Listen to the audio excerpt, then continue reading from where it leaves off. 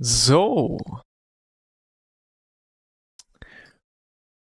let me see who's here. And everybody's here already. My god. Okay, wait. So, we have John. Good morning. Joe. Timothy. Wait, on YouTube, Pingus was the very first. Bean. Welcome. Vagelakos. RXN. Tanker. Ooh, who else do we have? Ashton, good morning. Timothy, I think Timothy I had already. Yes, I had. Shin, good morning. Psycho, good morning. Ronnie, good morning. Hello, hello, hello. Yup, hello, hello. Adam, hello, good morning. So, we are ready. Had to finish up some things. Actually, gotta send out one thing and then I'm fully ready.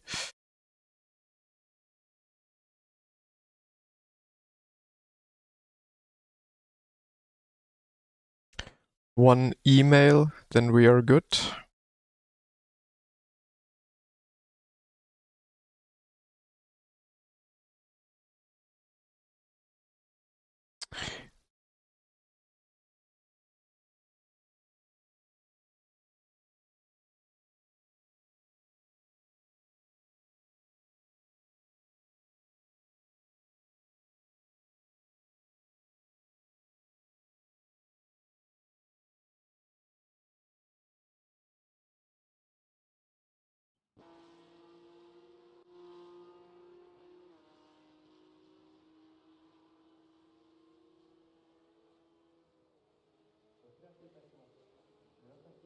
So, okay, we are ready.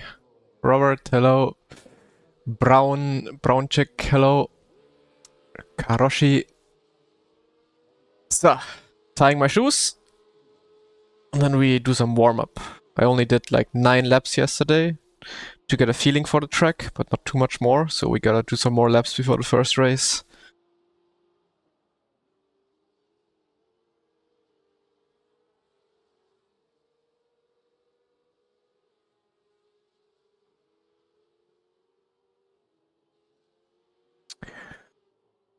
Okay, this is... What is this? This is open setup.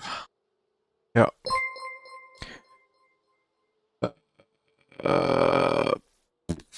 Suzuka, we go qualifying.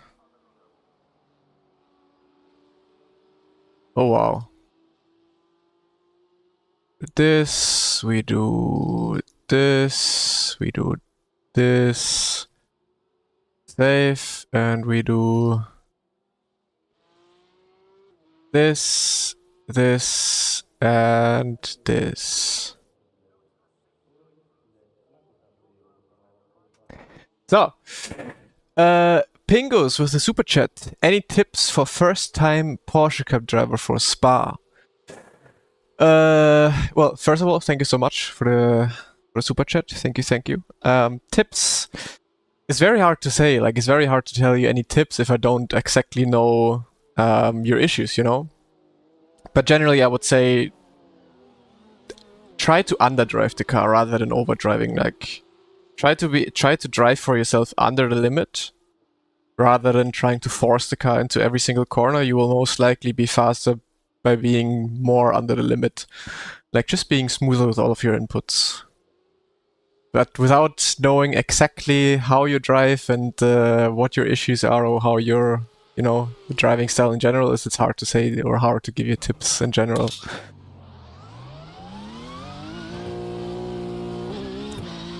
What do I think about the new R1 season? I think... Yeah. I don't know what to think about it.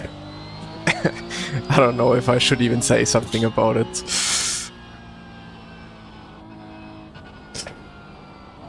I mean... Hey, good morning, Stephanie.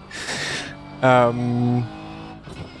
mean, the hypercars are okay, because there's no bob involved finally, because the cars are fundamentally the same, I think, underneath the hood. So at least we do not have bob topic all the time. But yeah, I tested those cars a couple of weeks ago, or even months ago at this point already. And holy shit, there's gonna be 0.00 overtaking with these cars. Like absolutely nothing.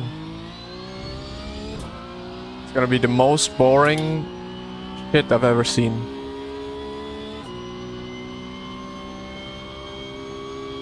Mine is 60, so quite the opposite compared to iRacing. On iRacing the Mustang had plus 60.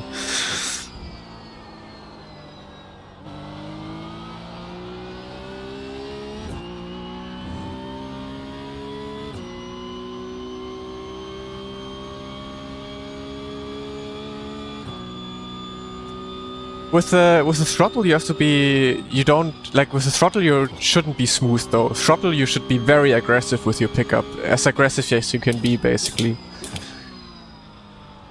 With smooth I mean kind of the braking and how you put the car into the corner, but the throttle application in this car you should be very aggressive.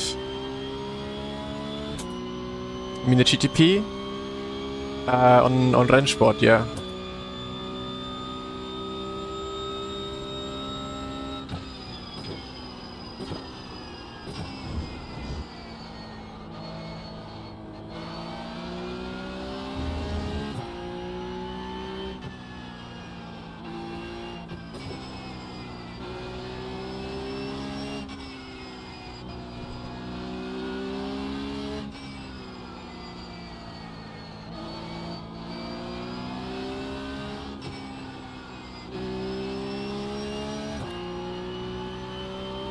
Good morning, horses and Porsches.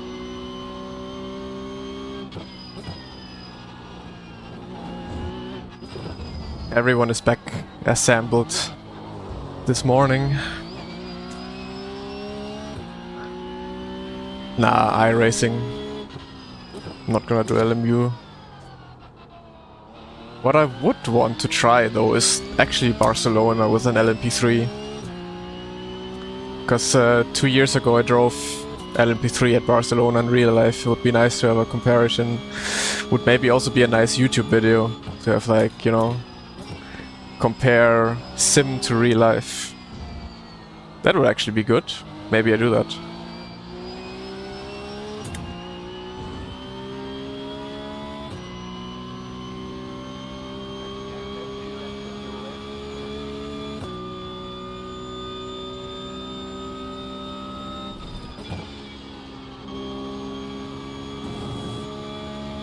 But you just use one ultra wide.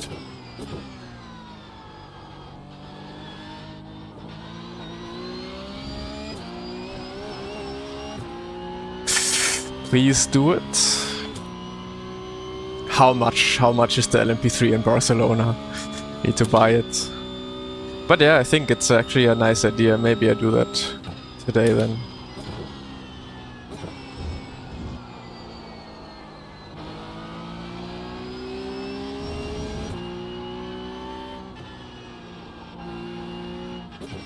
Or, well, not today, I don't know.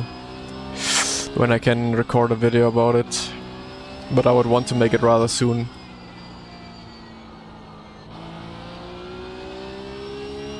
If I do it.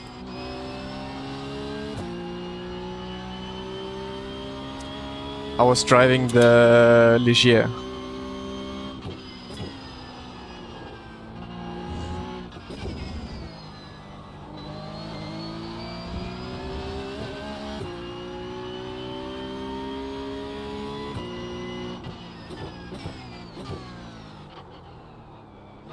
My braking compared to in real life, quite the same, except for the initial braking. Like in real life you want to be very quick into the brakes, rather than slow.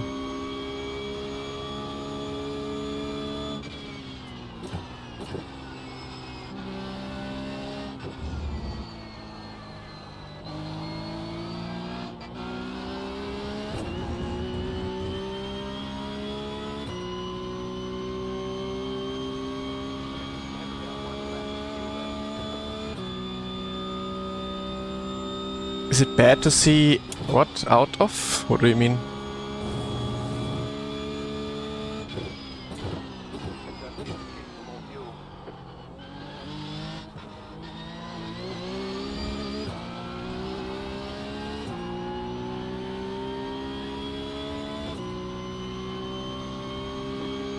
Ah, yeah, it's very hard to see out of. It's probably even harder in real life. Like, you just have very limited view.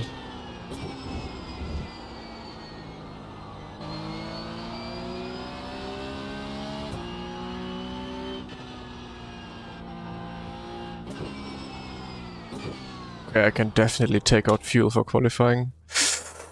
Maybe one liter.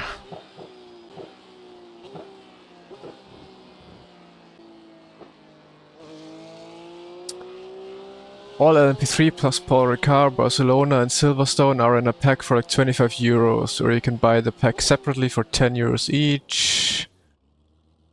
Ah, well then it makes sense to buy the whole pack. 25 euros is okay.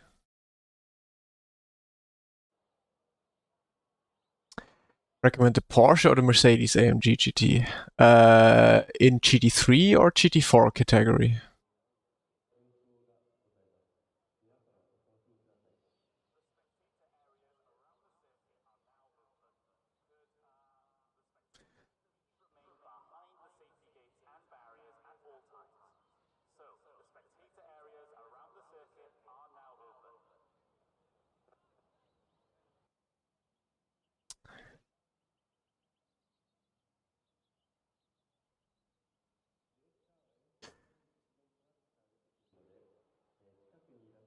Okay, my Twitch chat is...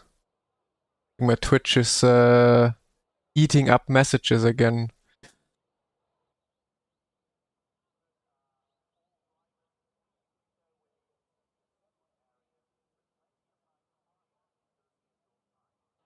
Yeah, Hoka. Especially telling that online can get you banned. Like, you shouldn't do that, because right now I have your name, I have your username, and we can definitely get you banned if you have that attitude. Because sharing setups is indeed not really allowed.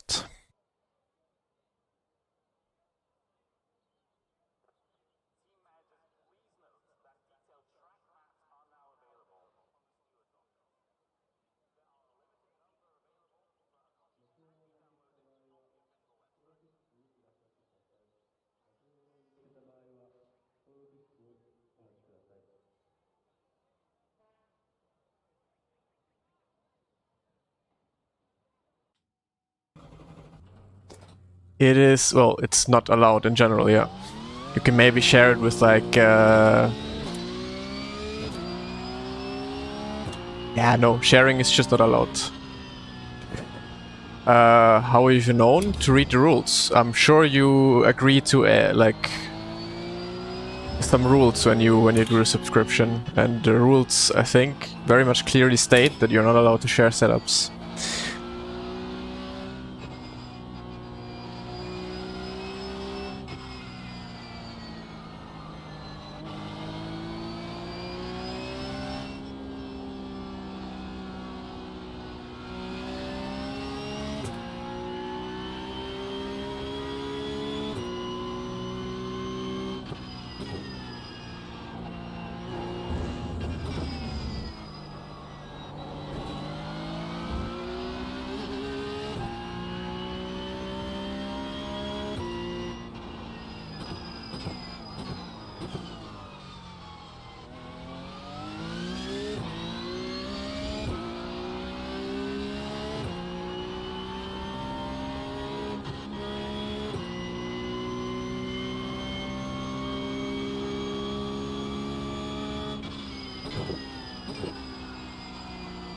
Oh, Suzuka is quite fun in the Porsche Cup, I think.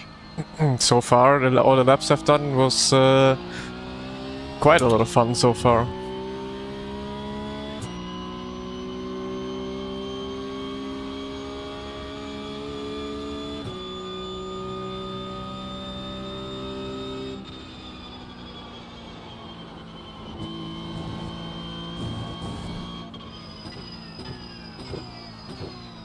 I mean, with like paid setups and setup shops, no one says anything if you share it between, I don't know, like teammates, or maybe you have like a family member who also does iRacing or whatever, you know, then no one says like anything about sharing those paid setups. But like publicly stating that you send someone random a setup that you paid for, I mean, you can think for yourself how that sounds like, how that is, and how easy that can get you banned from paid setup shops.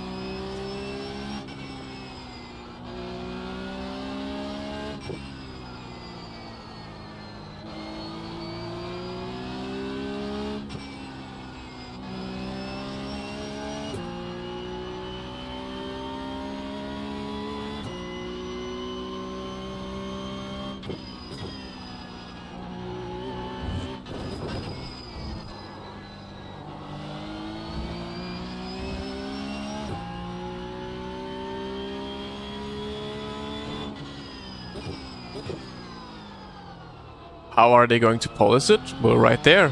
I have the message, I have the username, banned, easy. That's how you polish it. Of course you cannot, like there's no way of, like, you know, knowing when someone just sends it in secretly, so of course. But yeah, it's again about publicly distributing it.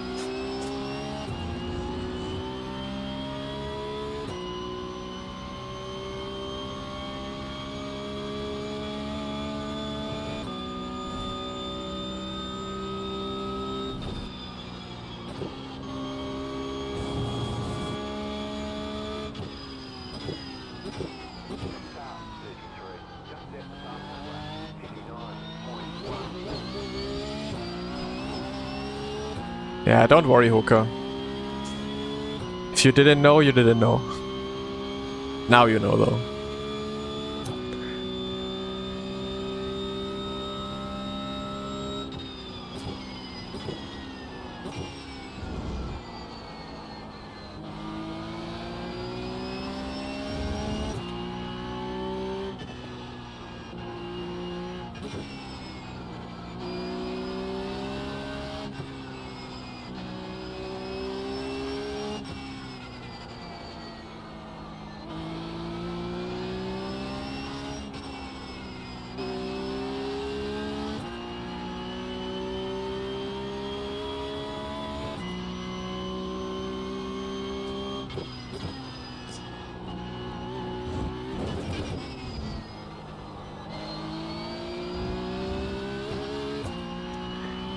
Got you scared? That was the whole point. Best way to learn is getting scared.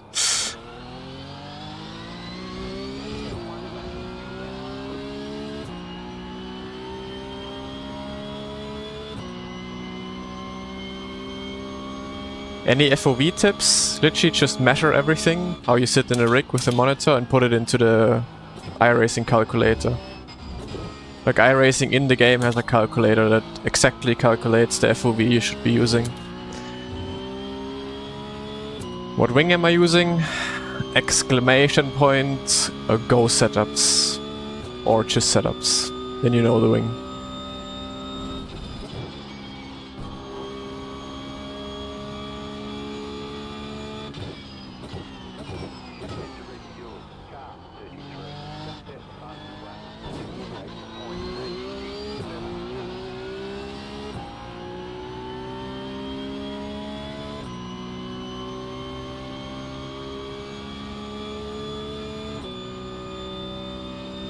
You keep the setups forever. Like once you downloaded the setups, you have them forever on your PC. Of course, at some point you're not having access anymore. Like once your subscriptions run out, you obviously do not have access anymore to the Go website and stuff. So you can't access the setups anymore like that. But once you have the setups on your computer, you'll have them forever. Unfortunately, I do not make the Porsche Cup setups, but yeah, Cooper Webster, who is one of the best Porsche Cup drivers on iRacing, makes the setups, and I always use the setups exactly like that. The only thing I change is maybe ABS and brake bias, but that's about it. Everything else is exactly his setup. And I mean, he is one of the top drivers in the Porsche Esports Super Cup, so he for sure knows how to make the Porsche Cup quick in the setup. I'm doing the GT4 setups for Go.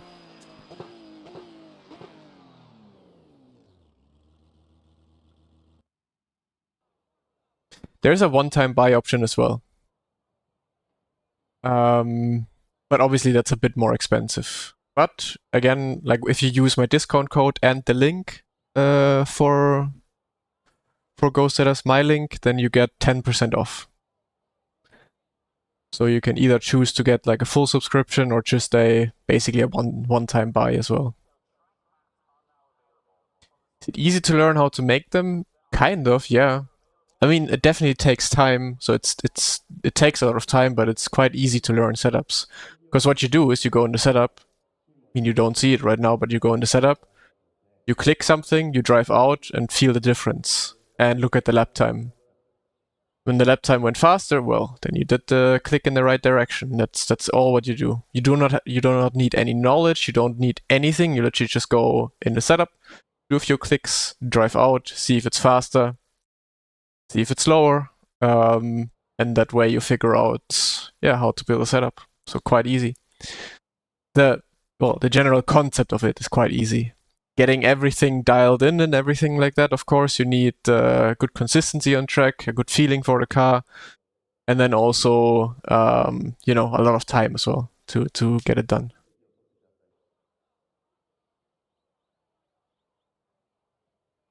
Yeah, exactly. We do not only have good setups, we also have like good apps, like a good app to also learn setups. With Go setups, you get an app also where you can basically tell the app like, hey, I have too much understeer here and there. Change something in the setup for me. And then the app suggests setup changes. And with that, you can also learn what clicks in the setup do for your car. So if you really want to know and learn setups, and our Go setups app is also a very good chance of learning that. Because you can literally say like, hey, I need more oversteer in this corner. And then the app tells you what to change in the setup. And with that, you basically know, okay, from now on, I know if I need more oversteer, understeer, whatever, I just change this value up or down. The Porsche Cup setups, there's not much to adjust. Porsche Cup is, there's not a lot to do in these cars. They're very much restricted. So even easier to learn, yeah.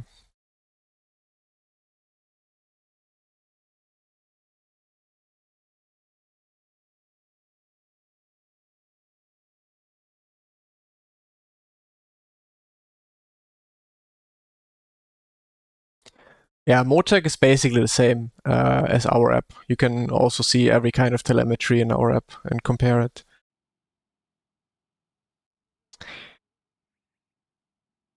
So already some good names in here.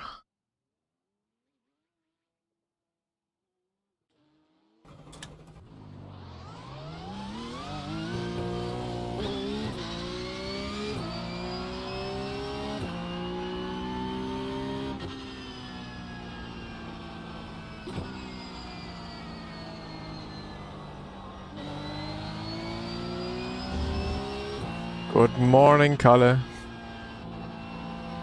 How are you? No NEC this weekend. I gotta run a lot of kilometers on Saturday. Well, maybe if my legs are still functional on Sunday, maybe I can do a race on Sunday, but I don't think so. I think I'll spend the Sunday with my girlfriend and try to recover and try to survive after the backyard ultra on Saturday.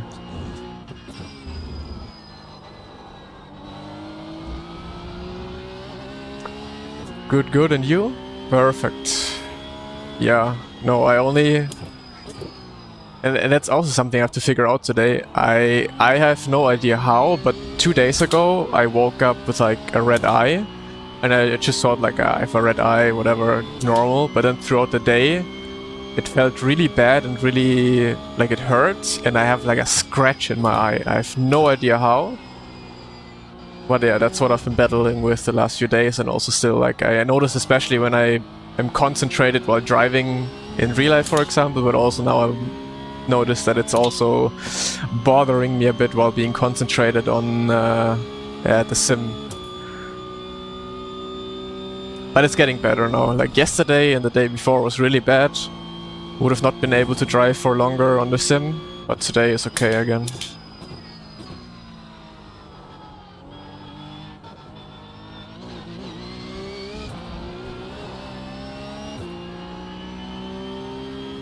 Mad girlfriend. Nah, I can literally see a scratch in my eye, so I don't know. But it's fine. It's getting better already. Maybe there was like a hair or whatever and I scratched my eye with the hair inside and then damaged it a bit.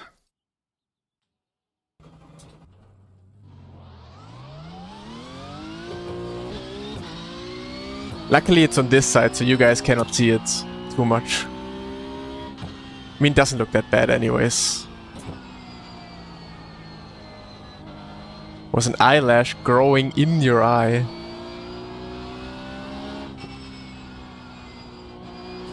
What happened? I don't know. I wish I knew what happened, but I have no idea what happened. What's a nutrition plan for Saturday?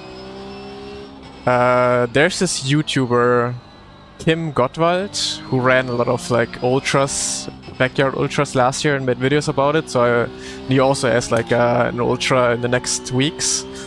And he did a 110 kilometer simulation the other day and was like telling some things, what is good and what is bad to do while eating.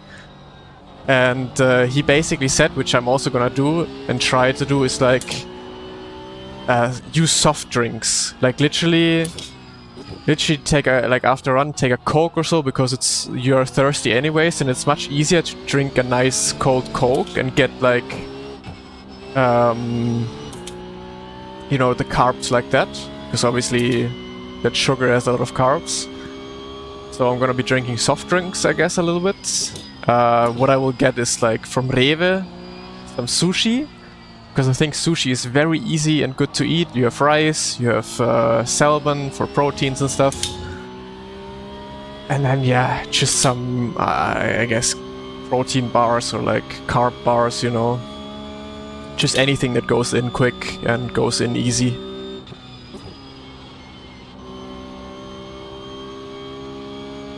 That's a lot though, you need to practice that. Like you need to practice this amount of intake.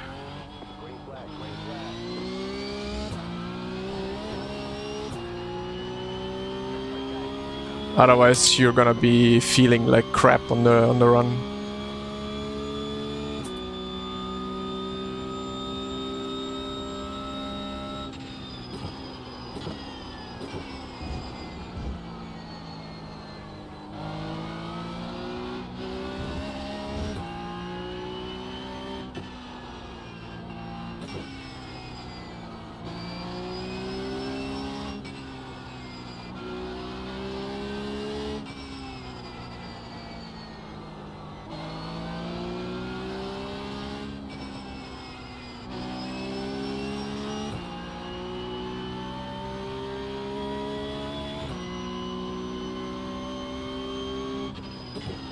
Avoid experimenting on race day? Well, I'll still be experimenting, because I didn't do a lot of preparation and know what is good and what not.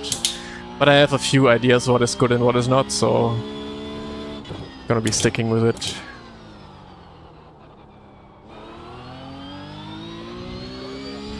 But yeah, it's gonna be interesting. Yeah, some people are absolutely insane. Like I wanna get to 50 kilometers. I'll be very happy when I manage 50 kilometers, so it'll be around 9 hours of running. That would be a goal.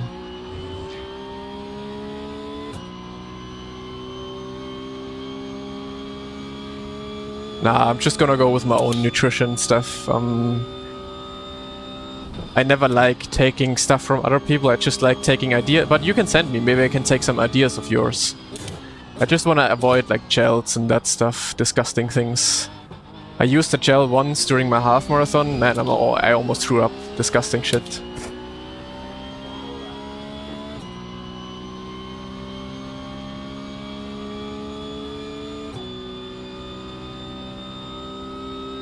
Also, what I'm probably gonna do is like order like a McDonald's cheeseburger. It's also so good to just eat quickly. I did that once, like in Munich when I was at the Rennsport event. I went for a long run and was just stopping at a McDonald's real quick to see like how my stomach would react if I just ate a burger now on my run. And it was actually really good. Like it gave me so much energy. So I'm probably gonna do that as well. At some point, if I really feel down, order a cheeseburger from McDonald's and yeah, it would hopefully bring me another 20 kilometers further in the race.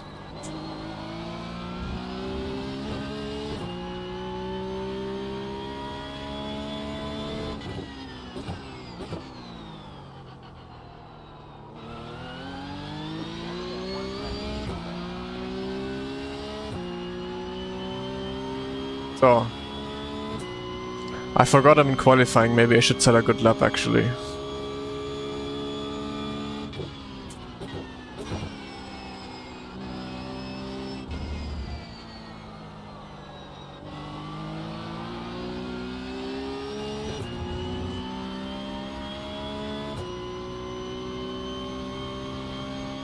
Dude, I need all the sponsors. Give me all the sponsors.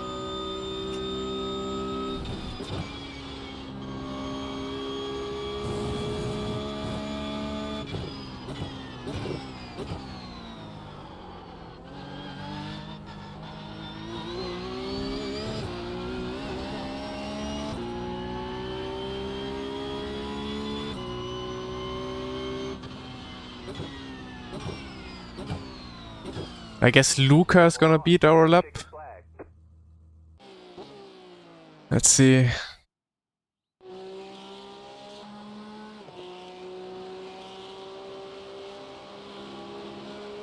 I'll do 7 minutes per kilometer.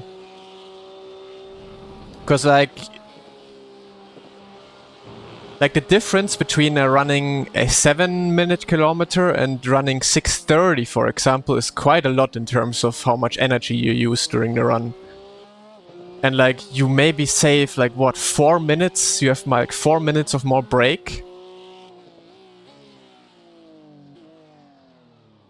Oh, nice. Okay, pole position.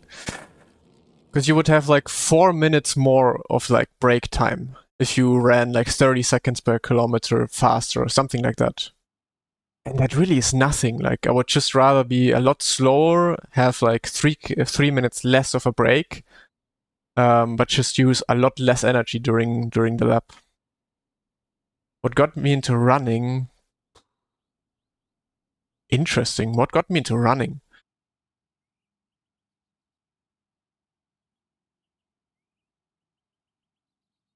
Nothing really. I don't know. Like I was playing football for my whole entire life, and then I moved away from home, and then I just felt like I needed something to do when I didn't play football anymore, to keep my body moving. And then I moved to Munich, and I mean Munich had some beautiful places, parks and whatever to just go running. And I think that was probably the time when I started, yeah, running a lot more and being a lot more active. Ooh, also, I think it was because of real life racing as well, because I was like, hey, now I'm doing real life racing, I need to stay fit.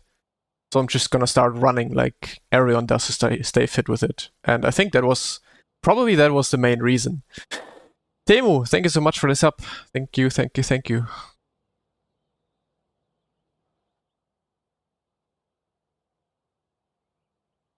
Would you accept several hundred euros per month to sponsor my balls on your stream and livery? I mean, yeah, why not? I need to censor them probably, but hey, we can talk about it. P5, a pretty good lap then. good luck. But yeah, that's not a bad lap. Everything below 2 minutes is pretty good, I would say. Okay, let's load the setup.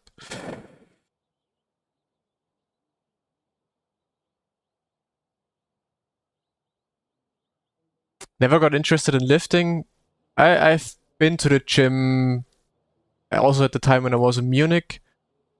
It's fun, yeah, but like actual proper lifting, no. I like to make some, like, I still do weight exercises at the moment, mostly with like body weight, which I also enjoy a lot of times, but yeah, not too much. I'm too thin, I'm too much of a skeleton to actually be a good lifter. Riz Kwazu. Thank you so much for this up as well. I hope I somehow pronounced it correct.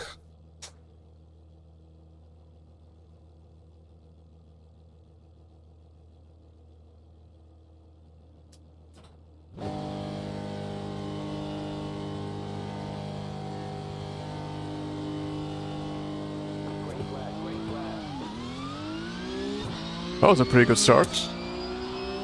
The getaway felt really good.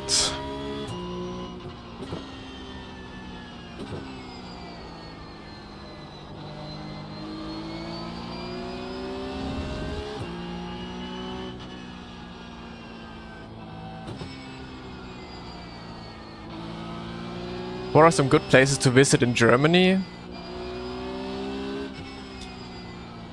I mean,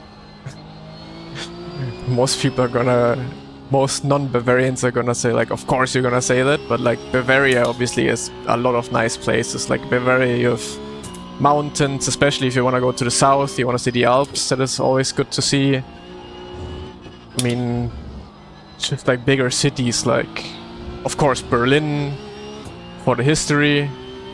Munich is a very nice city. I guess Hamburg, although all of those are very much in different locations in Germany. Depends really what you want to see, like what you want to focus on. You can go to Stuttgart if you're into cars, with like the Porsche and the Mercedes Museum.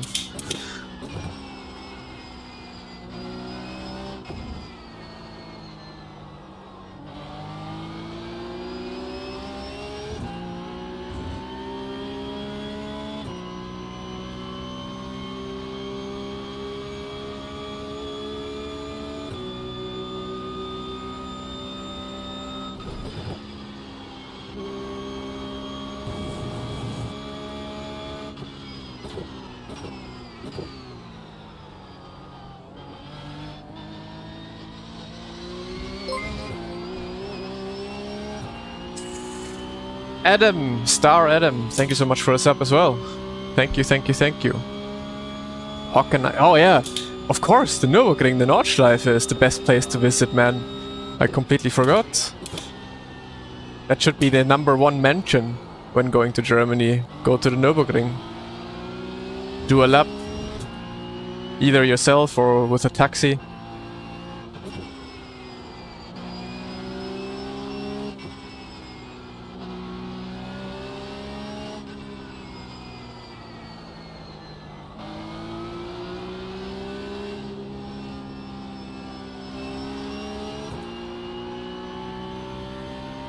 Norris Ring. You can actually drive it with a normal rental without paying money.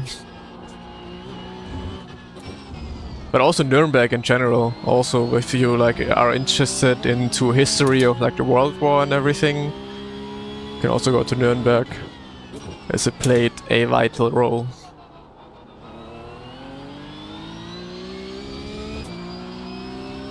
Last time I went to Germany, I went to Nürburgring. The only interesting place, really. Yeah, you can go to the Autobahn.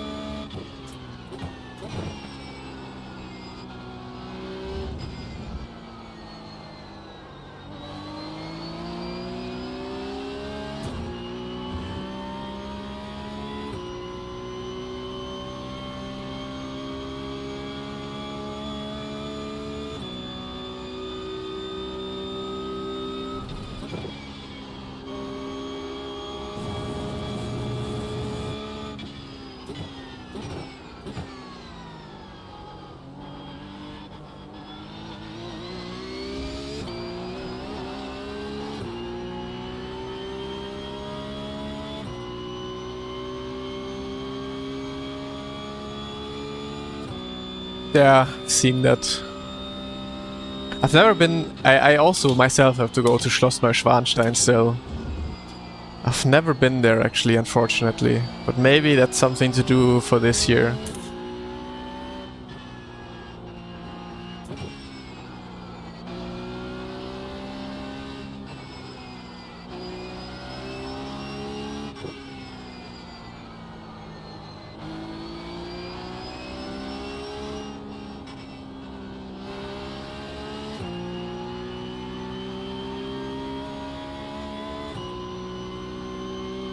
Overrated? Really? I mean, it does look beautiful.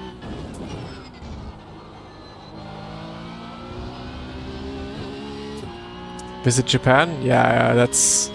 Dude, Japan was on my list since years. I've had everything booked for Japan and then COVID hit.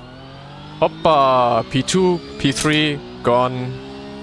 Out of the race.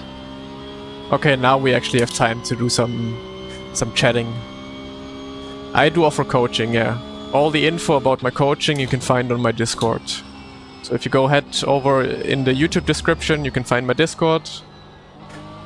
And there you see all the information for my coaching.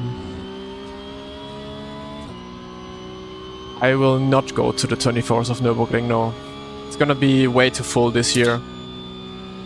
Also, there's gonna be the Forza Horizon 6 release on that weekend, and I'm probably gonna be caving myself in and playing Forza Horizon 6.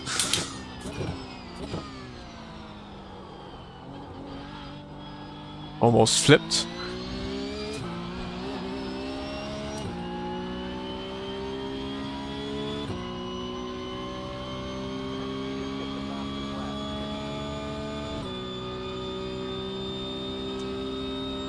Best shops for GT3 class? Well, Go setups as well, of course. Kalle wouldn't like to hear that, but obviously we offer the best setups for all classes.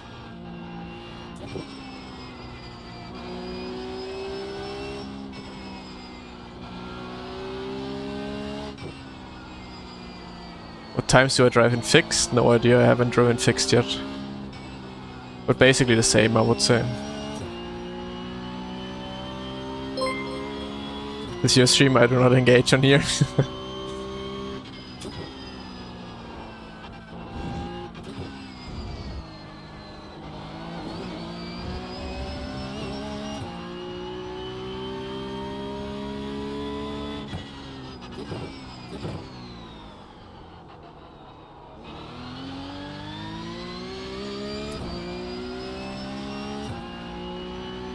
Well, GTA 6 we don't know yet.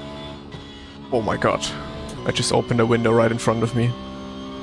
I wanted to open my notification so I know what just popped up.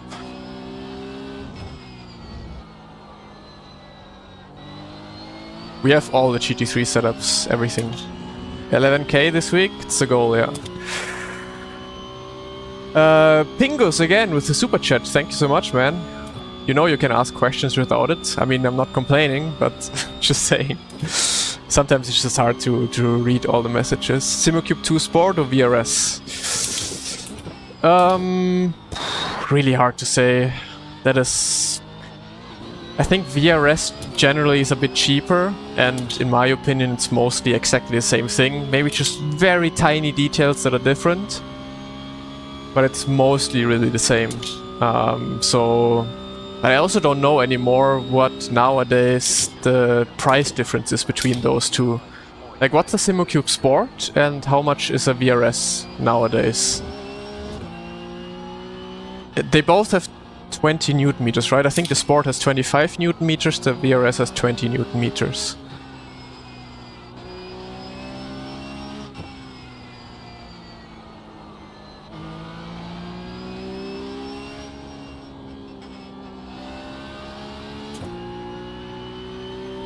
I mean, I think the VRS still is much better in pricing. And honestly, for me, there's never been a difference between the SimuCube and the VRS. Yeah, the SimuCube has 5 Newton meters more. But who needs that? Wait, the Sport has 18 only, okay. Yeah, I don't know, I would go for the VRS. I think the VRS is just cheaper. Like the value for money is very good with the VRS.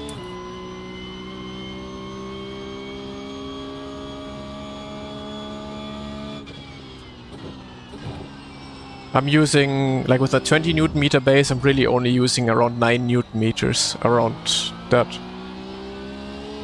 Maybe even less. Probably even less.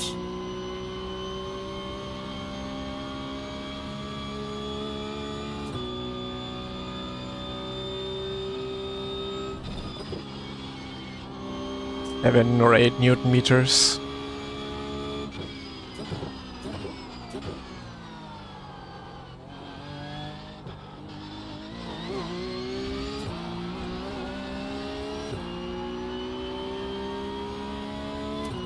Yeah, VRS pedals are also insanely good. But I mean, SimoCube doesn't have a competition for the VRS pedals.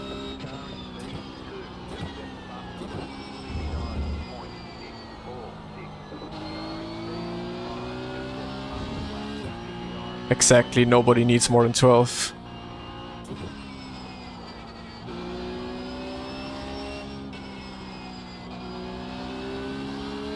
Well, there are people that need more than 12, but generally I would say more than 12 is really almost too much.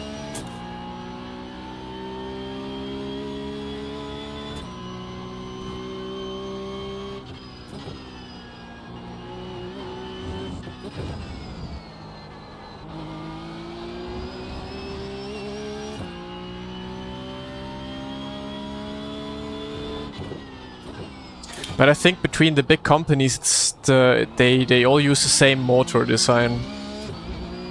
I think it's just about software between like SimoCube and VRS. I think they use exactly the same motor.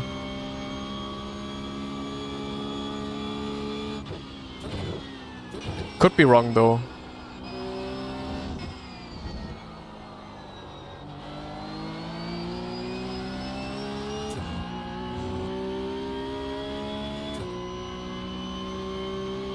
Simlab going to a 35, yeah, I don't know. I don't know who needs 35 unless they wanna, I don't know, rotate their whole rig while steering.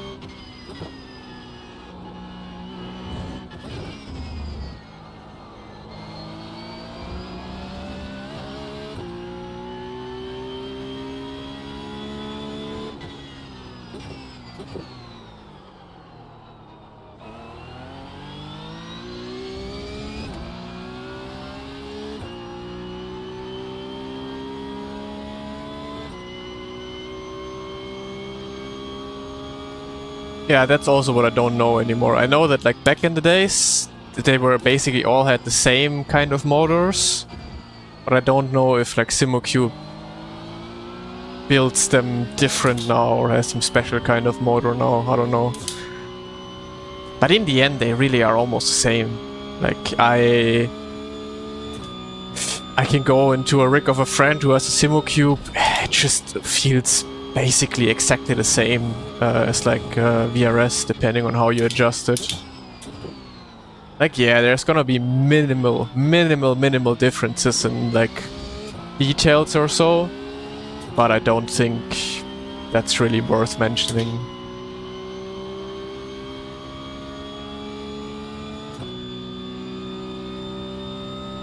If you did it again, you would go Simocube, but why? What's the reason you would go Simocube? Like, I don't see a reason to go... Like, if you already have a direct drive like a VRS or like a even Simocube 1 or Simocube 2, like, I don't see the reason ever going to upgrading that.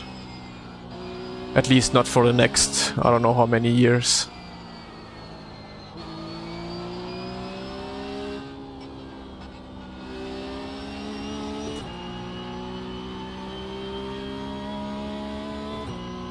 Where does Moza fit? Probably a bit lower. Like, Moza is more that like consumer-friendly hardware. It's really good, and I also like. I wouldn't. There's not too much of a difference between a Moza and a VRS either, or a Simocube, in my opinion. I used all of them, and nowadays, really, there's not too much of a difference anymore.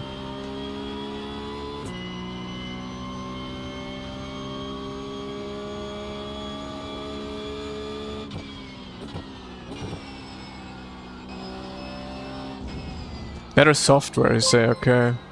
Maybe I'm just too basic, because I literally... I wouldn't even need a software, I'm basically almost just turning off all the time everything. Lou! For the 10 months already, shoosh! 10 months is a long time now. Thank you so much, man. You're basically always here. Always here and always supporting.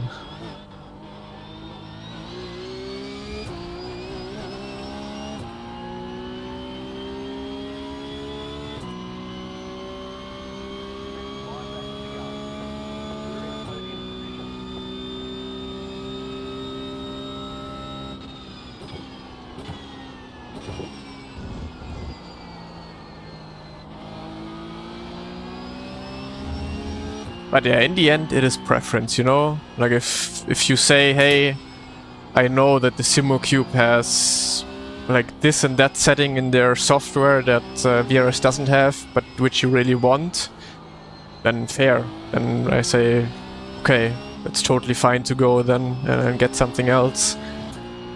But like for me, for example, I literally don't use any effects or anything. I basically just use the slew rate on the VRS. And that's basically it. So I could be doing exactly the same on any other steering wheel as well.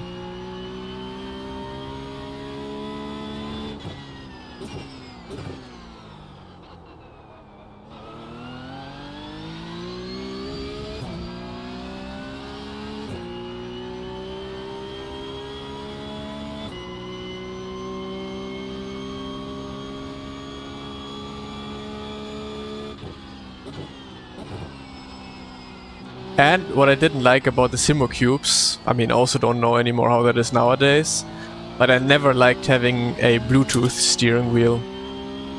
Like, also having to think about charging it at some point, or maybe it loses Bluetooth connection at some point. I'm always like, that's just one area that is like easy to fail. I would much rather have a steering wheel that is just plugged in via USB into my PC. Not saying that this can never fail. USBs definitely can also fail, and fail a lot, I think, as well. But I just feel, I just feel more comfortable with having an actual cable and USB plugged into my PC rather than driving with Bluetooth.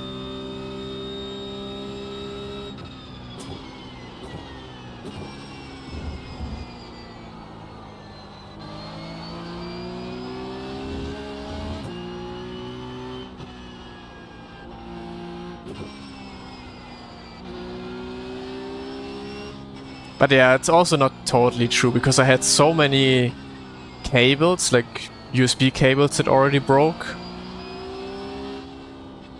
Sometimes they just break, you know, with like how much movement there always is and stuff like that. So yeah, they have both of their ups and downs, I guess.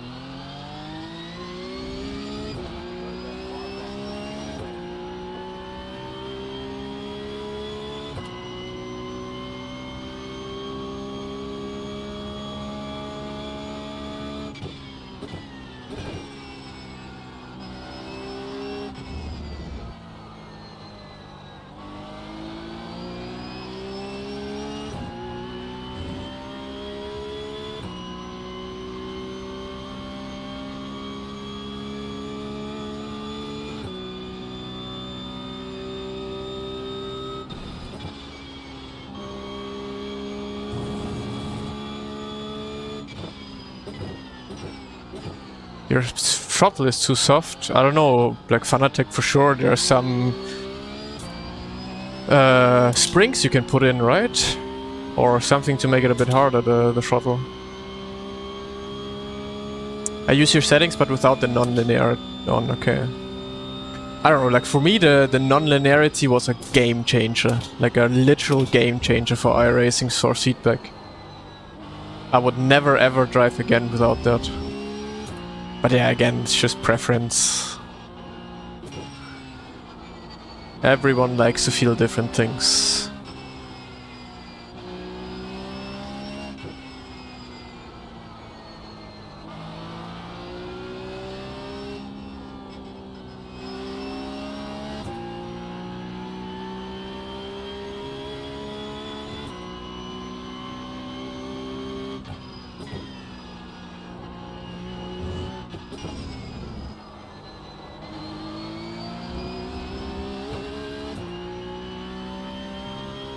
Why do I like it? Because I always felt like that on iRacing, like when you go over bumps or curbs, it just puts so much force into your force feedback. Where I'm like, why? Why does my steering wheel need to literally bump out of my hands when I go over a curb or whatever? And like with the non-linearity or the iRacing's linearity mode on enabled, it just makes the details, which you actually want to feel, more pronounced and puts the very high intensity force feedbacks lower. So in the end you just feel the details a lot more, which are the things you want to feel actually. Exactly, a deactivated linear.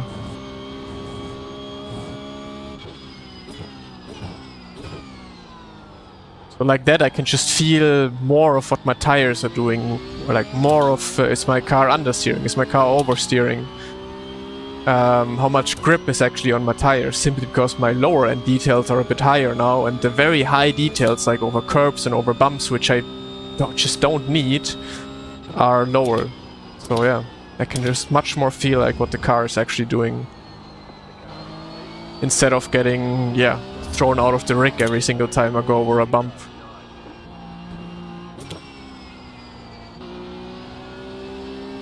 When I found that out, it was like game changer, easily on iRacing, because that was always what I was annoyed about on iRacing's force feedback, is that like bumps or like harder force feedbacks are just so heavy and exaggerated that it was just too much.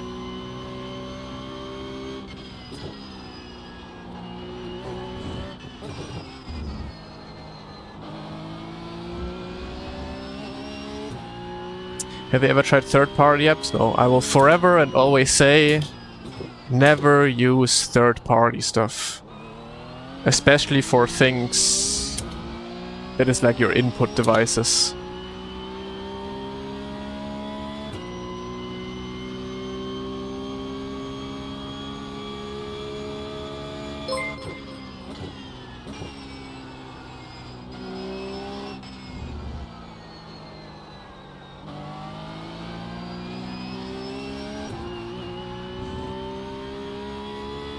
Overlays, yeah, but my overlays don't have anything to do with my inputs.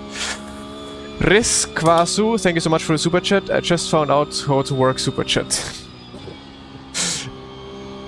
That sounds good.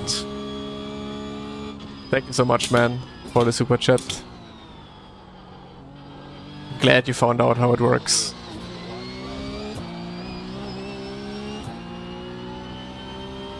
Is it extra latency? No, not necessarily. Like, I mean, if it adds extra latency, then of course it's a no-go.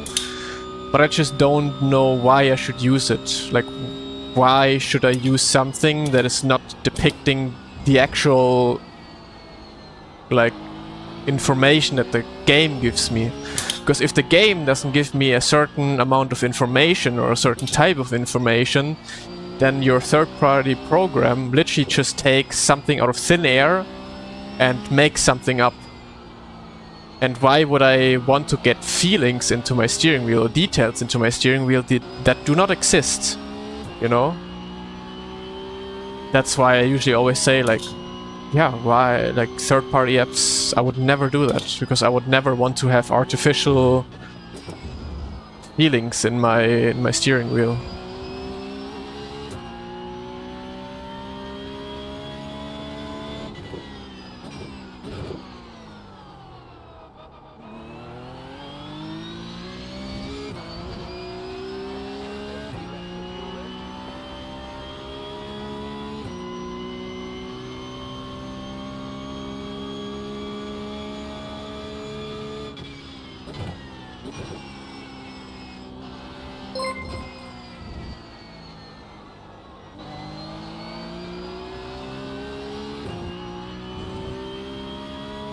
No, 60 hertz.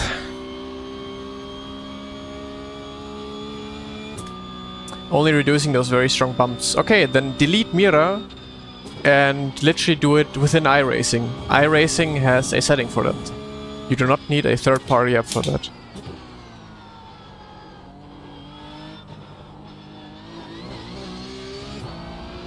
My humble opinion.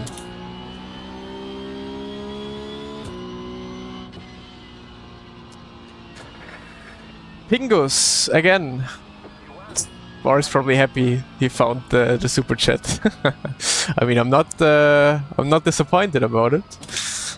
Thank you so much for you as well for the super chat.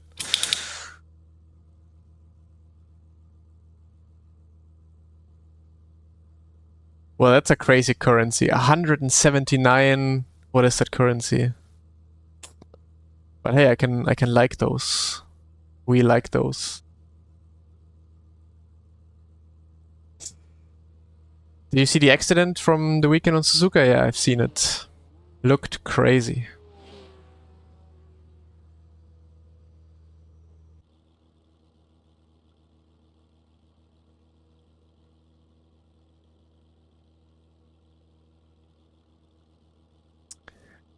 Hey, London.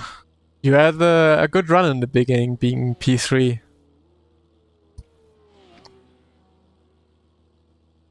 Yeah, it's gonna be developing over the week. Like the more races you're going or doing, the better it will be your consistency. I have VRS, both base and wheel. How's the racing? Well, so far I haven't had racing here, but it should be fine, I think. The draft definitely makes it possible to race quite a lot here, I think.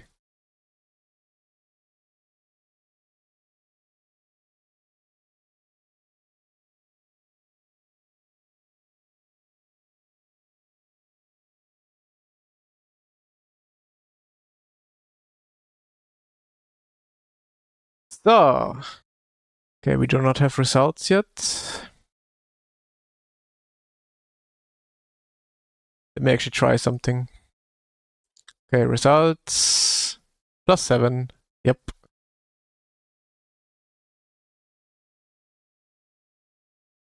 With rupees, okay. Now I know what the sign for rupees is.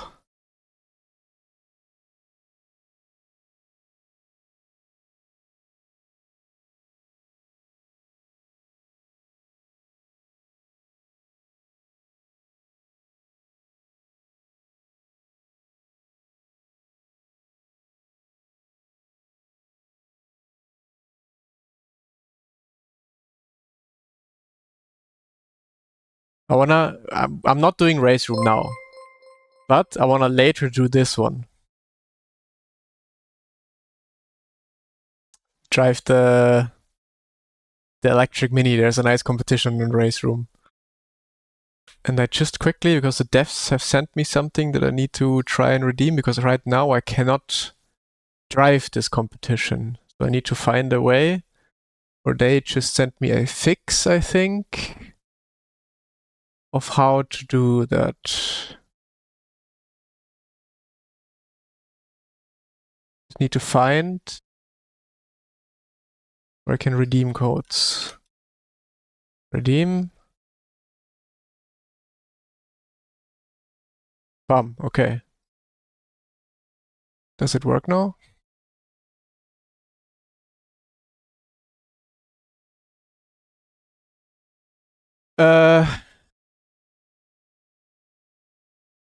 It's pronounced rice. Okay. I'll remember that. Thank you so much again for the super chat. I like you guys talking that way.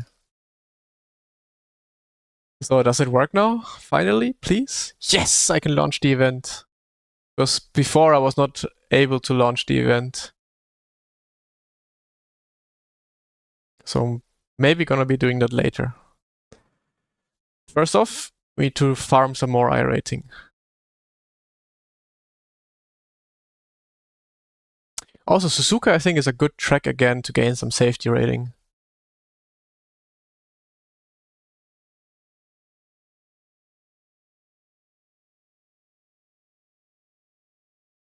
New PB in iRating, congrats. Oh, wait, I might also have PB'd in my iRating. Let me see. I might actually have PB'd. Let's see. Sports car, PB was 851. I also have PB'd in my iRating now.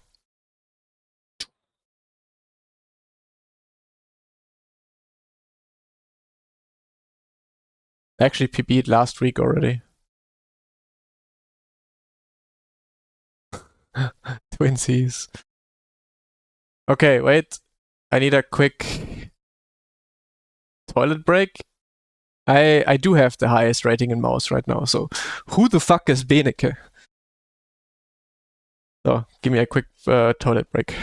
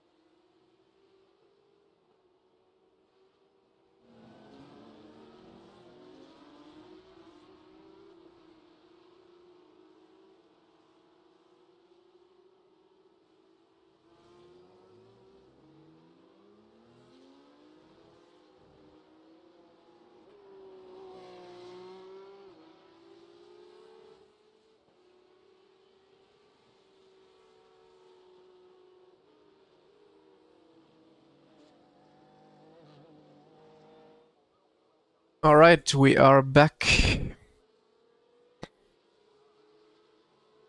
Yep.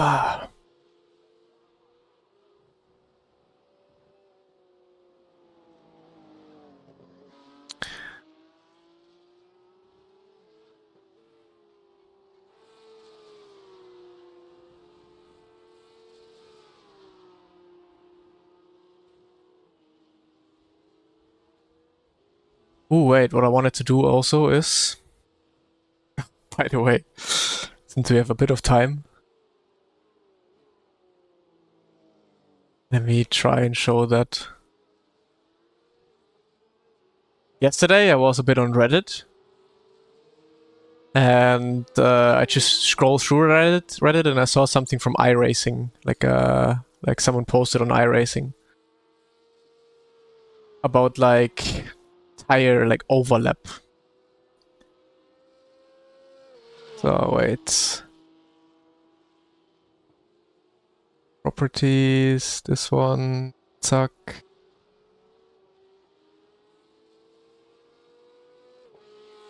Like someone was asking how much this overlap hurts the performance. And it's one of the first things I always go over the telemetry when I do coachings with my clients and say like it's a bad thing. And then like there's so many people saying that apparently have no idea that it's fine. Like it's completely fine and doesn't do anything and doesn't hurt your performance. And then I state my case here, and there's gonna be people like, oh, but have you seen, I don't know, where is it? Where are those guys? I don't know, there's one specific guy who just goes over the whole time like, oh, but have you seen Michael Schumacher back in the days? Or have you seen this real-life driver doing it? Like, bro, we are not talking about real-life racing. We're literally talking about iRacing. The question was about iRacing. If it was about real-life racing, then yeah, I would have said different things. But it's just people are so delusional. They're like, no, this is incorrect because real-life driver X and Y, Michael Schumacher has done it back in the days. Yeah, bro, I don't know. Real-life racing has nothing to do with iRacing. Shut the fuck up. It's like with stuff like that, it's so crazy to see that there's people absolutely deluded in this world. Like, there's people out, too many people out there that literally have an IQ of 20. And most of them are out on the internet.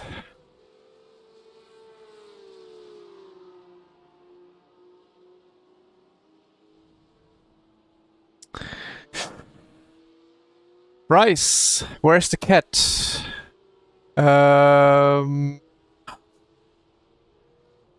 Good question. I don't know if she's sleeping on her spot right now.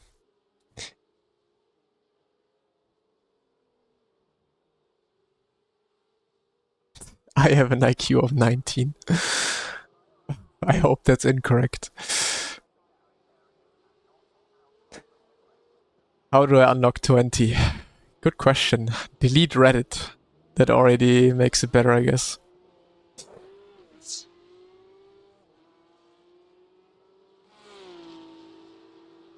Porsche Cup onboard, but you also mean real life. You don't mean iRacing, I guess.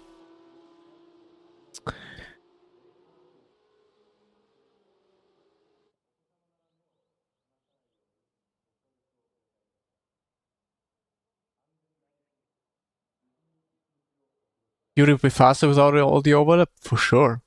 100%. Exactly. In real life, it's not your throttle position mostly. Like also the lap I have on my YouTube from my real life driving in the Porsche Cup is also, it's not the throttle position, it's the, is it, what is it called? The opening valve for the engine that is controlled by the throttle as well, but it's always a little bit open, you know, in order to just keep the engine running basically. Is it like I think it's a fuel valve or something like that. That's mostly the thing you can see in a telemetry in real life driving. And that's why it always looks like that you're on the throttle a little bit, which is just not the case. I use 50%, 50.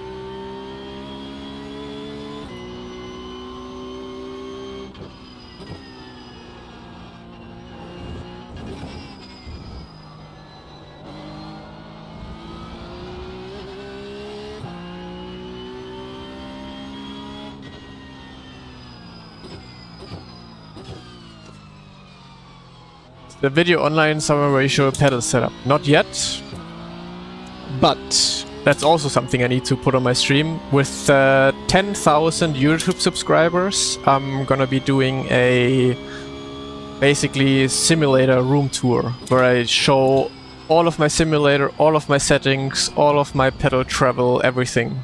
All of my seating, ergonomics and whatever. All of that I'll have with like a 10,000 subscriber special on my YouTube.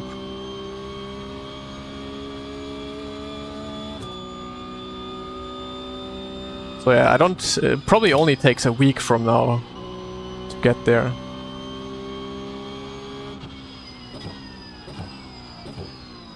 Are you so brave on Degna 1? It's all about the angle. Like if you hit it early on, then the car doesn't jump that much. And then it's mostly fine. If you cut the curb late, then the car jumps a lot more. Shame I cannot subscribe twice. Speed that shit up.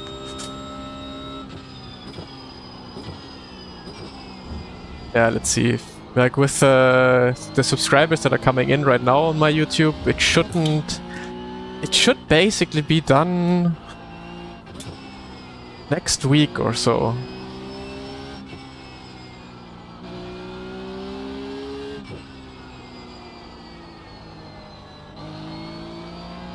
I did drive F4 in the past, yeah.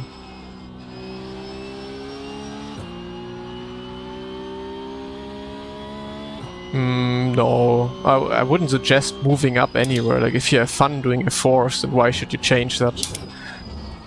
Why should you go into something that is maybe not as fun for you as F4s?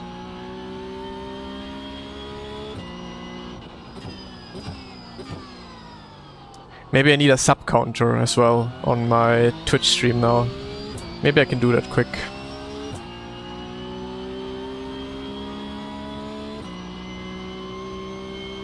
Better start filming it now, yeah.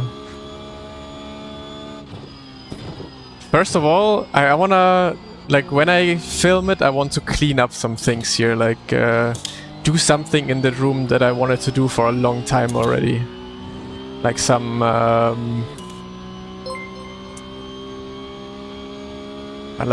put up some pictures, like I want to have my jerseys up, like, from previous teams and stuff like that. So it looks like a proper sim racing room. Would you say this track is harder than Imola? No, I would say Imola is harder. Cable management? No, I'm not gonna bother about the cable management. The cable management is not the very best. I've did the best I could, but it's not like cables are just visible. That's just how it is. Rice with 8 bits. Thank you so much.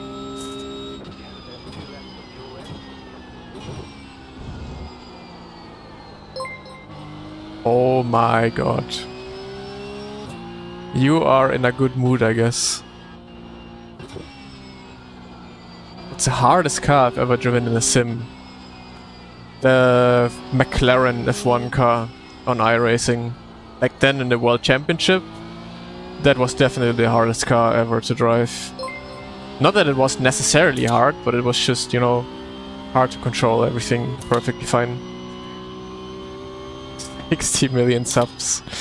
Then I do setup tour with Quantum Computer, yeah. Rice is on a mission. We are getting more and more bits.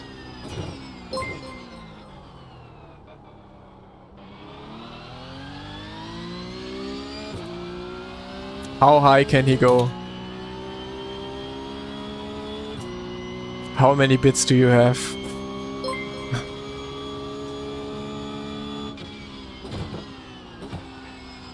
At the moment it's only iRacing. At some point I'm gonna be doing LMU for sure.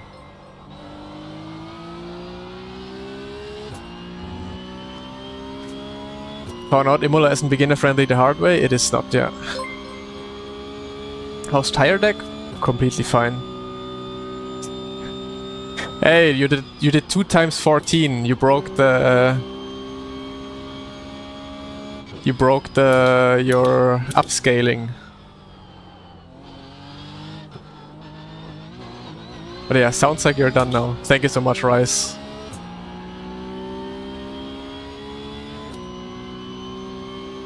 I very much liked LMU.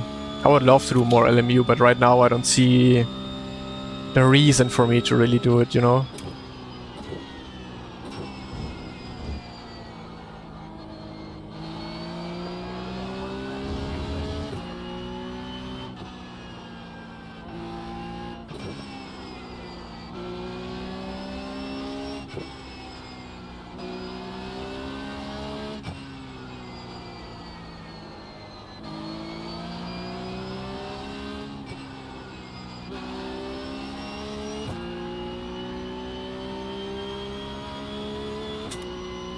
Die Deckel sind drauf.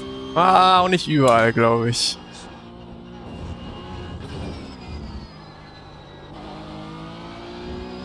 Nah, with my rig, it's not like my rig is not gonna look absolutely spotless perfect. Like my room in general, it won't be like the absolute dream man cave where everything is like spotless perfect. But it is fine, I think. I mean, there's probably gonna be some fanatics that are gonna be like saying like, oh, what is this cable management, or why don't you do this, or why don't you do that? Maybe I also get some good ideas what I could do quite easily after that video.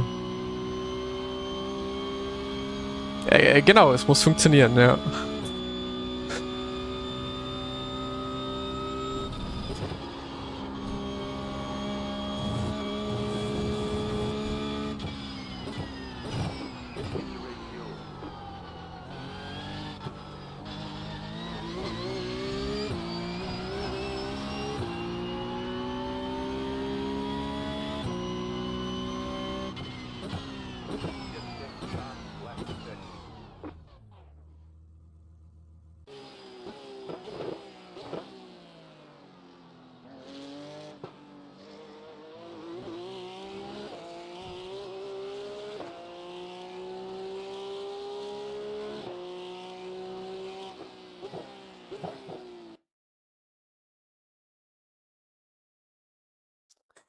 Good luck to you as well, Nikolai. You looked very fast in this session just now. So probably gonna be a close qualifying.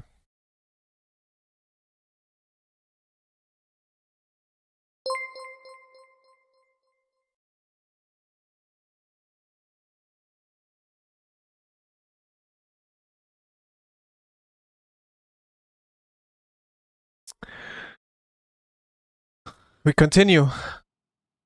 15 bits, 16 bits. Hello, my favorite podcast at office. Hello, Martin. How's it going? So far, so good. Suzuka is quite a lot of fun.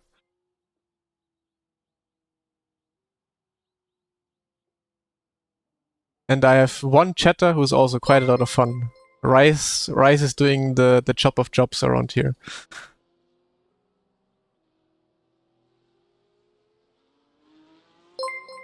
Geschnitten, ehrlich. Goops, thank you so much for the sub. Thank you, man. And yeah, I don't know how many times I can thank Rice for all the bits and all the super chats.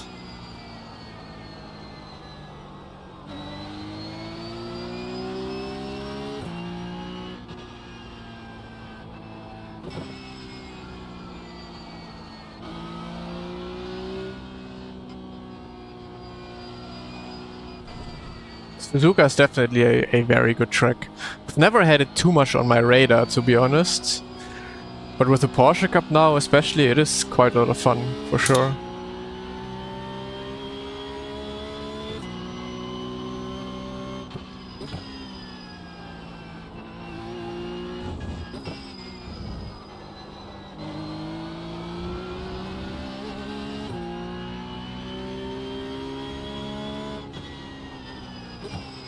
Any tips for the braking? Never brake more than 70%, or basically at around 70 to 75%. Slow into the brakes. And good trail. The most important is really the trail braking with the steering into the corner. I think there's no rain this week. At least I have not checked.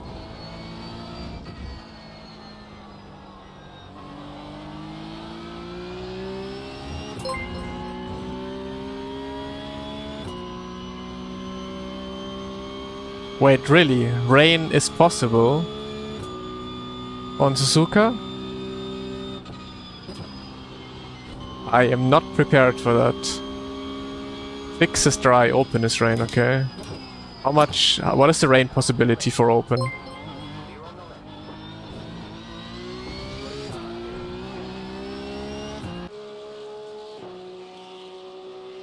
We're up to 22 bits already.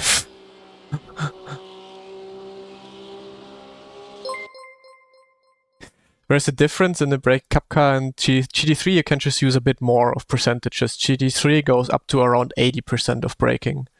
While with the Cup car, you should be at around 70. That's basically the only main difference. No chance of rain.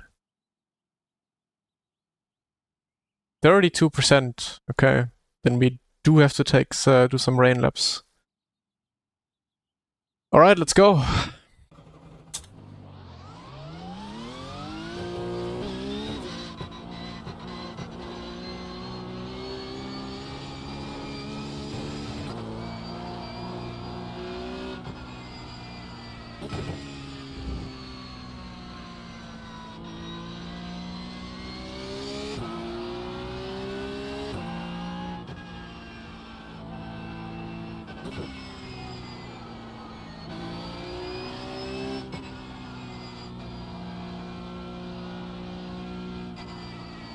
I ran out with bits. It's 4:49 America.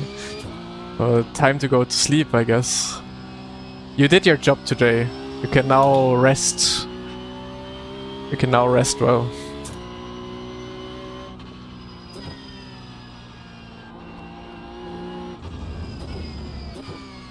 No, you do want to engage ABS. You definitely want to be using ABS. Just not too much of it.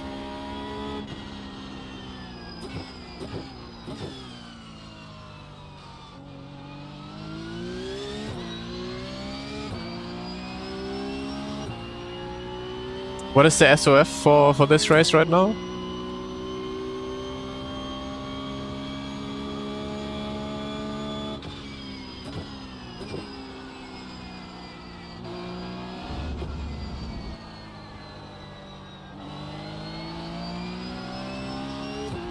$3.7, okay. Not great, not bad either.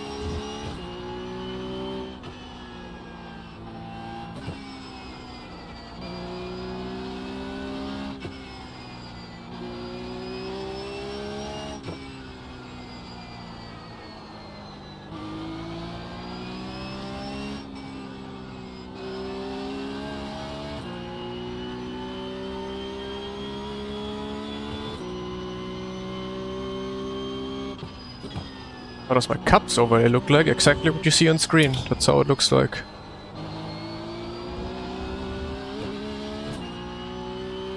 No, I leave the brake bias as it is. At the moment I just use default brake bias. Actually no, default is 51 here for the first time. I use 50%.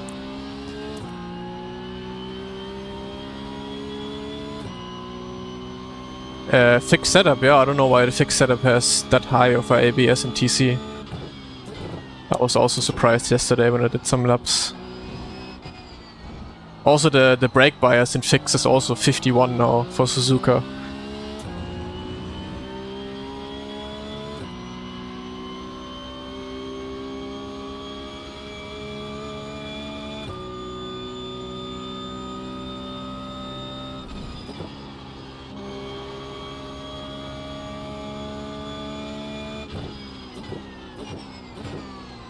No brakes!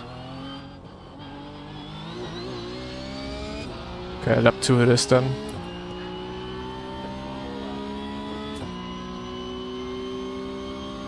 Steering input, very slow and controlled into the corner. Don't change the speed at which you turn into the corner. Very progressive steering input. Or no, not progressive, very linear, I think. Linear steering input into the corner.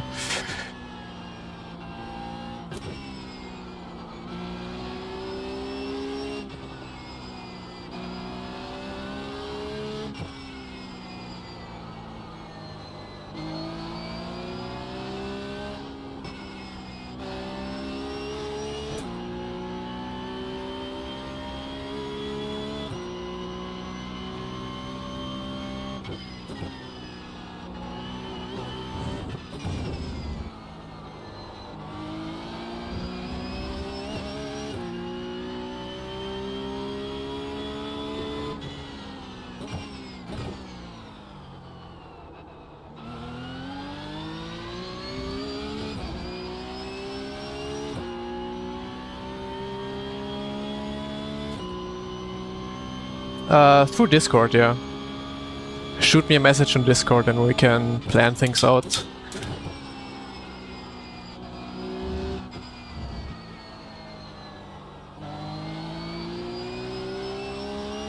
But hey, sounds like a very nice gift. Very nice gift idea.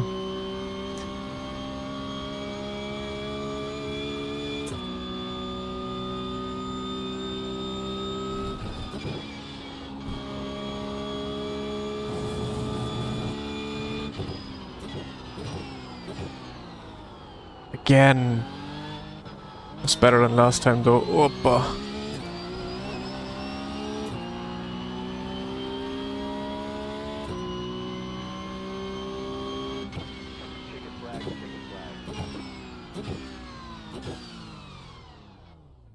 Okay, definitely missing a little bit. But yeah, probably would have had it for the if it wasn't for the chicane already. Like, without missing the chicane here, could have already been pole. Especially the double bounce here.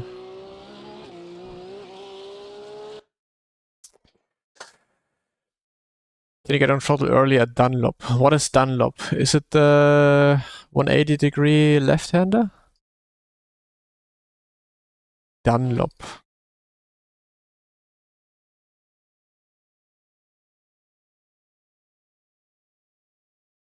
Is this one Dunlop? So I think it says here Dunlop.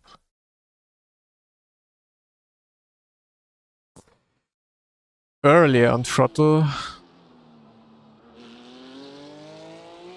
I mean, I think that was quite early. Perfect. Or after the S's left this one. Yeah, if I went earlier though, I would have been stuck on the outside here. But I still know, like, I know that this corner I'm still driving a bit wrong, I think.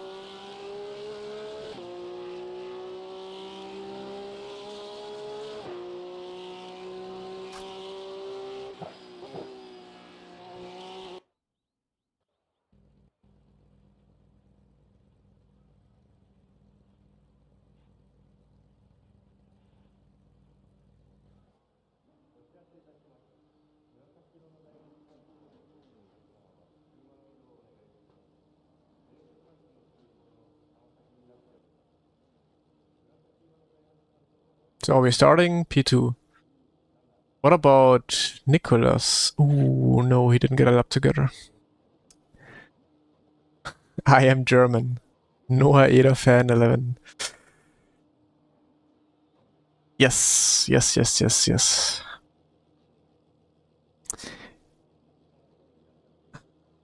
Is your keyboard stuck?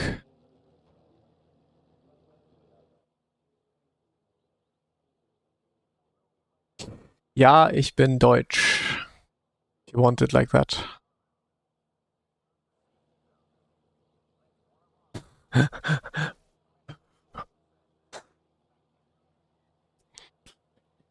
All my equipment is down in the about section.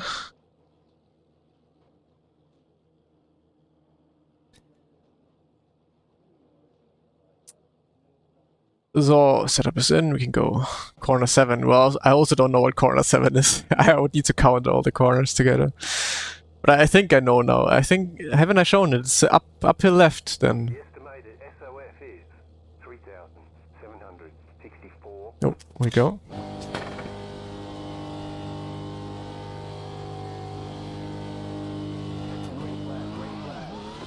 Oh, really good start.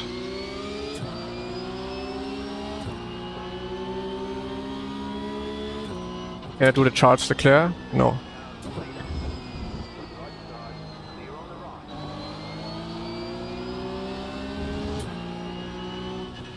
Momentan für gar kein Team.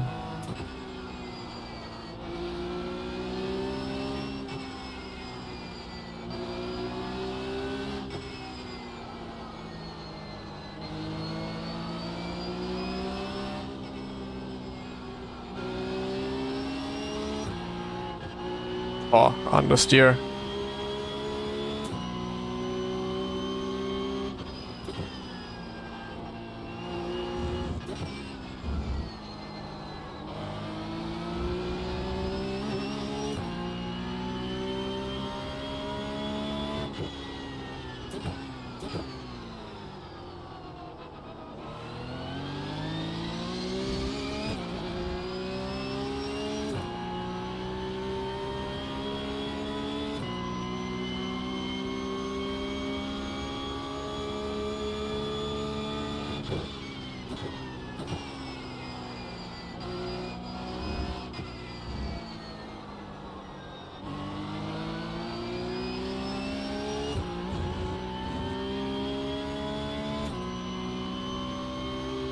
Why doesn't Mouse have an iRacing team?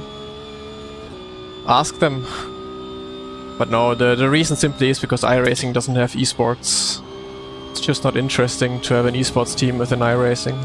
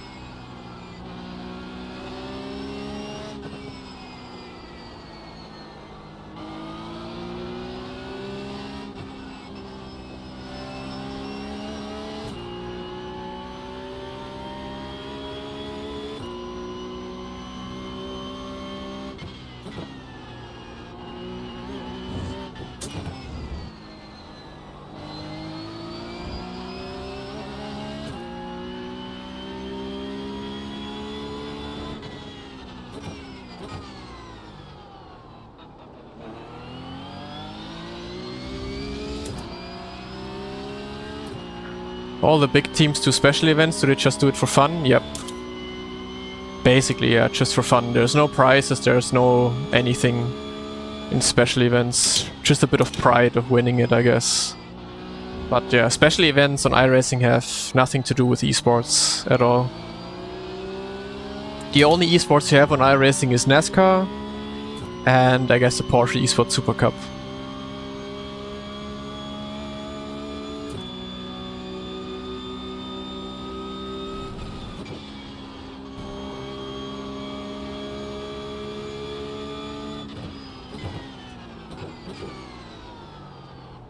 Okay, I just need to brake earlier here, man. That's crazy.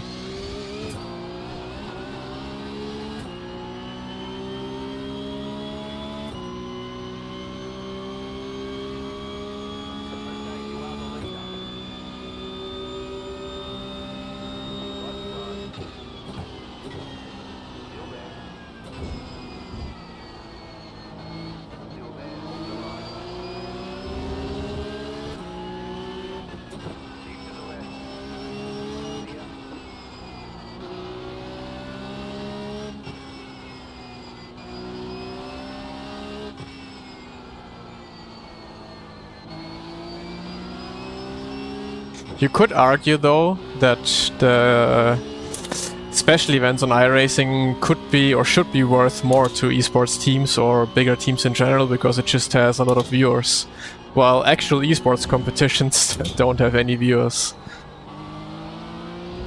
But yeah, it's still about competing in those for drivers, but also for the teams.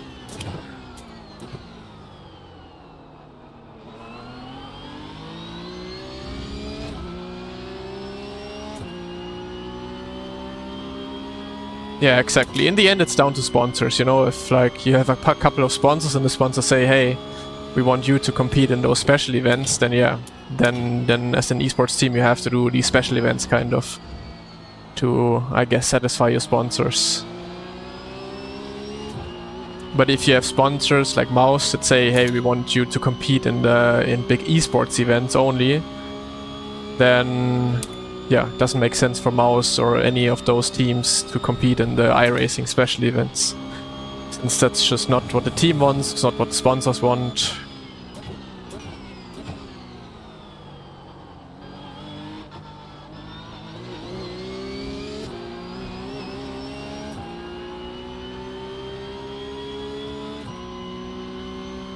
So where are the big esports events leagues in iRacing or sim racing? At the moment, literally nowhere. Unfortunately, we do not have esports in sim racing this year.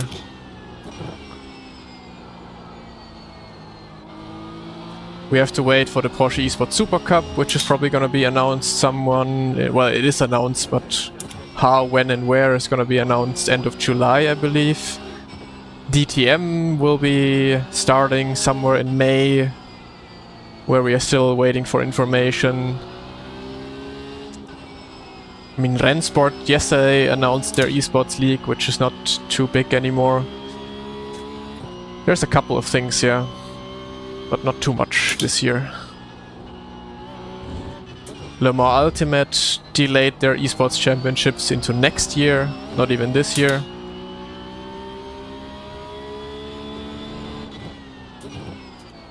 And then you have also F1 Esports, which started last weekend, which was also quite the clusterfuck.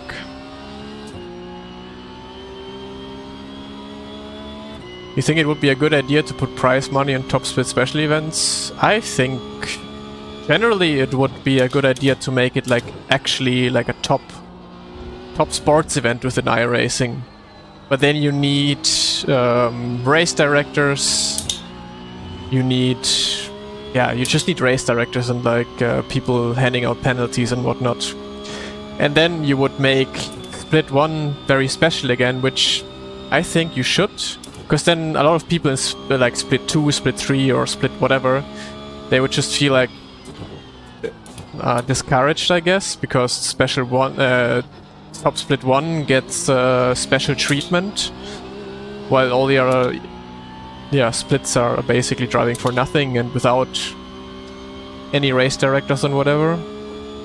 But I still think it should be like that. I think iRacing could be doing a lot more and making their events even bigger if there was, at least for like the pro teams, something to drive for. Doesn't need to be huge prize money, you know? They just maybe have to throw in a couple thousands, which would be so easy for iRacing to do.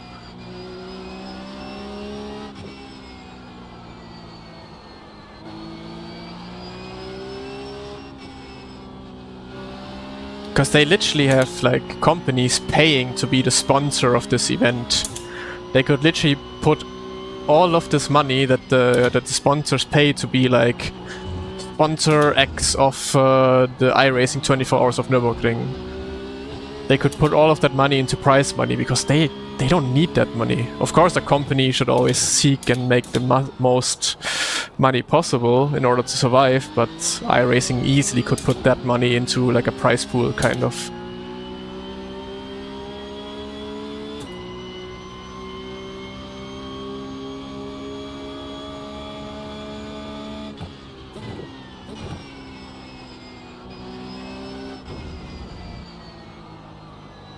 Yeah, and there could be many different ideas how iRacing could also make more money out of it. Not just with the race itself. Look at how Counter-Strike does it, look at how League of Legends does it. They have so many income streams for their esports stuff. There's not only the competition itself, but their iRacing is just sitting on their asses, not doing a lot.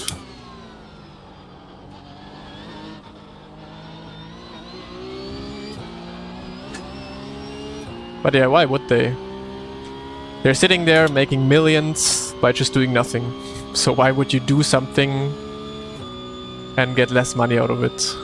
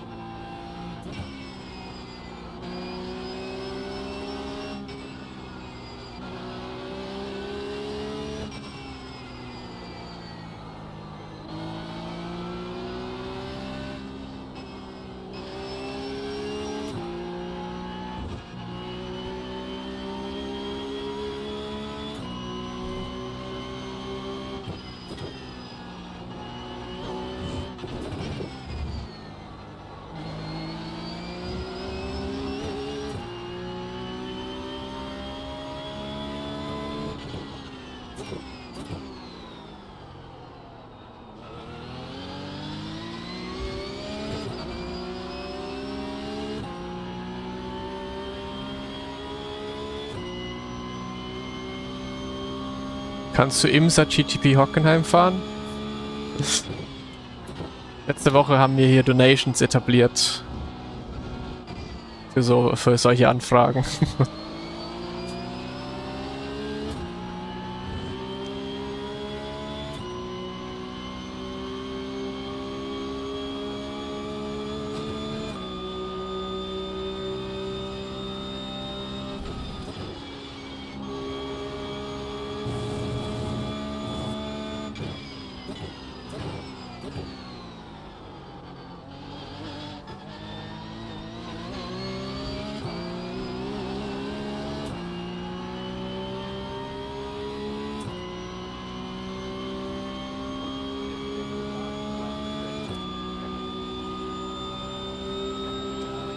I did like Adelaide, yeah.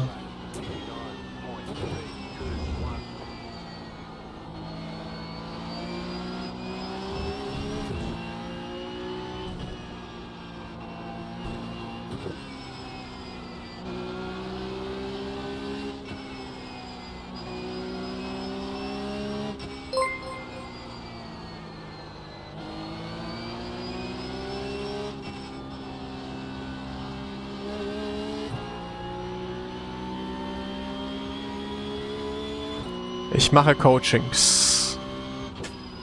Coachings kann man über meinem Discord buchen. Auch alles in der YouTube-Beschreibung zu finden.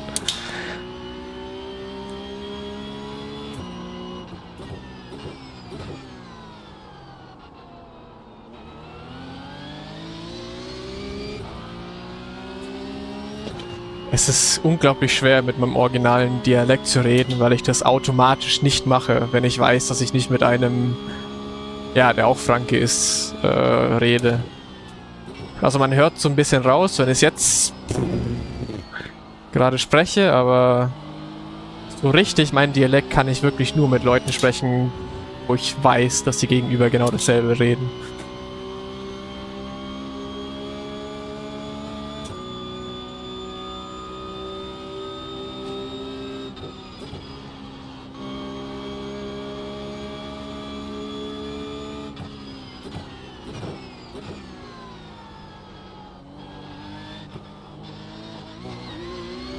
Und okay, he's probably gonna try and overtake now. Oh no, I'm blind. TV channel, thank you so much for the super chat. Sorry it took a while until I was able to open the message. But thank you so much, man. For the $7. Holy. Thank you so much, man. No message attached. Just some love. Thank you so much.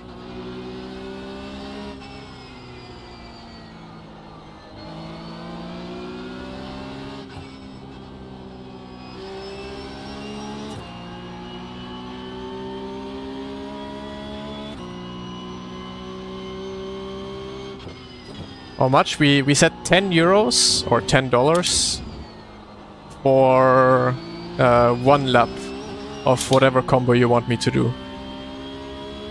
That's what we established last week. So after each race that I'm doing, you can donate 10 euros, $10, whatever, and I will do any combo you want for basically one flying lap. I use the VRS pedals. All my equipment can also be found in the video description.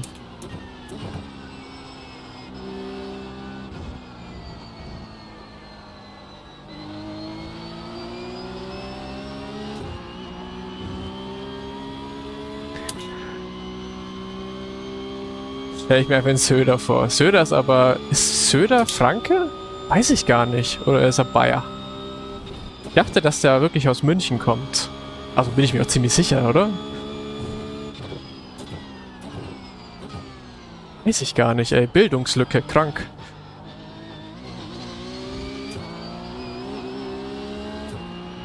Nürnberg, ah ja? Ja dann. Ah, Nürnberger ist er.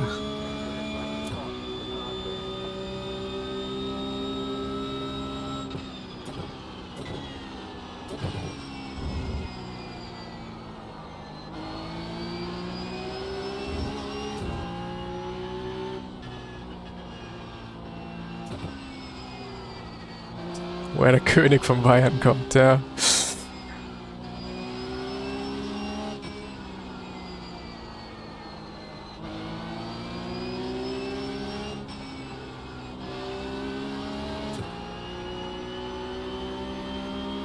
Thank you for all my progress in sim racing thanks to your videos. Well, you're welcome and thank you very much for this nice message.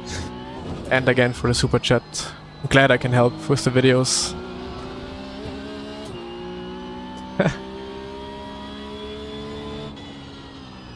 The exit of Spoon can still hook you and spin you out, yeah, but it's less pronounced with the Porsche Cup. Since Porsche Cup is not that low on the ground compared to like a GT3, for example. Blaue Feder.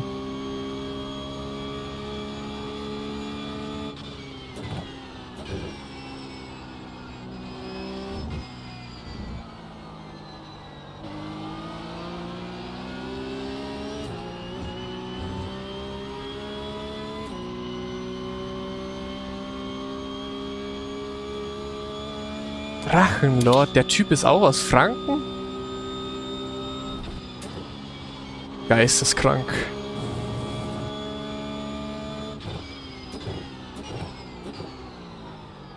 The streaming is turning into a German stream really quick right now. Nö, sollte eigentlich direkt mit VHS mitkommen. Blau und Rot.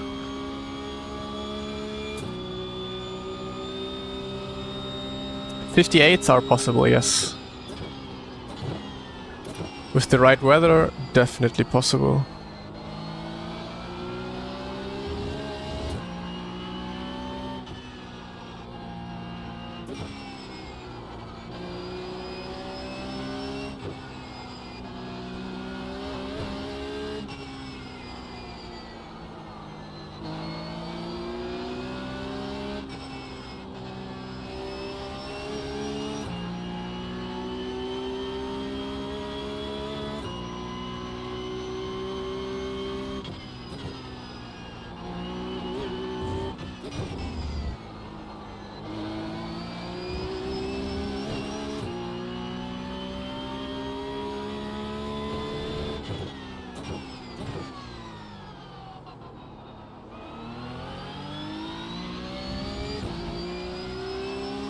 Yeah, maybe I have to do all of my streams in German.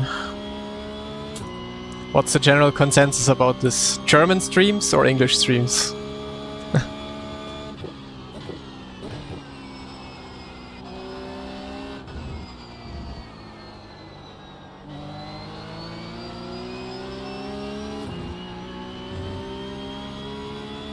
Blatt. Fränkische Streams.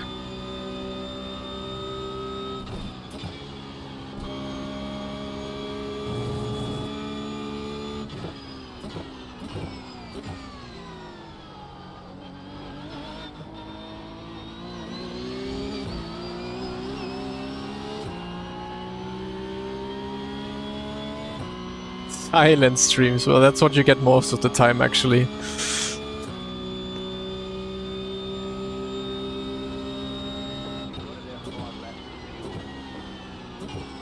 Nah, I will always do both. Like, main language will always be English, since it's also what I'm speaking most of my day. Like, I rarely speak German anymore, actually. Unless I'm, like, with my German friends. But most of my... everything I'm speaking on a daily basis is literally English. So yeah, stream will always be mainly English, and then... but when someone has, like, a German question or something, or has some trouble with English, I'm always happy to answer in German. So mostly English, bit of a mix of German in there, and then maybe some Fränkish as well.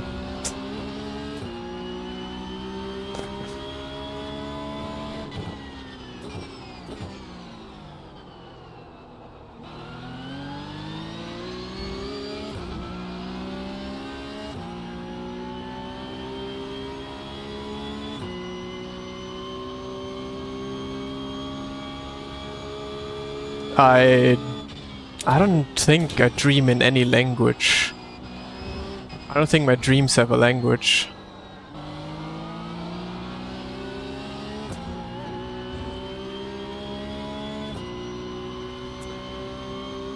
I do have some crazy and vivid dreams, but I don't think my dreams include language.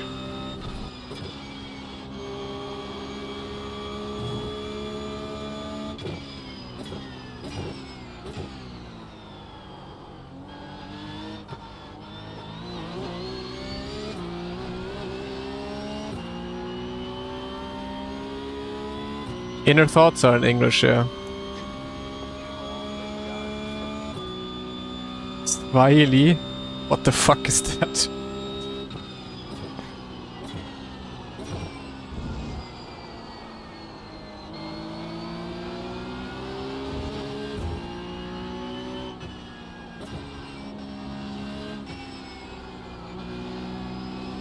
No, I do have dialogues in my dreams, but they just don't have a language. At least I don't remember anything anymore. There are dialogues, but they just don't have a specific language. It's just having a dialogue and knowing what it's being said. Man, that's weird to talk about.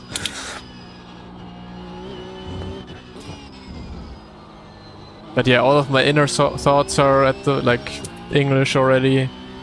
Like even just basic things, like when I'm out with my German friends. Obviously, I'm living in Germany, so most of my friends here are German.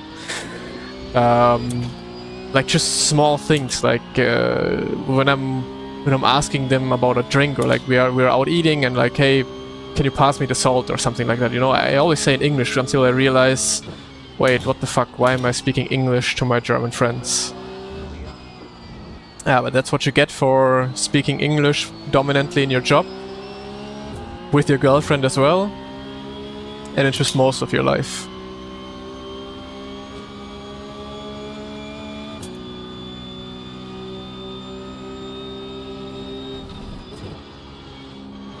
My body language. No idea. Finnish, mostly silent.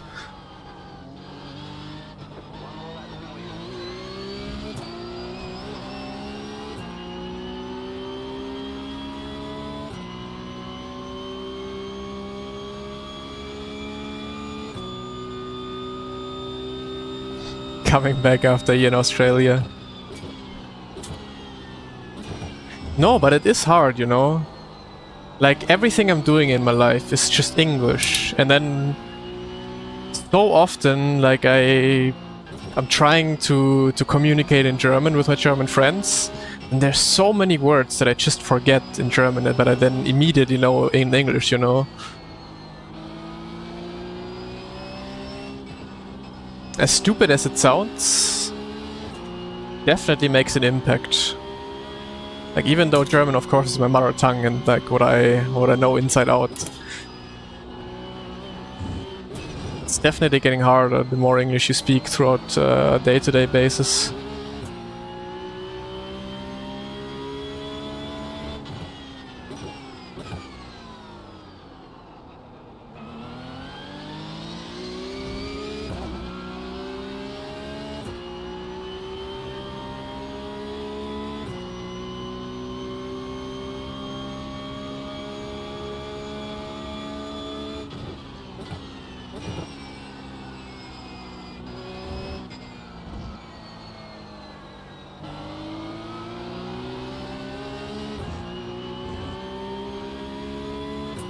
I am speaking English with my girlfriend, correct. So I think Luca... No, okay, he's on a Smurf account, I think. He's not gonna attack.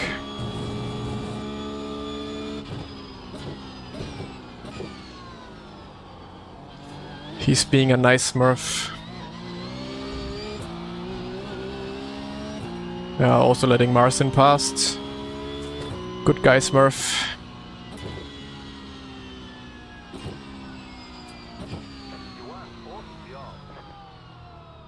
2 Jahre USA und du vermischst das alles komplett. Hört sich witzig an. Ja, es ist krank. Wenn man die ganze Zeit nur eine Sprache spricht.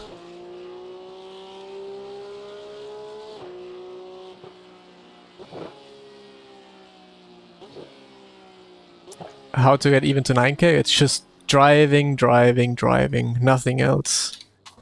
It's literally just grinding. You don't need to be fast necessarily. You just need to drive a lot.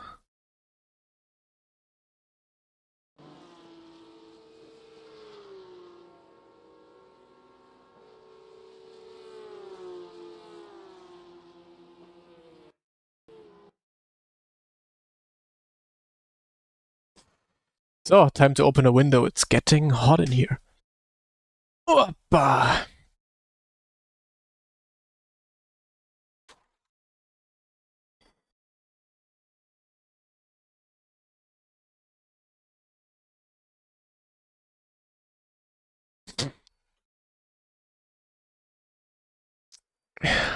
Oh no. Ah, shit. I should have maybe stayed in the session so I could have had a look.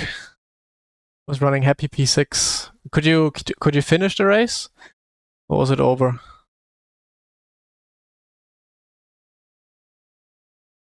P12. No I rating loss though.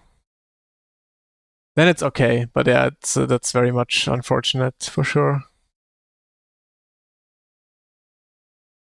Only race once per week. Yeah, I mean, if you only race once per week, then it's very hard to grind or get higher in the rating for sure.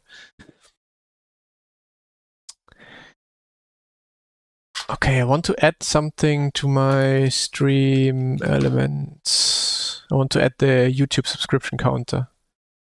So we can celebrate once we hit 10K.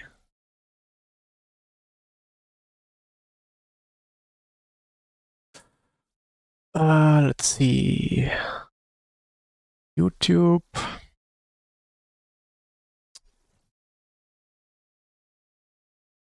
Overlays. New overlay.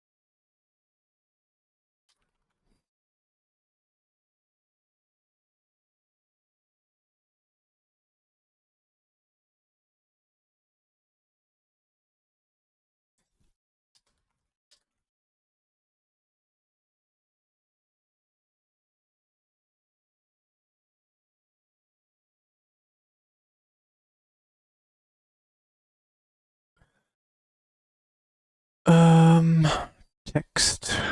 Maven Pro.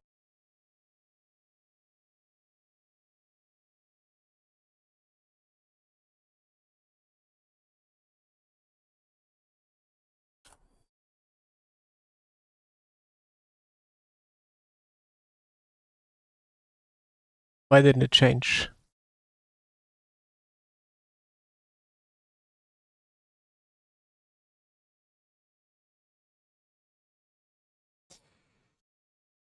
How can we improve on our own if we're probably making mistakes without realizing it and then reinforcing those mistakes into habits? That is, yeah, that is something very, very hard to do for sure. At some point, when you're stuck at a certain point, you don't get further. It is always good to have a teammate, to have just someone who is faster to you in a certain area, and then look at really what what you're doing different. Or what a good way is to do coaching, of course. That way you can also find out easily what you're doing wrong and what you have to change in order to get better.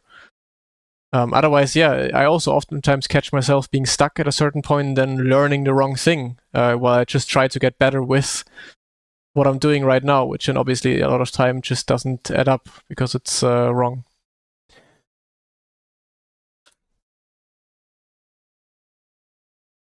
Why is it doing that?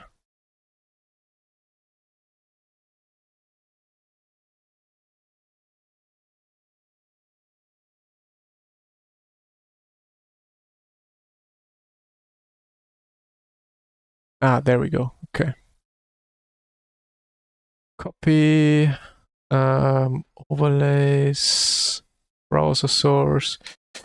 YouTube subs.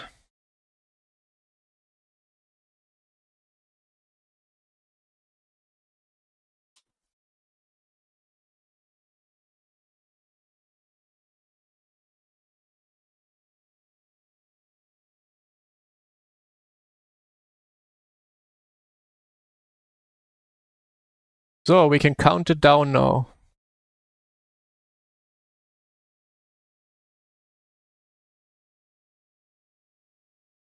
We want to reach 10,000 YouTube subscribers.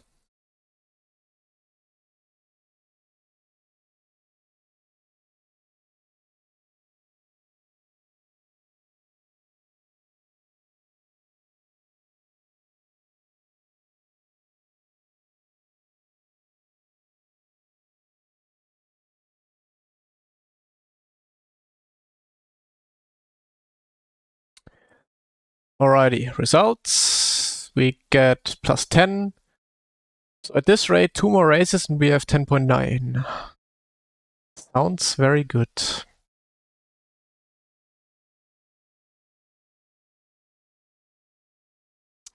Do you think the online courses we see are actually helpful? It depends from who, you know. 33% chance, actually. Shit. I mean, there's gonna be good courses, there's gonna be bad courses, and I don't want to judge over what someone else is doing. I don't want to judge over someone else's work, you know. So I can only tell you, might sound like a sellout or whatever. I can only tell you that I feel like the coaching that I can provide is like very beneficial to you. If you want to do that at some point, I cannot talk about anyone else. And I don't want to talk about anyone else. Do you like this combo of P-Cup and Suzuka? Personally, it's one of my favorites. It's actually a lot of fun, yeah. I like it. I didn't think I would like it that much, but it fits the Porsche Cup quite well.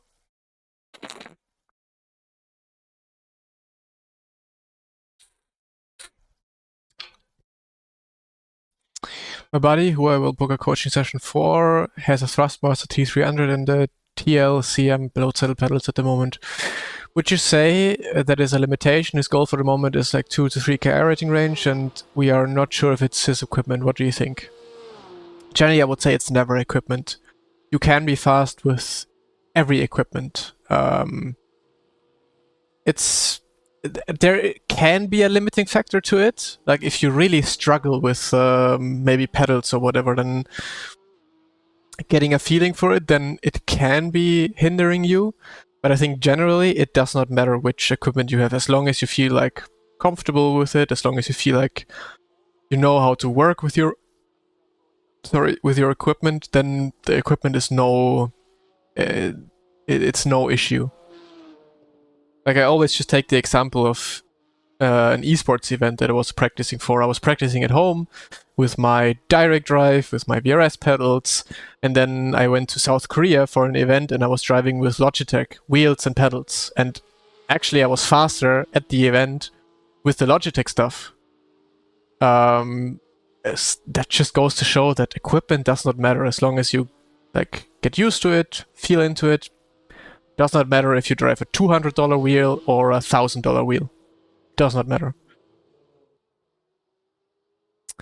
Have you heard about the Fat Black Cat Pro pedals before? Yes, I've seen it on Lasse's streams quite a lot of times.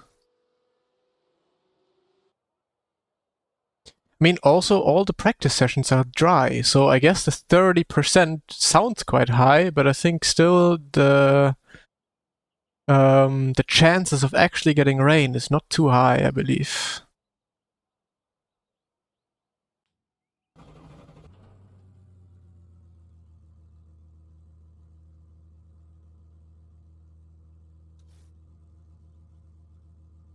I wouldn't say so. There is definitely steps, like for sure, like having from going from Logitech to then VRS stuff can make consistency better, can just make your overall enjoyment better. And if you just enjoy driving more because you have equipment that just gives you more enjoyment, that can also simply make you faster, because the more you enjoy something, the better you get at it, or the more willpower you have to get better at it. So all of those factors can definitely play a part. And as I said, the higher you go with the equipment, the kind of easier it is to get a feeling for your car, because better equipment usually gives you a little bit more and easier of a feeling of what's actually happening. But yeah, if you do it in a way where you just have really good equipment already, you know how cars should behave and feel, and then you go to lower end equipment, for example, I would say it's probably a bit easier, since you know exactly what you have to do, and you just have to do exactly the same that you did with the good equipment with the bad equipment. So it's more about muscle memory. Whereas maybe if you start with low-end equipment, you do not yet have those feelings and knowledge about what the car is doing when, because maybe you need that's something that I maybe also discovered right now. Maybe you need this better equipment in order to first feel, okay, this is what the car is actually doing with this or this or this input. And then when you have that knowledge, it's easier to go to lower end equipment again. So yeah, possibly you do not have yet the experience and the knowledge simply because you do not have the gear in order to feel all of that. Could be something to keep in mind also for me when I explain that stuff.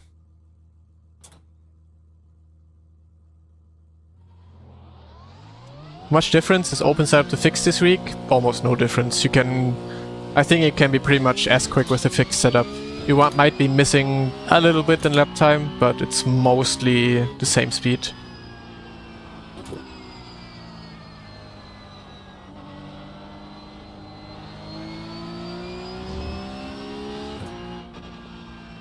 Lasse is doing pickup as well? Nice, okay. So we have someone...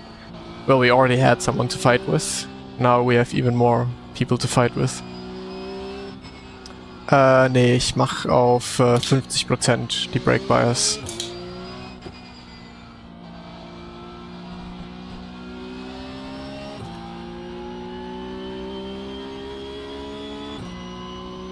Exactly, there's also a plateau.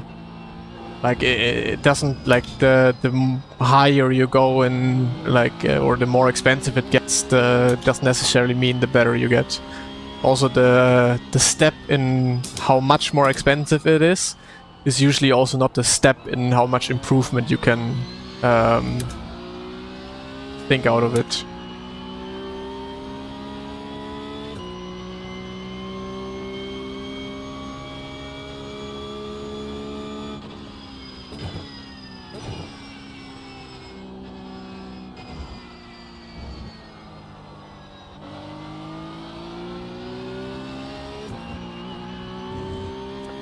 Now that Lasse is incoming though, we cannot ramble that much anymore. So the stream is gonna turn into a quiet stream again.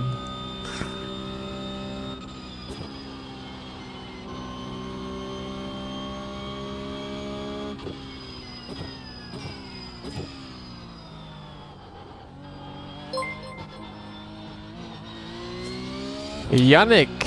Or should I say Yannick? Thank you so much for the sub. Thank you. All my equipment you can find in the description.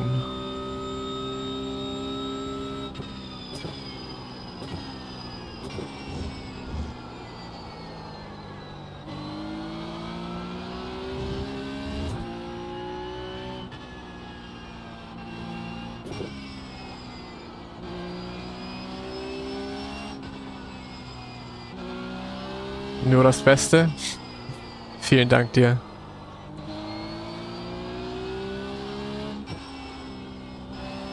And people are putting so much gravel onto the track here.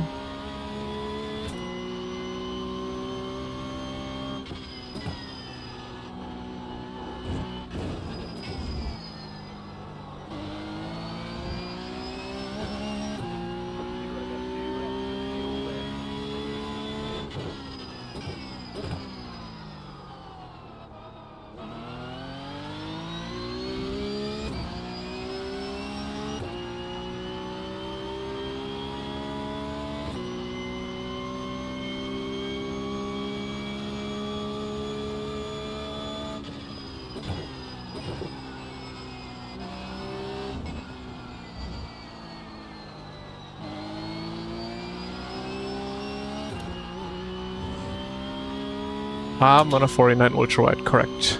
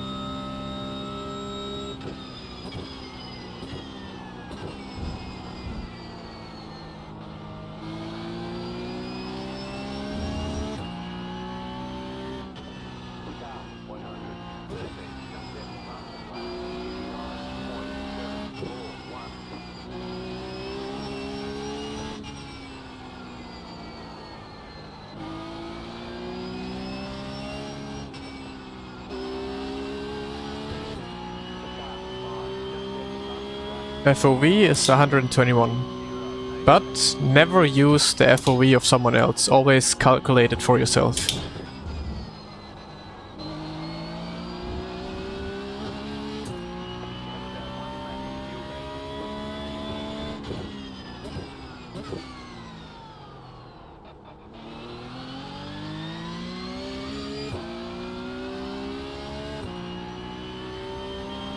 Wind ist ein Riesenfaktor, Robin.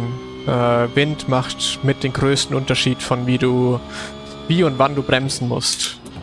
Also ich muss hier jede Session drauf achten, wo meine Bremspunkte sind, weil der Wind immer anders ist. Also definitiv riesengroßer Faktor. Hey Julian.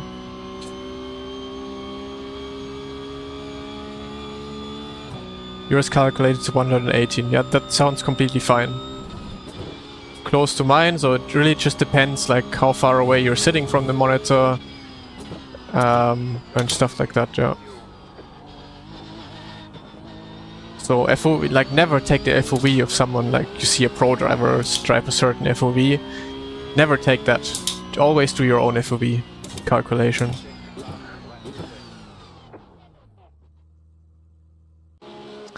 There's no wind plugin from iRacing. I mean, here you can see the wind direction. You can always, before us, like when you join a session, you can look in which direction the wind is going. And then from there, if you build up your knowledge of like, okay, it's gonna be headwind in this corner or wind coming from the rear in this corner, then you can like learn from it, but you can also see the wind is changing direction a little bit. So the best is always to have a plugin, which, yeah, I also don't have right now. Welches Wheel? All meine, ja, alles findest du in der Videobeschreibung, was ich nutze.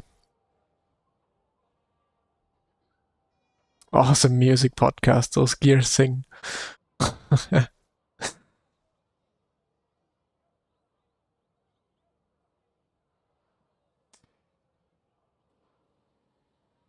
you're using a different one. Interesting. I don't know, I tried using different FOV, but for me, always kind of the one that was calculated felt the best. But again, in the end, preference. If you feel like you're better, and if you feel like you can feel better where your car is positioned with 97, with the one you use on your own, then totally fine. That is also totally fine.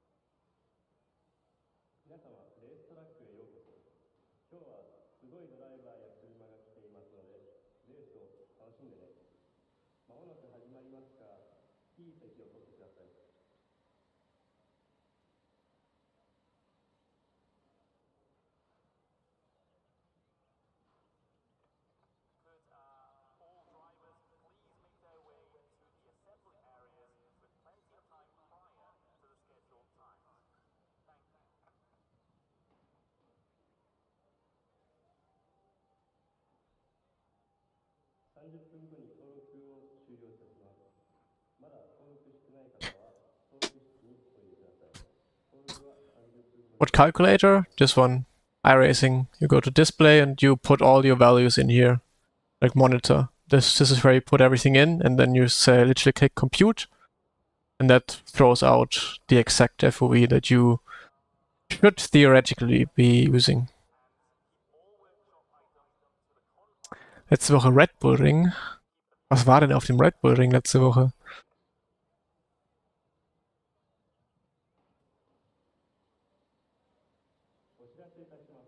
Yeah, I can also get wind overlay with cups, what I use, but I don't know, I don't want to use it somehow. No, you should be using a little bit of the ABS for sure. Avoiding it completely is wrong. You should be using it a little bit. If you use it too much, it's also wrong. So you need to find the balance. I use the 3 render projections here because with ultra wide, the sides would just look very weird if I didn't use the 3 projection setting. And yeah, FOV very much depends on that as well. Regional GT3. I should have been driving that. Oh no, it's raining. Oh my god. Okay. I've never done a lap in the rain.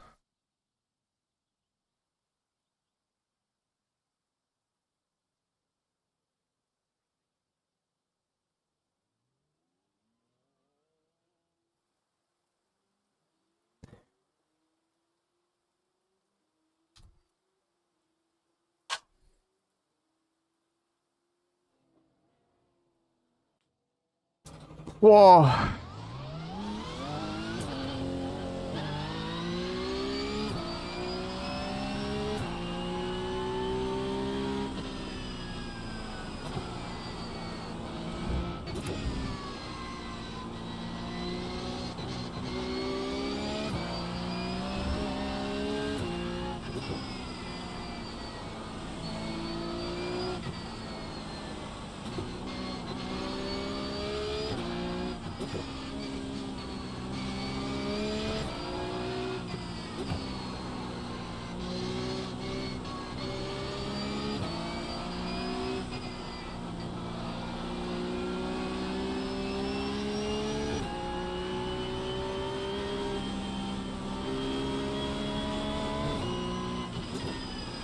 Advice for wet driving: don't die.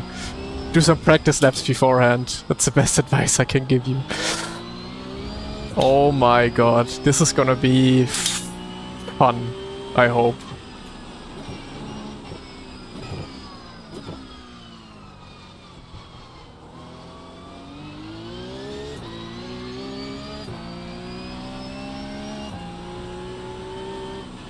Oh!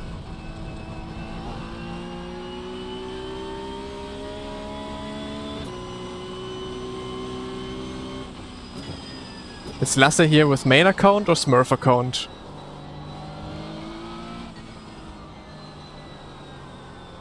How do I drive 130R in this? Smurf? Oh, of course he is. He saw the rain, was like, nope.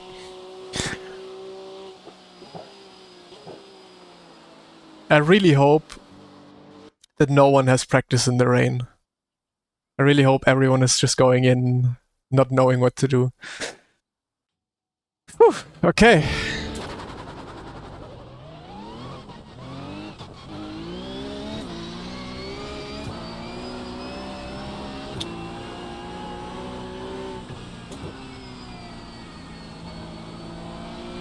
Yeah, flat out in the wet.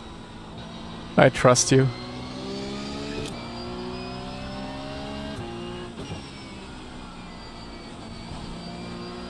So can I drive on the inside here? Probably.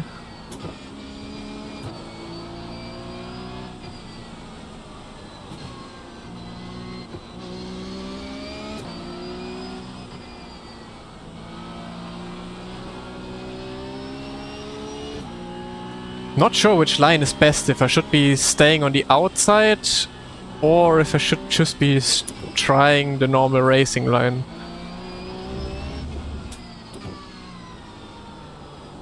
I think it's normal racing line that you have to use.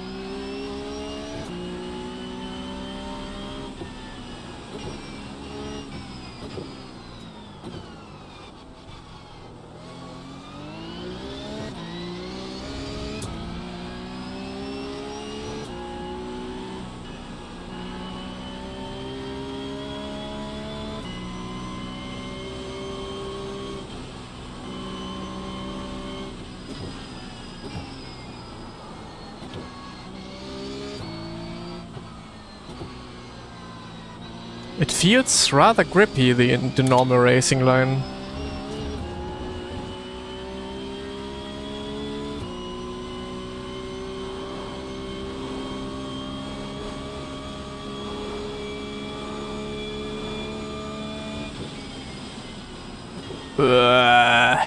Okay, 130R is gonna be crazy.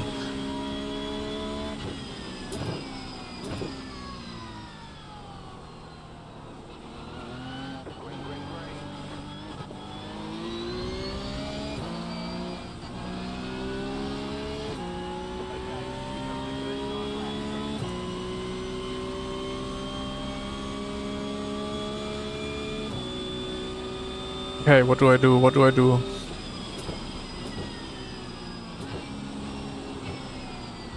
Oh, understeer out.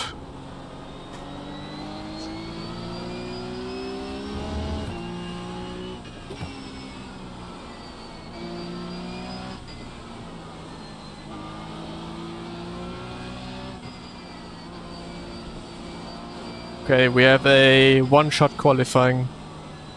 Or I last to first in the rain.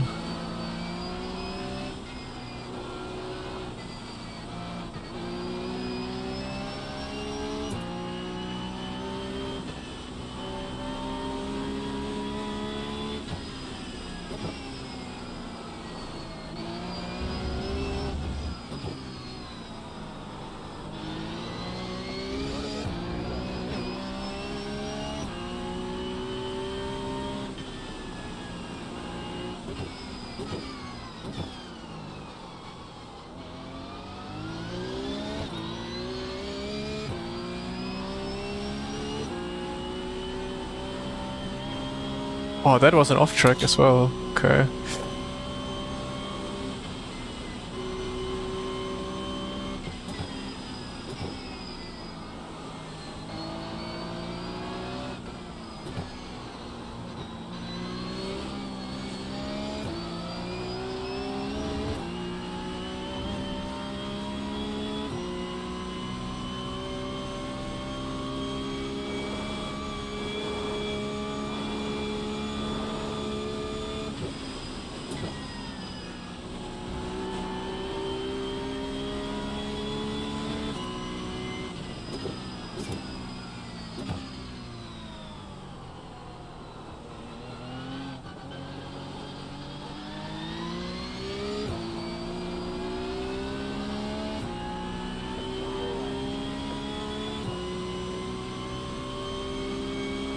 Would have been a 2:15.1.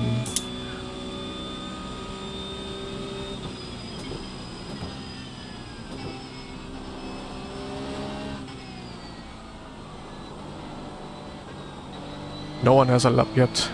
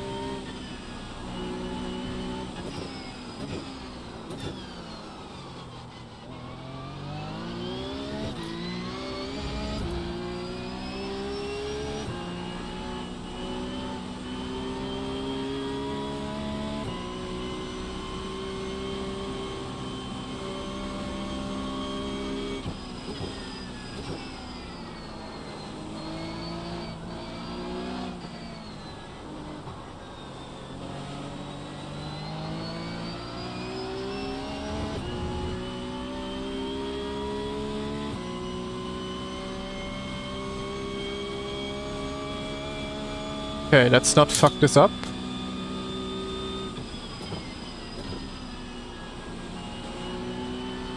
Okay, good.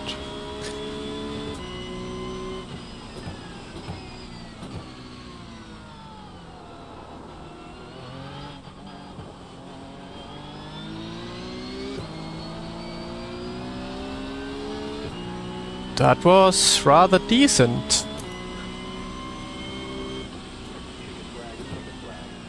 Let's do some more laps. I don't have fuel.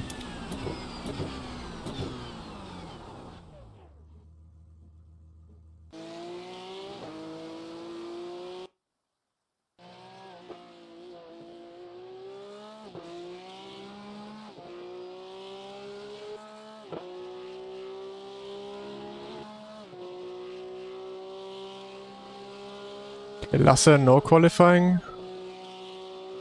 Half of the grid, no qualifying or what?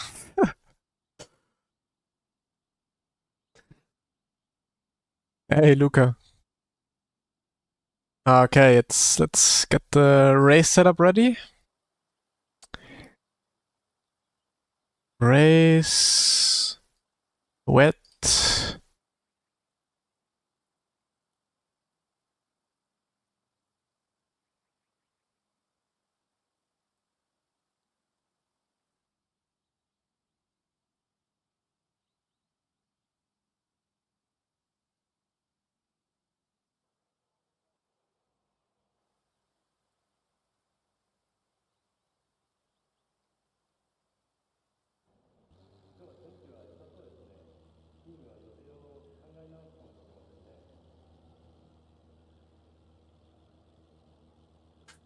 Okay.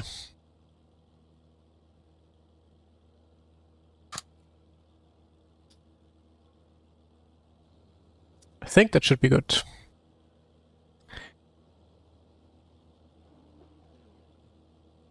Double checking, wet tires are on.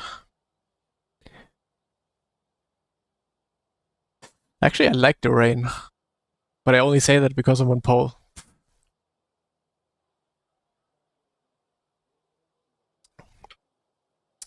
Bei mir wird schon wieder die Straße aufgerissen wegen Internet-Breitbandausbau. Die haben das erst vor 1, 2 Jahren Glasfaser weg. Im Fall war es Willitel. Hört sich doch gut an. Bei mir in der Straßenumgebung wird gerade auch vieles umgebaut, was Glasfaser angeht. Freue ich mich endlich mal was Besseres an Internet zu haben. Aber es dauert wahrscheinlich noch. So. Let's go. Is it going to stop raining? Rain stopping. No. You're on a wet tire. Oh, I'm always so afraid that he says, you're on a dry tire. Thank you. Will I still like the rain at the end of the race? Hopefully. SOF is 3,285.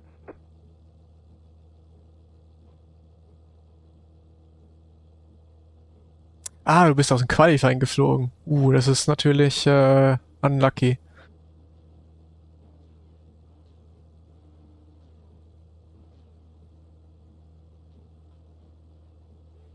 So, let's see if my start works, or if I'm gonna be doing burnouts.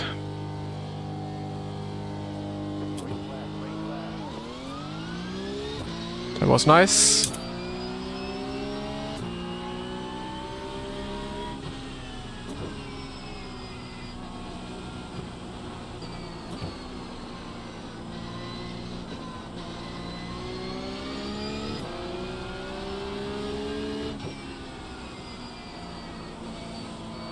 Oh, I only have 100 frames with this.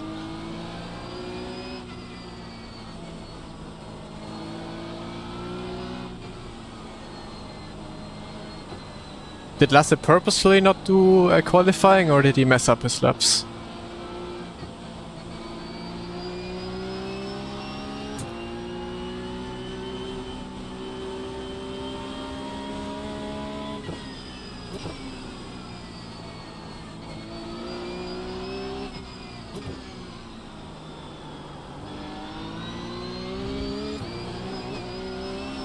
Messed up the laps, okay.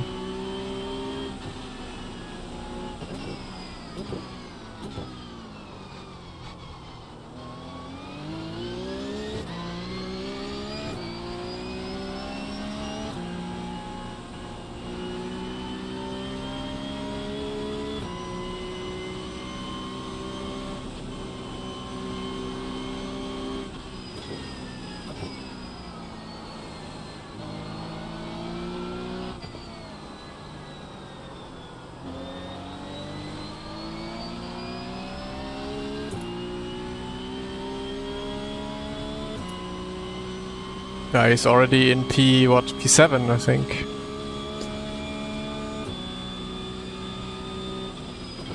Yeah, starting from the back here would be a lot of fun, to be honest.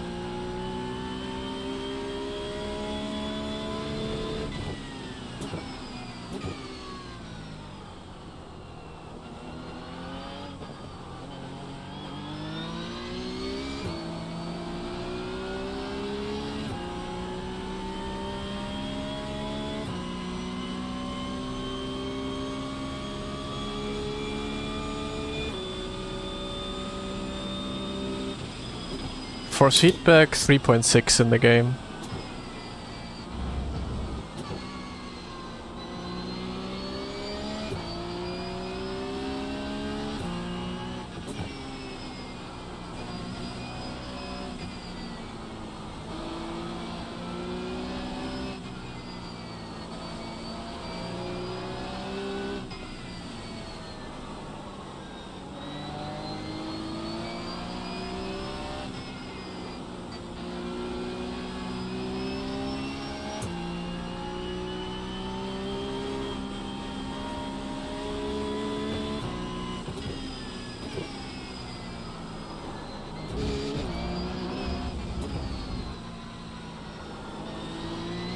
I was just about to say I'm waiting for the random aquaplaning moment, which almost happened.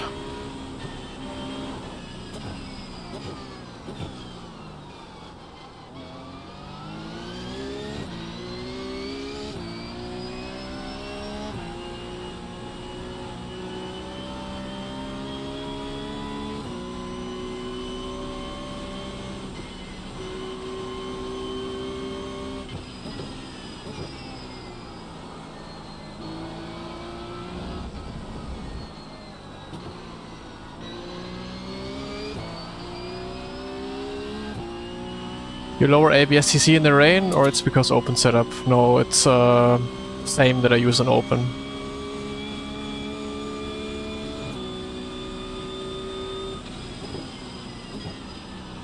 You could not run these in real life? Really? Yeah, but do you want to use that? Like in GT4 my car also had wet ABS and TC settings, but I was never using it because it was just interfering way too much.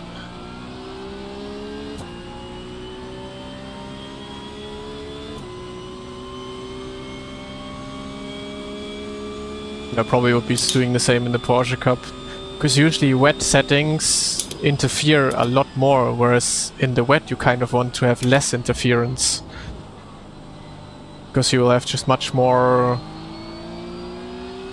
oversteering and whatnot in general. So the interfering of TC especially, I think would just make you very slow in the wet, with the wet settings.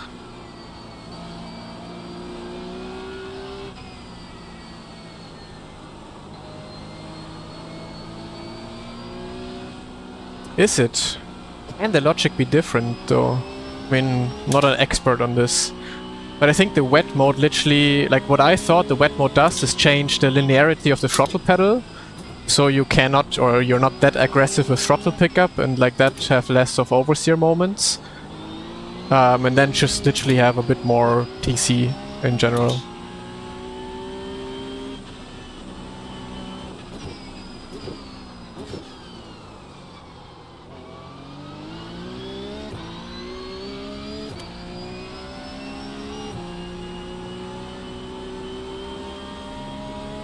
But I'm sure it's just preference for drivers as well. I guess some drivers are gonna be using the dry setting, probably more the pro drivers, and most people are just gonna be driving then on the wet setting in the Porsche Cup in real life. That's what my guess would be.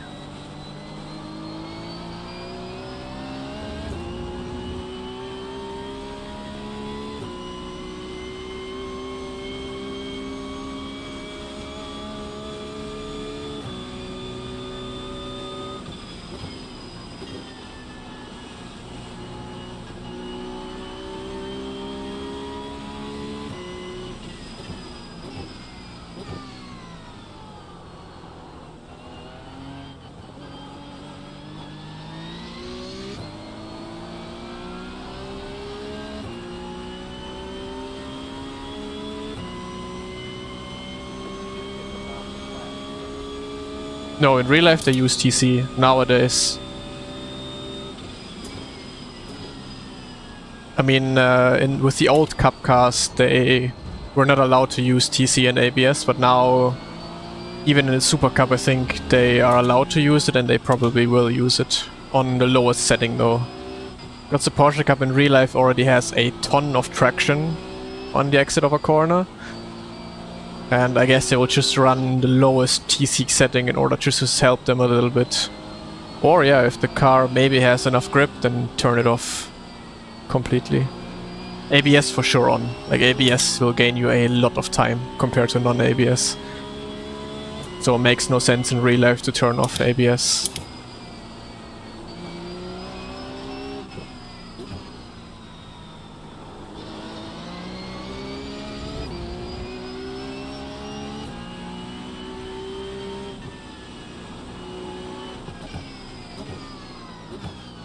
For Super Cup in Germany, yeah, but that was with the old Porsche Cup.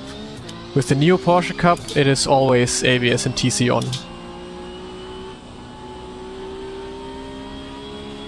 Old Porsche Cup had those rules. For certain championships there was no TC allowed and ABS, but now it is allowed.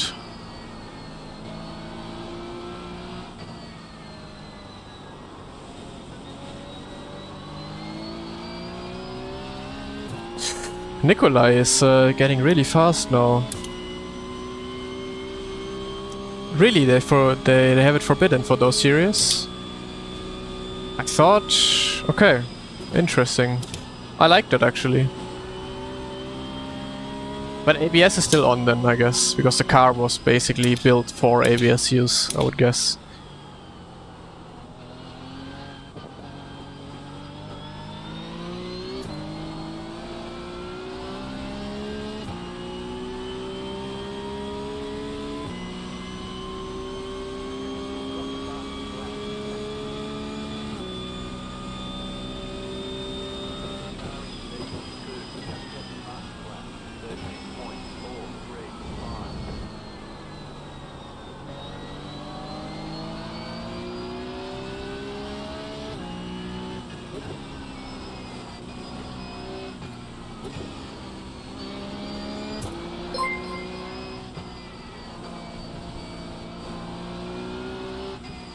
Yeah, true, he did the opening round at Imola.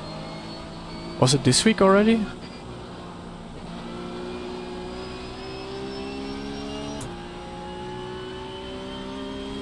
Okay, well then I guess it's just faster to do TC0, even though it is allowed. Then I would guess it is allowed, but it's just faster to use TC0, is what I would have guessed anyways, yeah.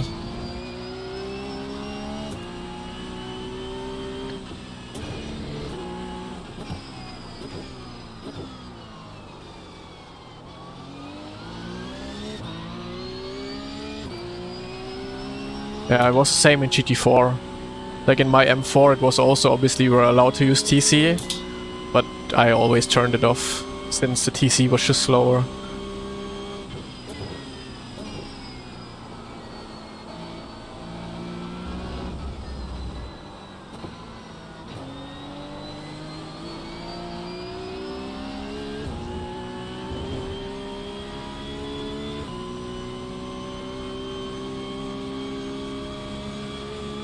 Okay.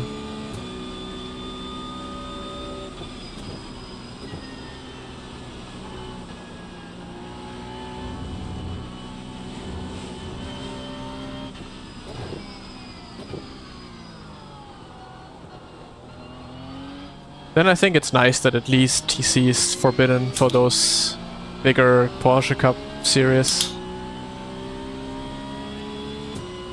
Is there a specific reason you weren't driving on the weekends? Yes, weekends is off for me. I'm not driving on the weekends.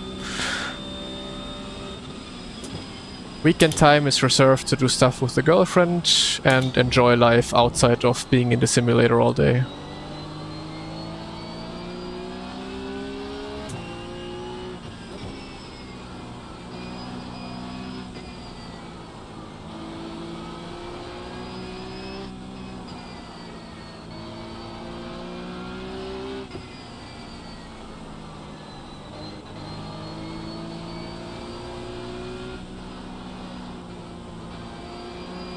Tried outside line now, but definitely not faster.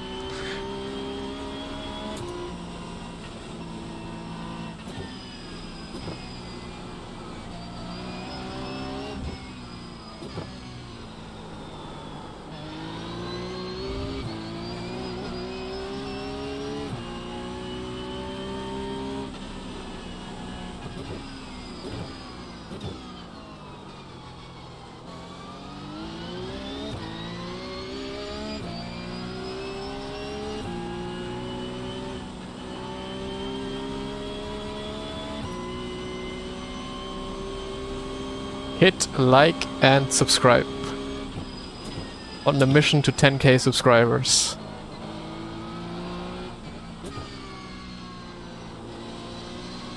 My cat is hunting something next to me. Or are you hunting? This is also why I stream so early, exactly. Just basically mimicking normal work times, you know. So evenings are also just for me and my girlfriend.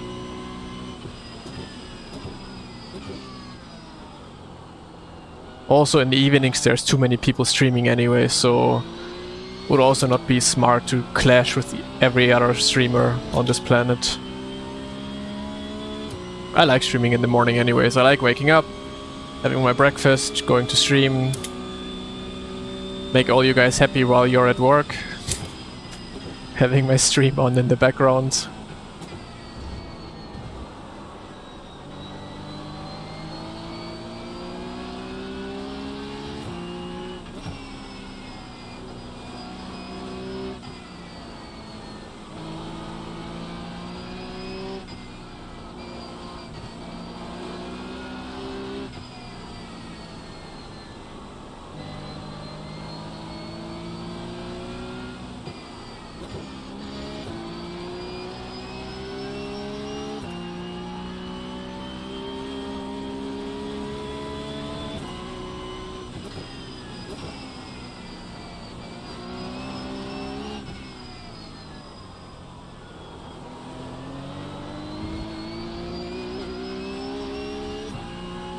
$8 p.m. for you, okay, and then for everyone else in this world, actually, like morning times in Europe are a great time for everyone in Europe that works, who can have the stream open in the morning while they work.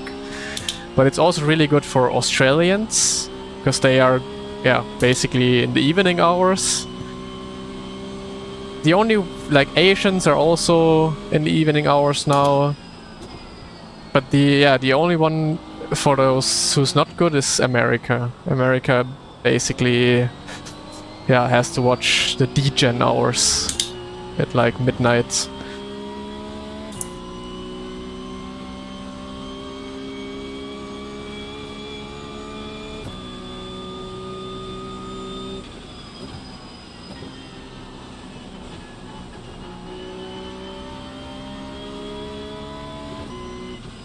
Cares about them? On YouTube, USA is my biggest audience actually. Like for my YouTube videos, America, USA is my biggest audience.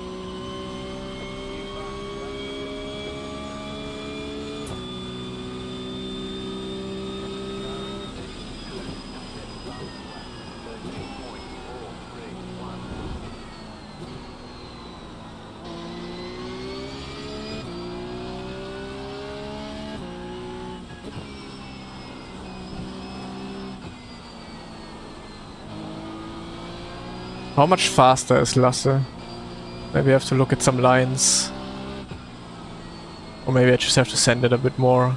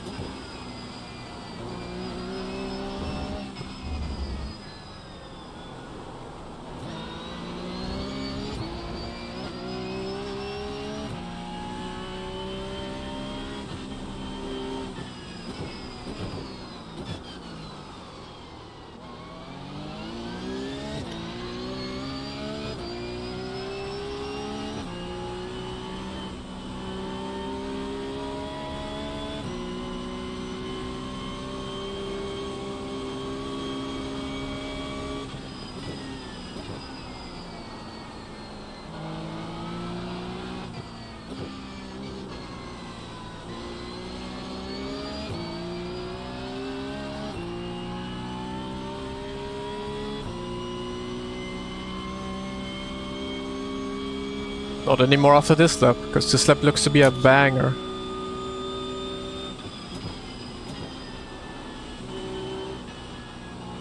Or not. Uh.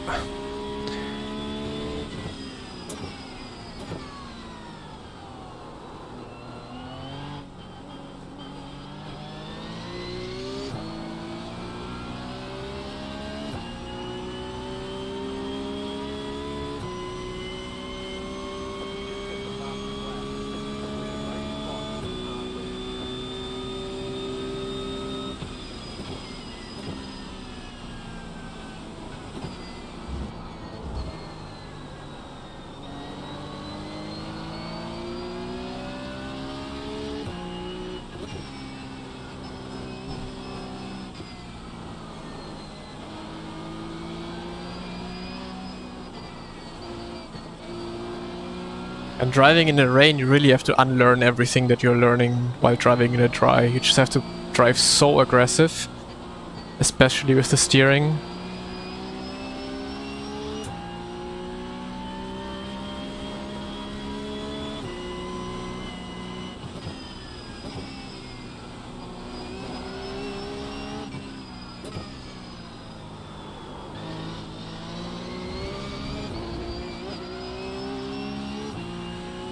If it rain more often? I don't know. I think it's just been 2 weeks now where we've been unlucky with the weather. Not sure about the other weeks if it's gonna be raining.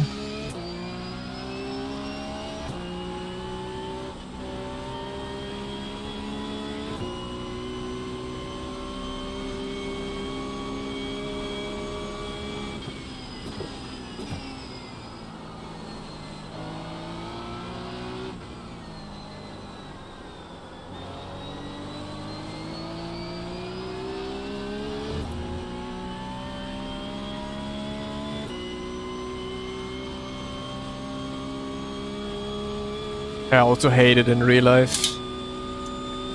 But on iRacing right now, some races in the rain are fine, are actually some good fun. Not all of them.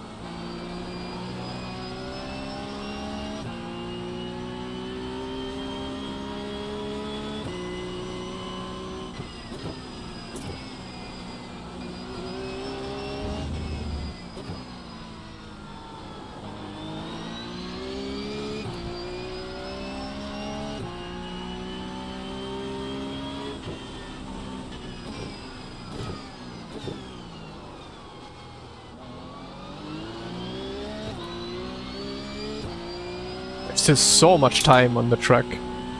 Took just one corner and I gained half a second basically.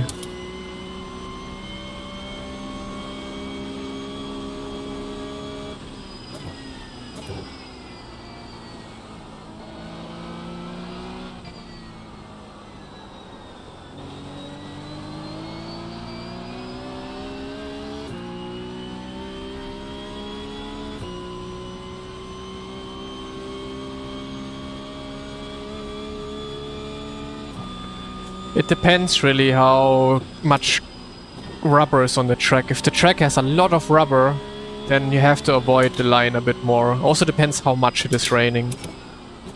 But like right now with these conditions, it is actually better to use the normal racing line. But yeah, we could have a race maybe here where it is faster to drive off the line. Maybe if it rains more, if the track is rubbered in a lot more. But right now, with these conditions right now, it's faster to be on the line.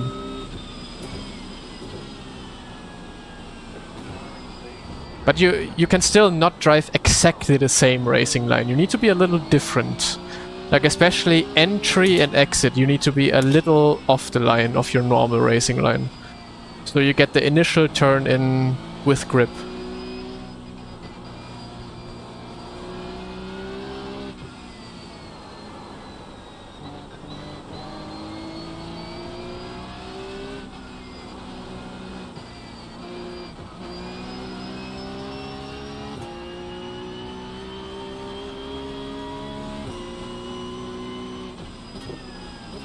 Also the track is drying a bit now, so it just gets faster and faster.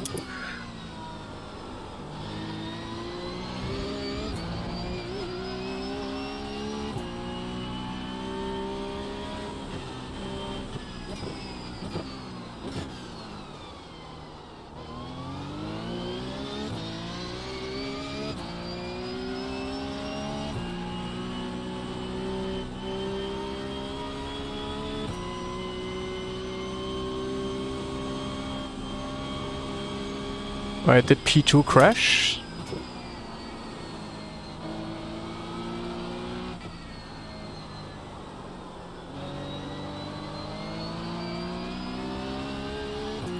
This is open setup.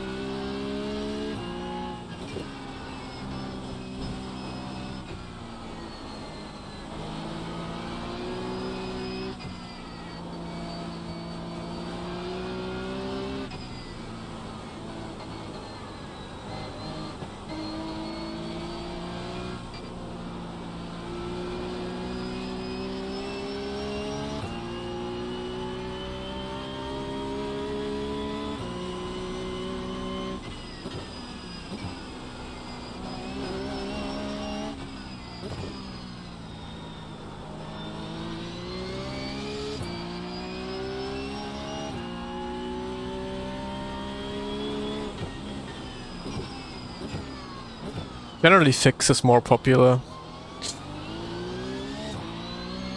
But it also depends on the weather. Like right now, because it's raining in the open, even less people are going to be driving in the open.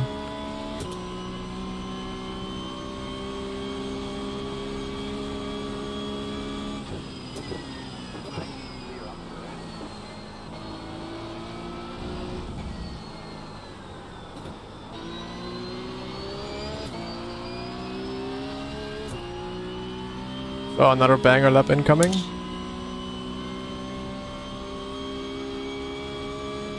Yeah, you have you have to change your seating position a bit to whatever you like. Seating position should have nothing to do with the FOV.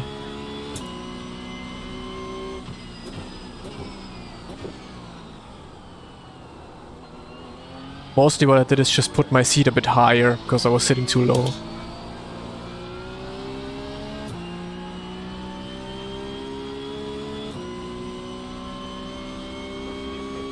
No, single monitor.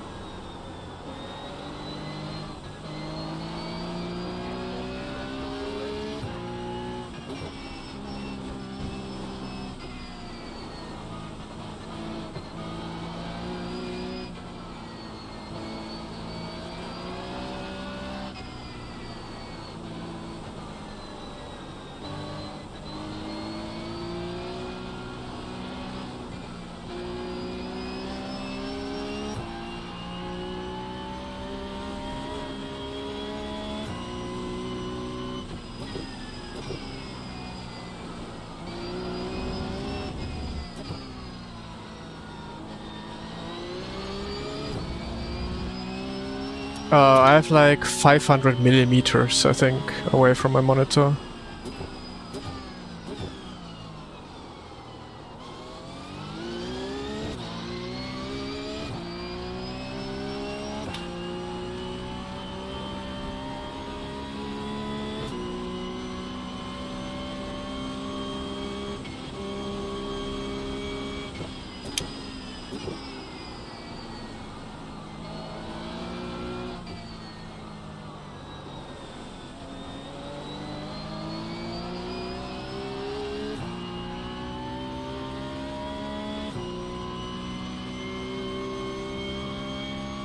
$500, correct. I can have a look in a second after the line.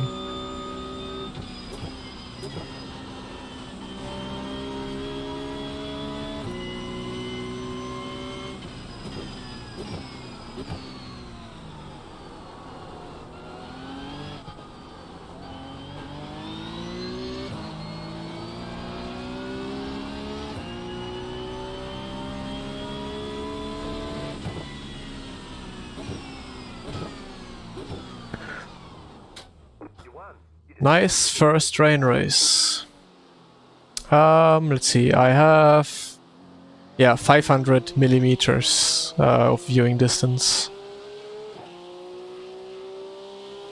The lap times 12.2, 12.6, and Lasse was doing 12.5, 12.8, so not too far off.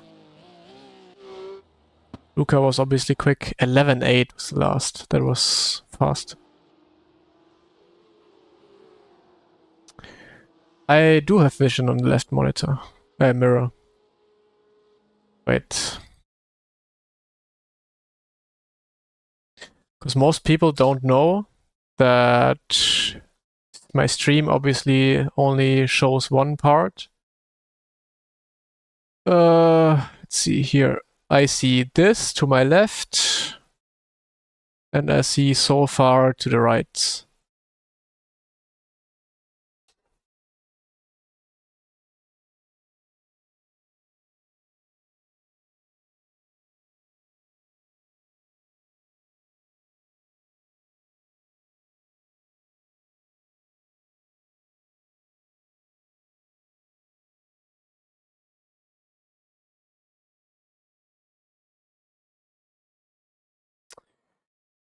Yeah, good race, Nikolai. What happened there in, I think, the penultimate lap? I have one ultra wide, yeah.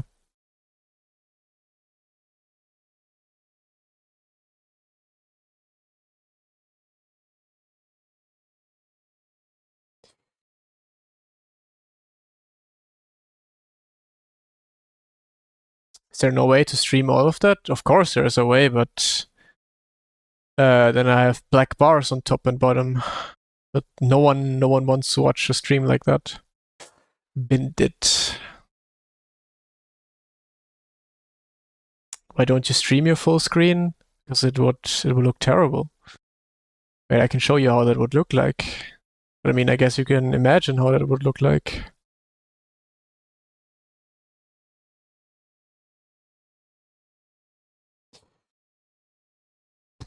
I don't know. I have the Moza R16, and I was fully happy with that. +7. We need a good soft in an X-Rays to actually get to 10.9k.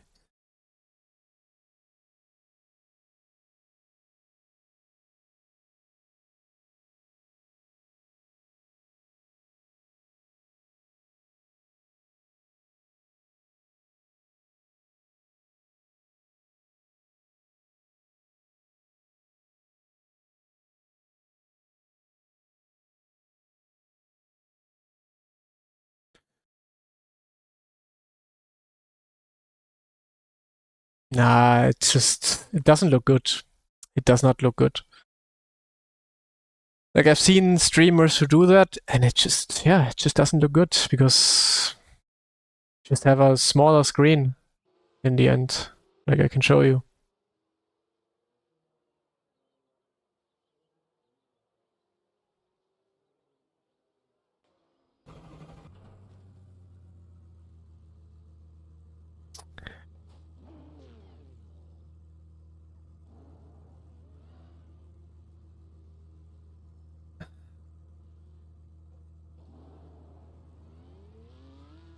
Do you really want me to stream like this?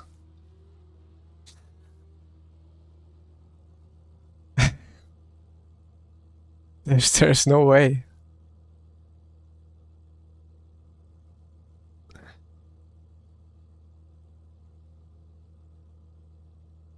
It's perfekt. Ich sehe nur Regentropfen, aber leider keine nasse Strecke. Weißt du, welche Einstellung fehlt? Keine Ahnung tatsächlich. Please not. This is 49.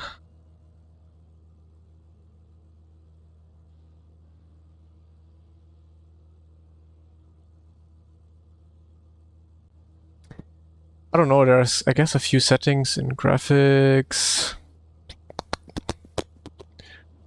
I think to see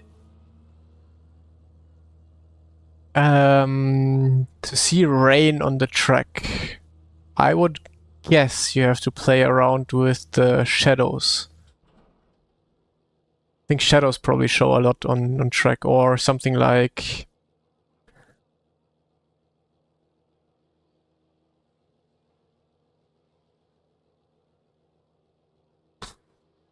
I don't even know what would look, how the track would look a bit better.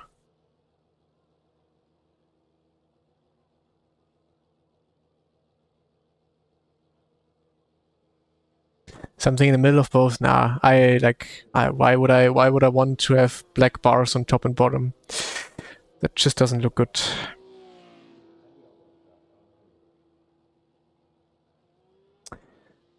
Reflections. Yeah, I was looking for reflections, but I couldn't find anything.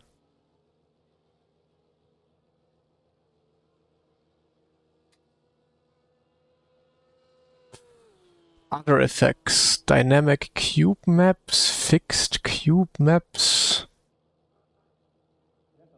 Probably something like this that has to do with reflections.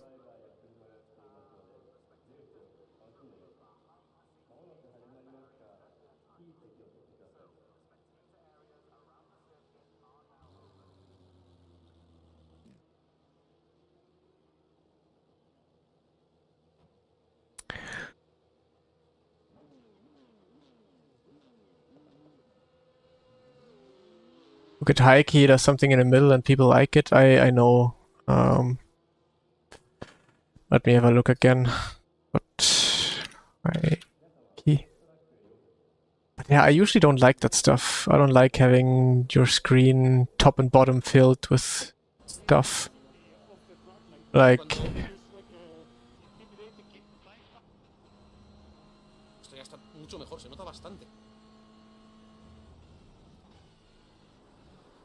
Like, that's how he does it.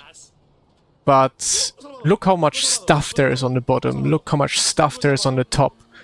Like, you're not watching an iRacing live stream. You're literally watching ads.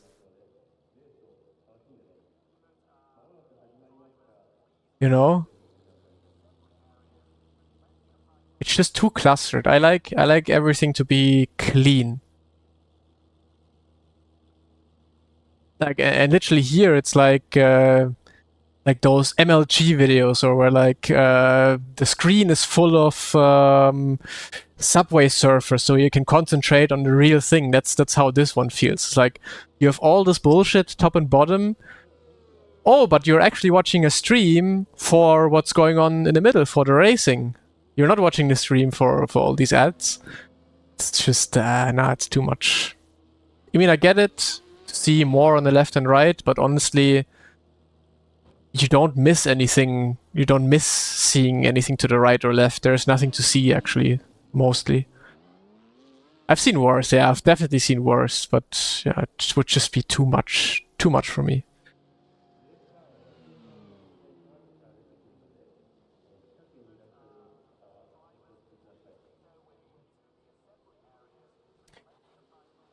So, quick toilet break once again.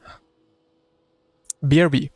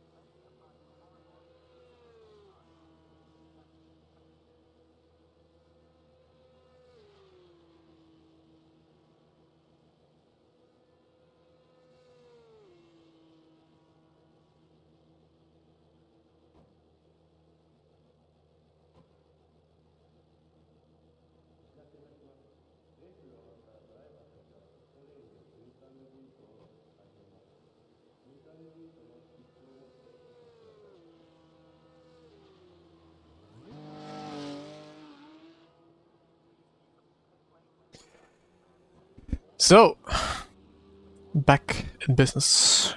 No one came up with a poop joke. Ah.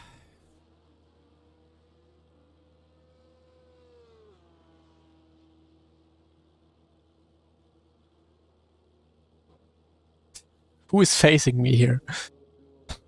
Who is that? Anton.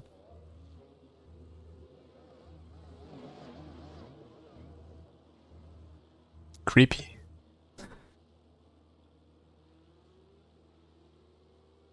Hey Anton, nice to see you as well.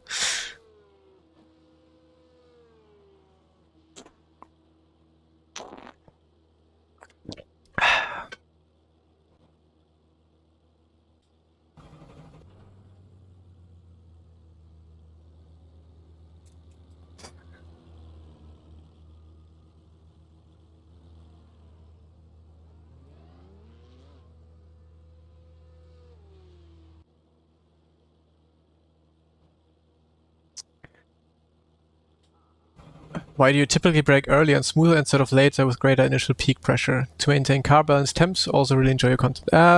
First of all, thank you very much. Second of all, to keep the tire temperatures in a good window. If you are very aggressive... What are you doing? Why are you putting your ass into my face?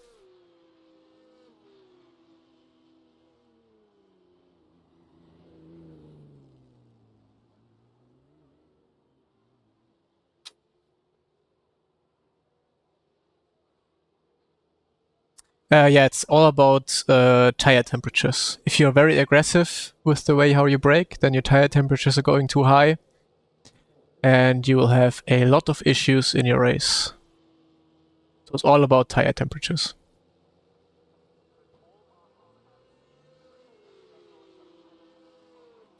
Giga NEC video was very entertaining to watch. Thank you very much, Max. At first, when I started with the idea of cutting a video about it, and first cutting, I was like, oh, I'm really not feeling it. I don't feel like I can get something interesting and exciting out of it. But then the more I actually put on or wrote my script together, the more I was like, oh, okay, it's actually coming together now.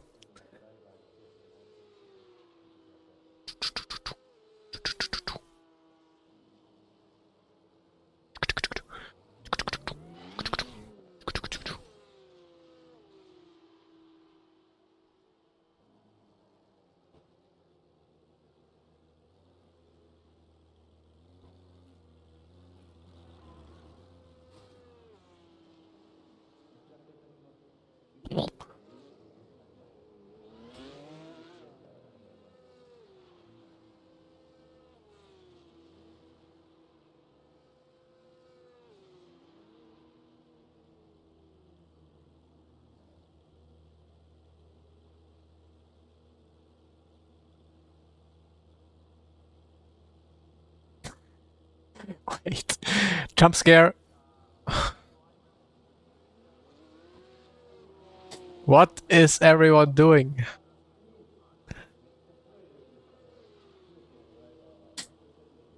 Do you change the X position in the cockpit cam? I do, I believe. No, actually not. Only the set a little bit. But yeah, most of it I've done with seating position.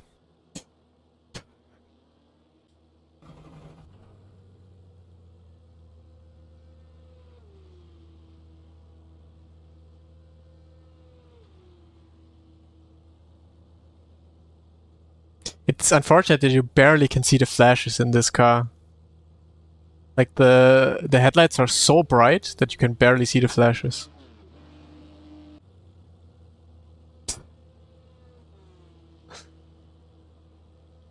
Okay, let's go into my own lobby.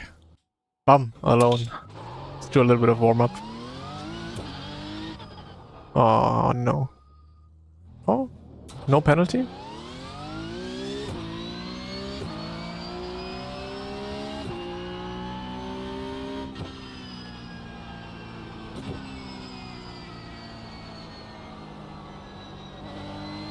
I don't even have a time anymore for a full lap. Maybe I should have done a bit more warm-up, because now coming from rain to dry, gonna be slow.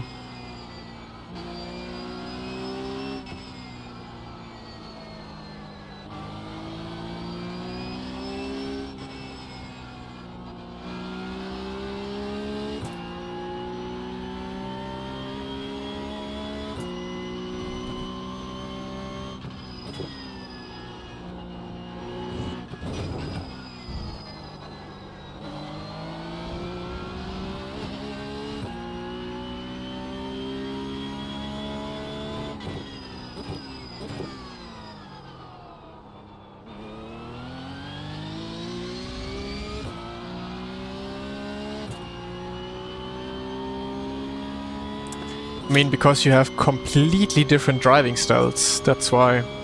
My brain also doesn't like it. Like in the rain, you have to be super aggressive driving, and in the dry, you have to be super smooth driving. So also different lines that you're taking, so it's very hard to just adjust to it without warm up.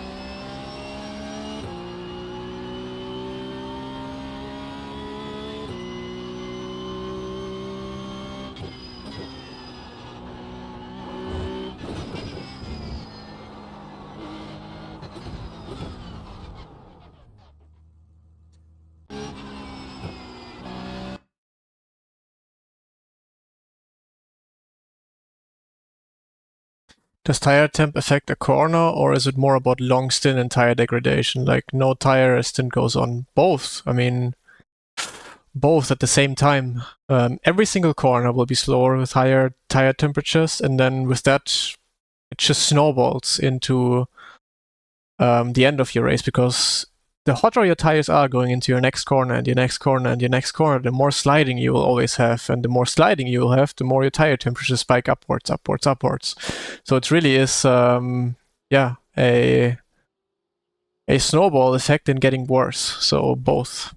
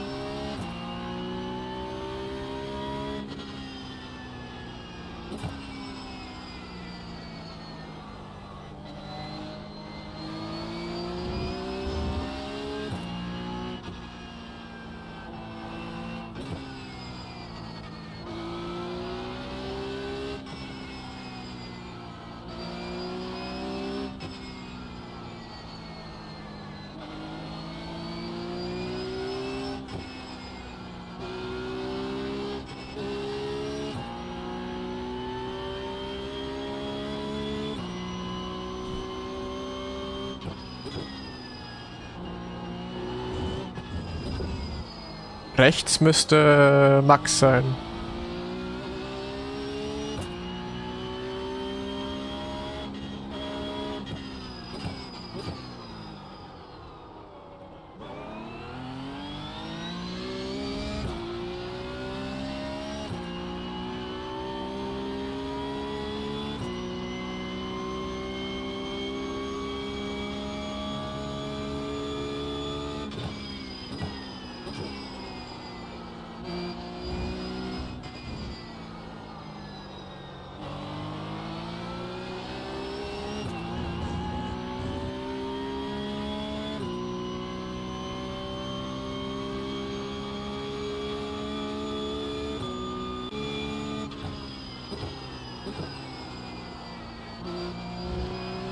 $4.6K soft.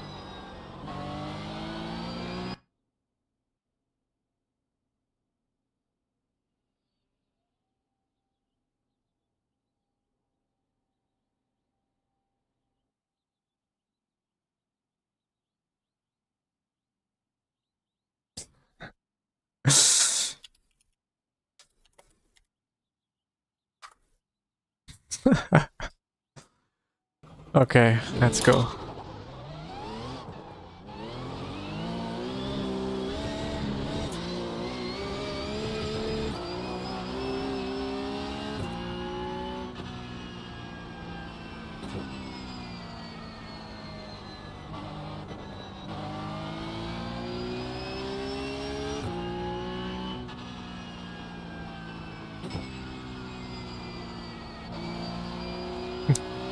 Also mir würde sowas eigentlich immer helfen, irgendwas im Hintergrund anzuhaben.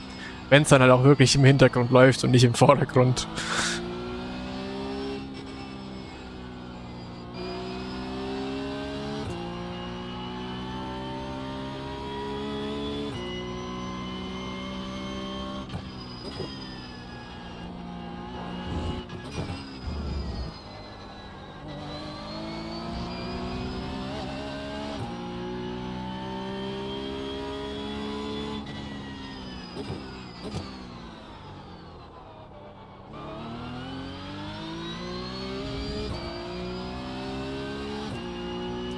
No. I don't think anyone can ever get bored of winning. Winning never gets boring. And also, let me tell you, this race is gonna be not easy to win. So, if I would be winning every race, it would be nice, but I'm not.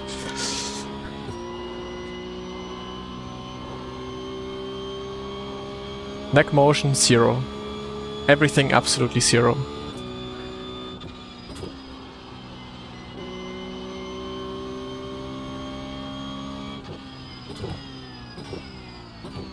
Hey Jimmy, thank you so much. Appreciate the message. Okay, let's send it.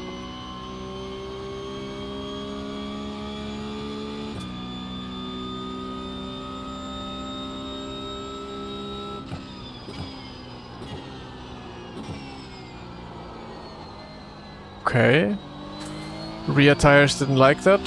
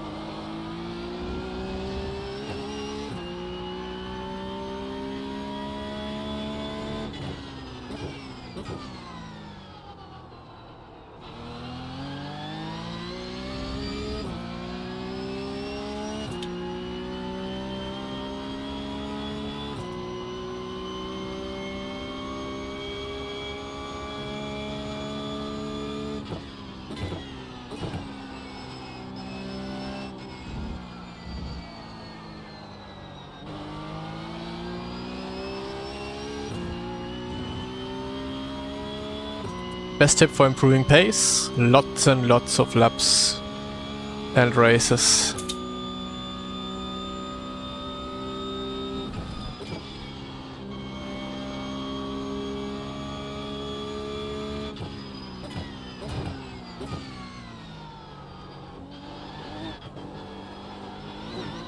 Oh my god.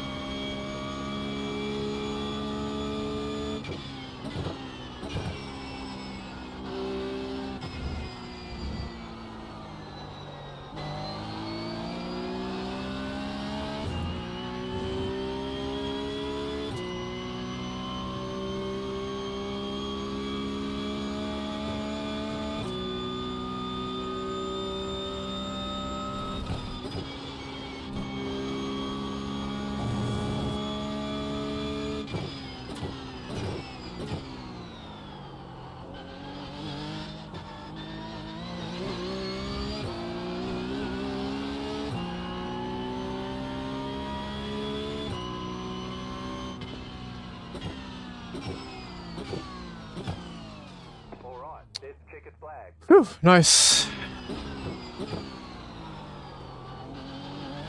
Where is Lasse?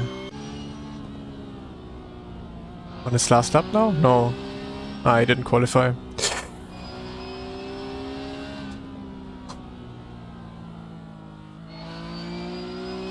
Michael Tauscher. Good pace.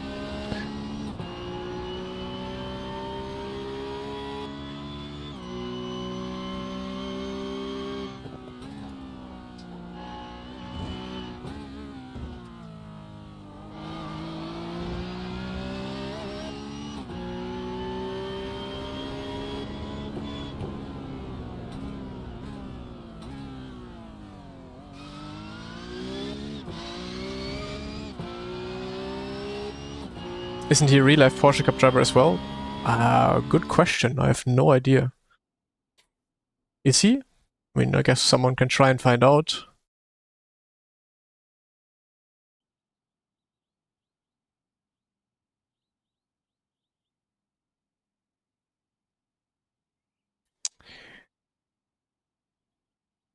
How do I pick mine? I can show you. You always just need a spot on the track.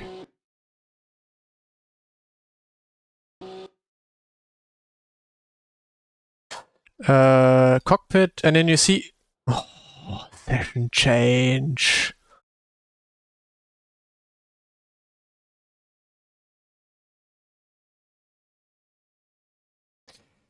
Like, breaking point here is once the 150 goes past my A-pillar. And basically I brake in the middle of the 150 and the 100. So I don't have like an exact breaking point, but it's like for me I can pretty much very easily and nicely judge where exactly the middle is of those 150 and 100. And that's basically exactly the spot where I brake. Also, depending on the weather, you need to be braking earlier or later, depending on the wind direction stuff. So for me, it's in between 150 to 100. And then, yeah, depending on the wind direction and the weather, I brake earlier or later. So I basically have a brake area, and from there I just adjust with however good or bad the weather is.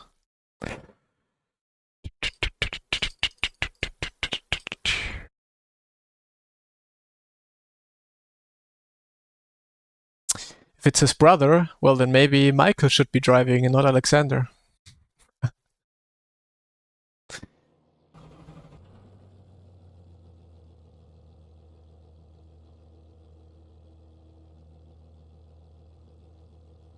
The estimated strength of field is 4,568.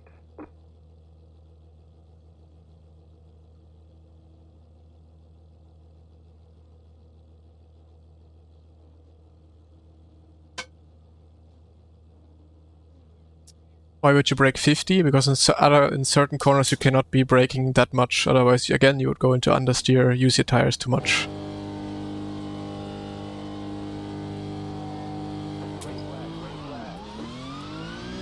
Generally, the faster you approach a corner, the more you can brake. The slower you approach a corner, the less you should brake. But then also it depends. Turn 1, for example, you approach turn 1 very quickly with a lot of speed, but obviously because the corner is a very fast double right-hander, you cannot be braking 70% into that because you would just be scrubbing way too much speed, you would unbalance your car. So yeah, it's really just from corner to corner. You have to kind of learn which corner style needs how much braking percentage.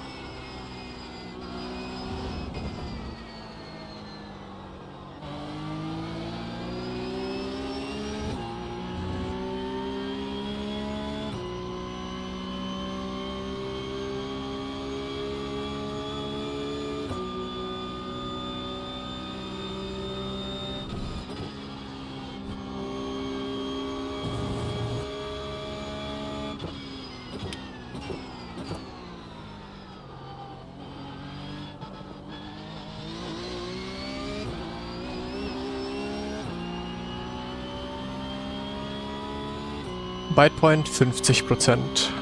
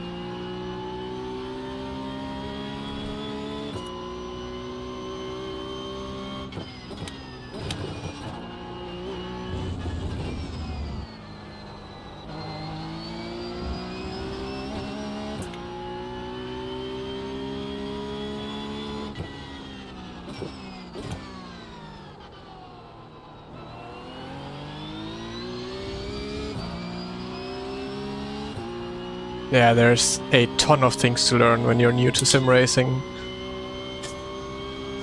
That's why I say, like, within sim racing you cannot learn everything within just a few weeks or even just a few months. Like, it takes a few years to, like, kind of gather all the knowledge. But then even if you have all that knowledge to really put it into play, it takes a lot of time. I like the new Cup more.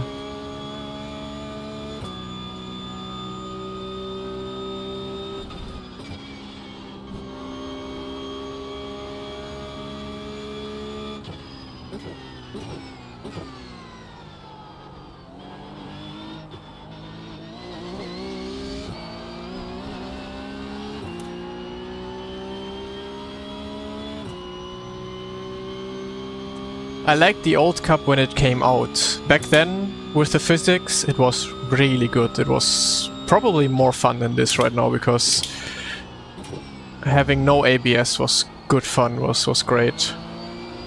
But comparing those two cars right now with the current physics, it's definitely the new Cup car is better.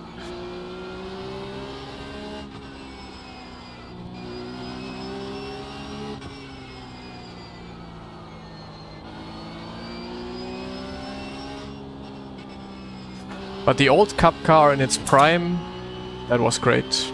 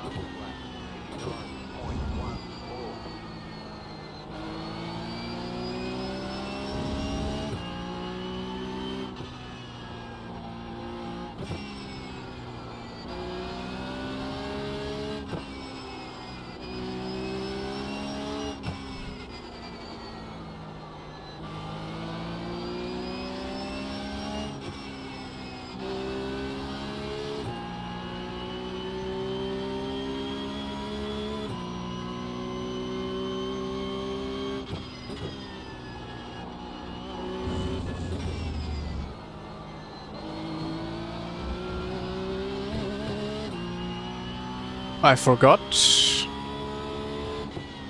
that I don't know where the slowdowns are here. That could have very much been a slowdown if I didn't be careful. Don't be careful. Would you say GT3 car physics are significantly worse than Porsche Cup? Yes. I would sign that statement.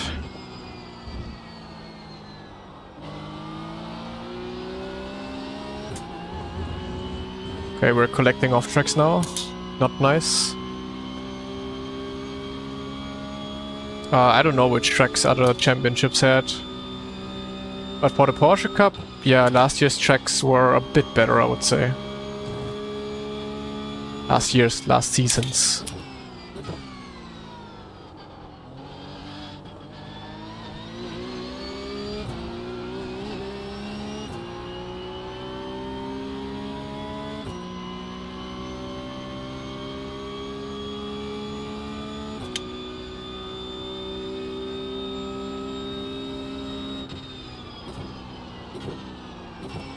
But honestly, so far it's been a really good start to the season in terms of the tracks.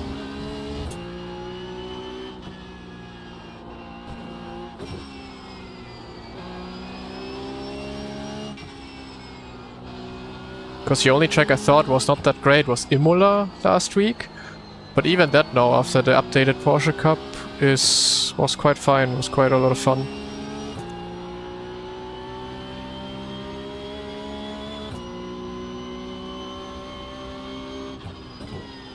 Nee, Porsche Cup ist jetzt richtig schön über die Curbs. Also, siehst du ja, wenn ich die ganzen Curbs hier attackiere. Passt eigentlich.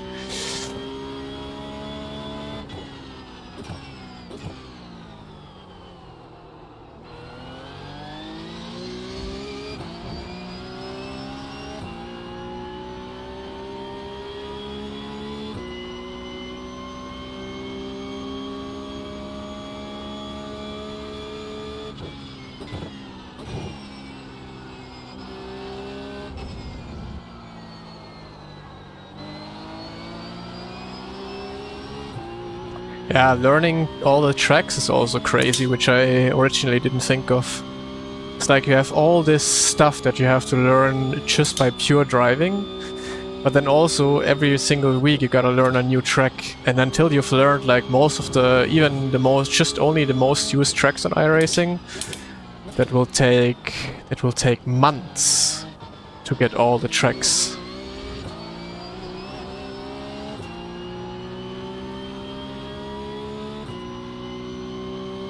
How much to the left and right? I showed it earlier. You can maybe, on YouTube, you can go back to the end of last race. There I showed how much I see left and right. Oh, he had the same mistake, I think. Getting oversteer.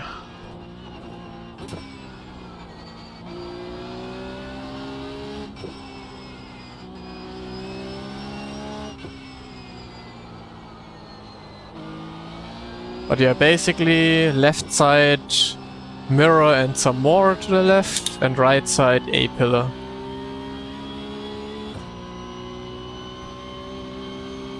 Lasse is driving his Smurf account right now, so he still has 10k on his main account.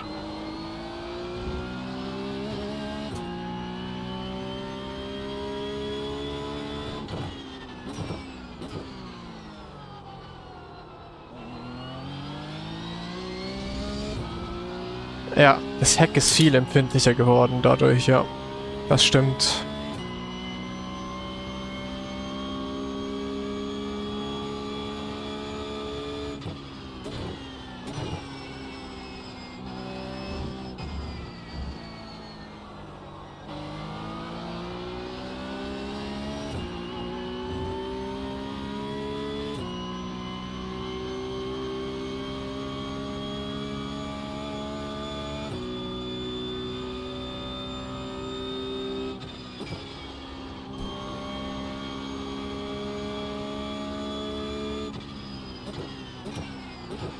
Oh no. Just about when I had a good gap.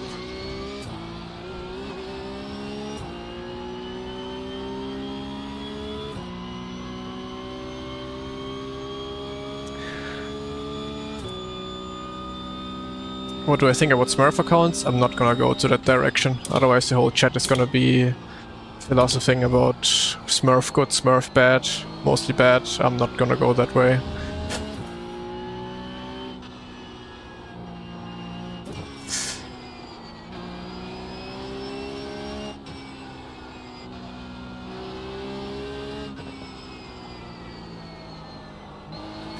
I'm just gonna say each to their own. I'm concentrating on my stuff. I don't care what anyone else is doing.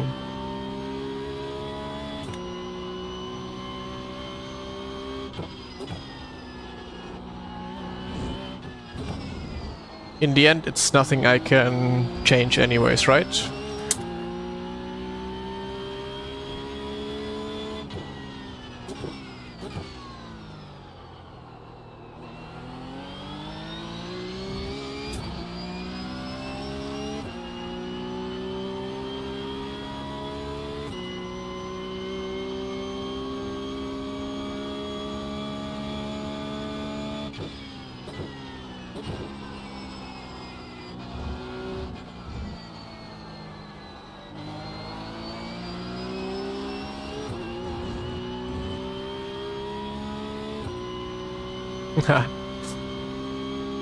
No, we can for sure talk about controversial stuff, but we had a topic of Smurfs way too much already here. I'm just sick of it.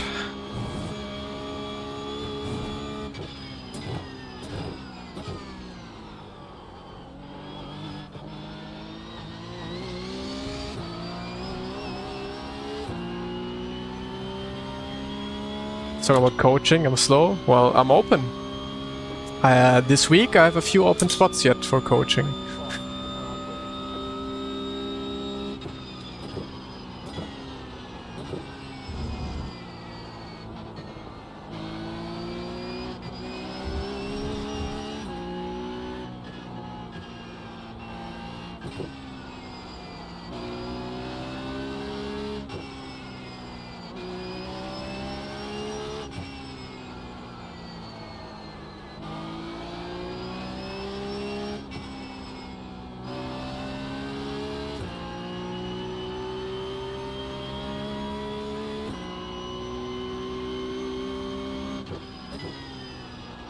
Do I have a favorite philosopher? Nope. I couldn't even name you one.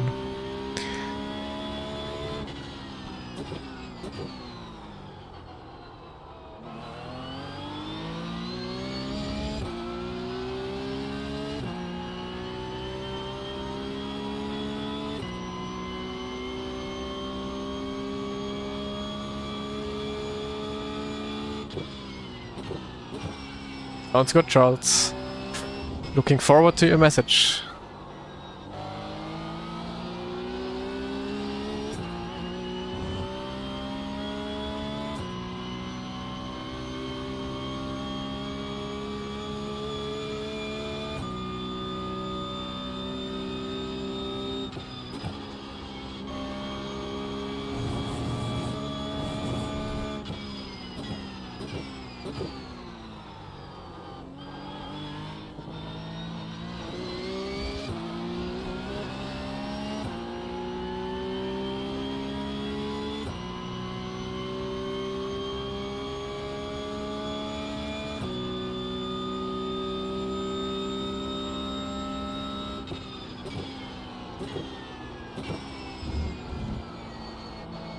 What piece of gear makes the biggest difference on my level? No gear. Probably PC.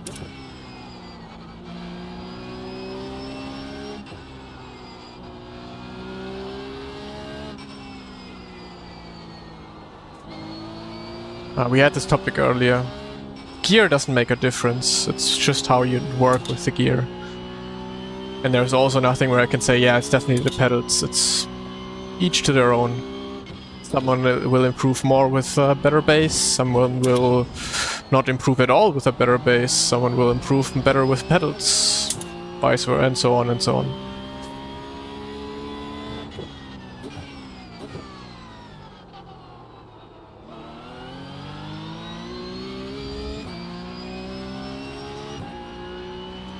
what Max said.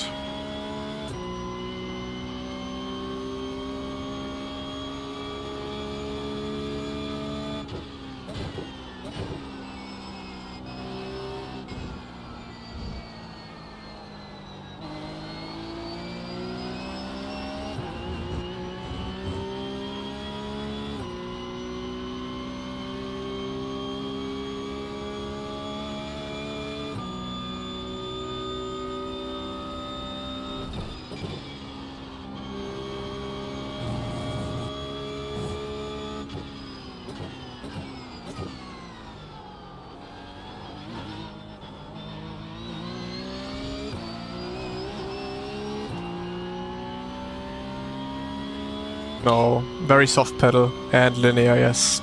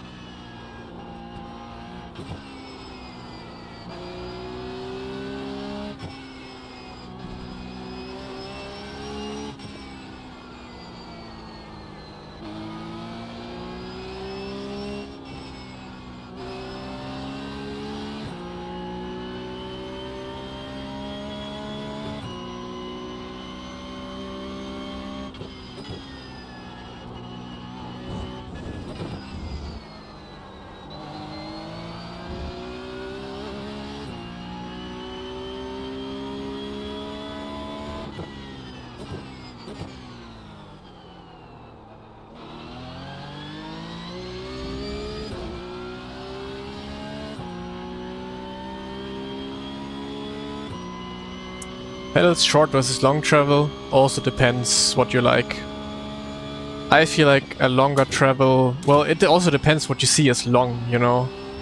Like what is long travel to you, what is it to me? But I would generally say long travel is better. Like you will have a better feeling of where you are in the pedal compared to having a very short pedal travel distance.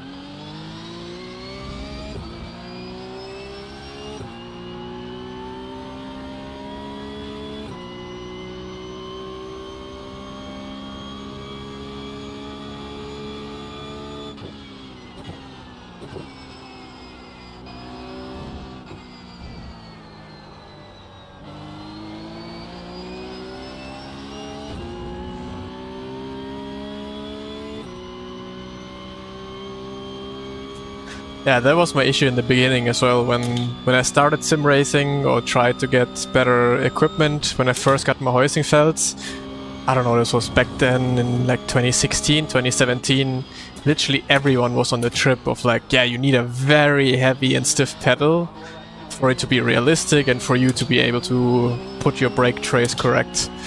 And obviously young me did exactly that without trying different pedal settings, and bro, my lower back was crying for help.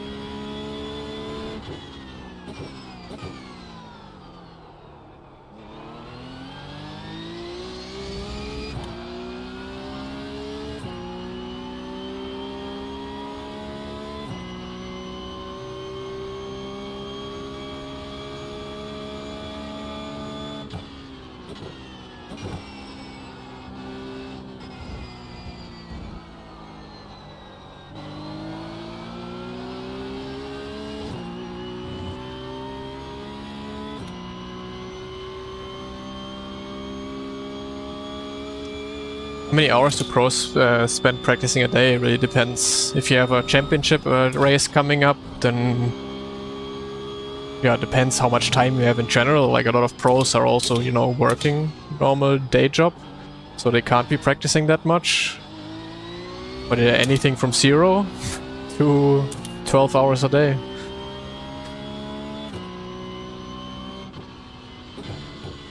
Ne, höchste war bisher 10,85.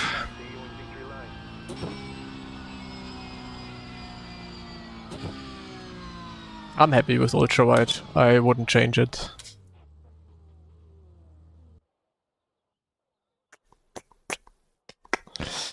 So let's check the last laps, because I think they were battling quite hard.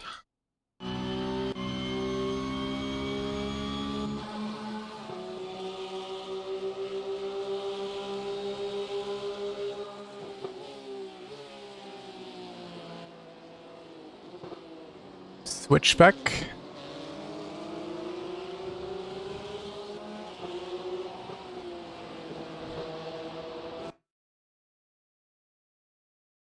Oh, mistake from Michael.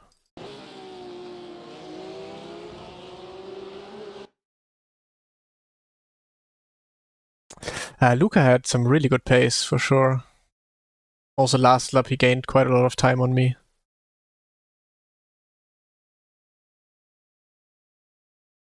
Outside. Okay. Steering wheel force, you can see all my settings, what I use steering wheel on my Discord.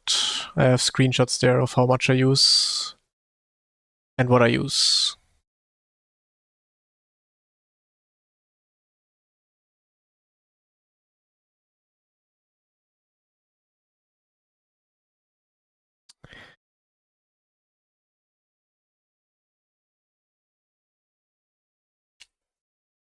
Yeah, my spoon is also still not the best. I think you have to send it in a bit more. You have to take a bit more speed going into the corner. I think that helps quite a lot there. So, I will go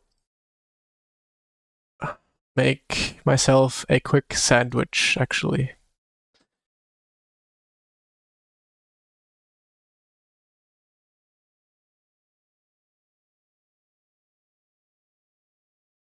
So yeah, do we get results? Not yet. Okay. Quick, making myself a quick sandwich. She'll be back in like, I don't know, 2 minutes or so.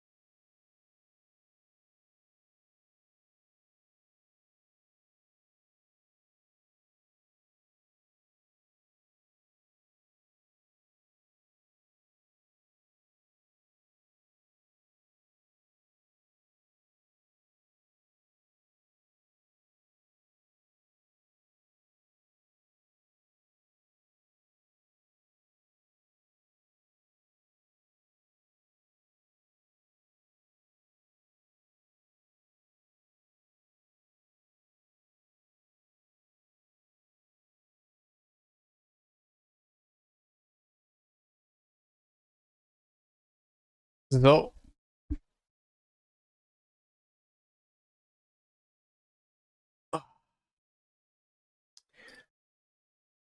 Plus 16, 10.9k. So, yeah, 100 more to go for 11.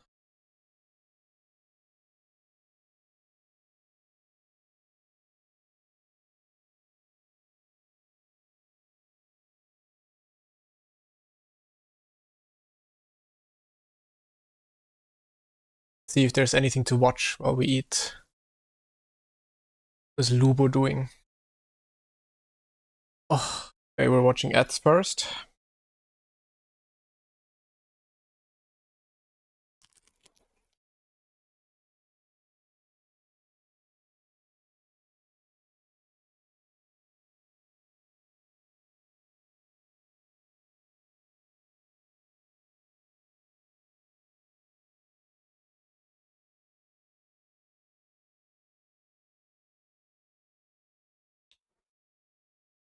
Just heute noch? Nee, nee.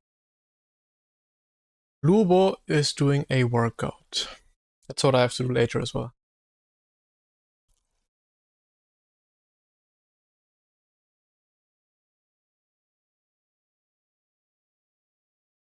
How do you keep the car neutral when you're going over heavy curbs? Just have to hit them at the right angle and the right spot. Like if I'm a little bit off, then I spin as well. And when you jump over it and then come back on the road, your steering wheel needs to be straight. When you steer just a little bit while your car basically lands again on the ground, that's when you spin.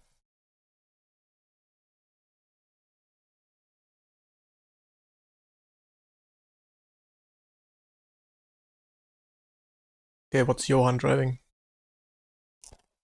Taking an half of the base.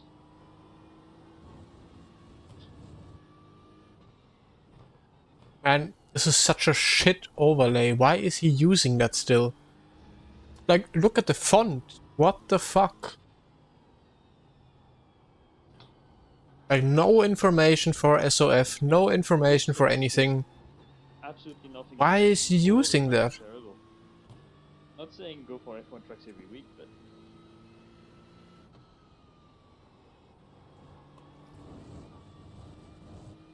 there's tracks that don't suit the cars. PT views at Summit Point is criminal. It's kind Oh, of like bit of Trackmania. possible. Unless you drive.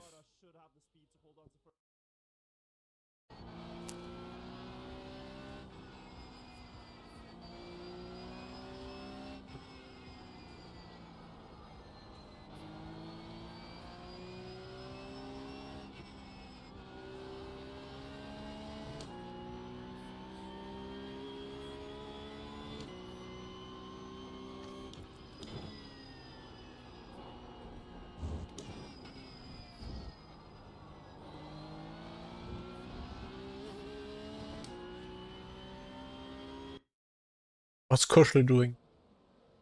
GR86. Bestimmt dann Split 2 sein oder so, vielleicht, keine Ahnung. Ah, du musst noch Arbeit gehen gleich. Boah, du bist heute schon der Zweite im Chat, der noch Spätdiensten machen muss. Oh, krass. Und es regnet auch noch. Oh, ja? rain. Liebe Zeit. Und es war, No, it stopped raining now. Angezeigt, ja. Ich gar, dass diese Woche hier Regen gibt. Was sagt das Back? Lightly wet. Boah, ich weiß gar nicht. Kuschel, rain and a street circuit. What can go wrong? Draufpacken soll. Very lightly wet ist noch kein Regenreifen Wetter. Was haben wir denn noch drauf? 2, ja. Das müssen wir mit 2 auf jeden Fall noch fahren. You're on a dry tire. Es kann, dass es regnet diese Woche, dass die Regenwahrscheinlichkeit gibt. Aber auch geil. What did you do after Rookie MX5 Cup? Regen, Poor. letztes Mal gehabt. No idea actually. Boah, das gibt einen extra Kick jetzt. Probably just continued until I had, Ah, ich weiß echt I don't know, nicht, B license or A license to do GT3. Ob mit Regenreifen oder trocken. Jetzt die ganze Rennen so durchregnet. Wow, with the sehe ich M2 in the rain. wenn ich da die falsche Reifen drauf hab. Yeah, I was about to say. Und das wird noch In the rain, it must feel wahrscheinlich absolutely gegen dreadful. Gegenverkehr. Ja, das Problem ist, Regenreifen macht halt eins super langsam, wenn der Regenreifen oder wenn es zu trocken ist noch. I think he also just said he's driving with dry tires right now. Very lightly wet kann man noch Ja, jo, habe. Reifen fahren. The regulations are Aber dog wenn's shit, dann yeah. echt immer nasser wird, Has nothing to do with racing anymore. Verlauf auf dem Server, dann I don't know how much you've read into it already, but basically you have a combustion engine and you have an electrical engine. ja, schauen wir mal, wie die Lage dann im And the combustion engine is so low, like it doesn't have any power. So the cars are really only fast with the electrical engine, with it. But they don't have, like the battery is just so small wahrscheinlich wegen der ganz großen that they have to recharge all the fucking time on every single straight. So they basically drive half throttle natürlich almost everywhere. schlecht,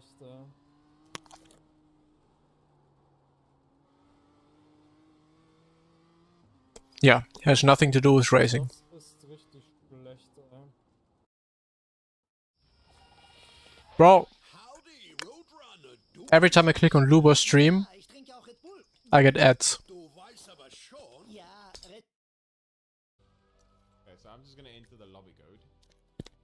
The lobby code was Q.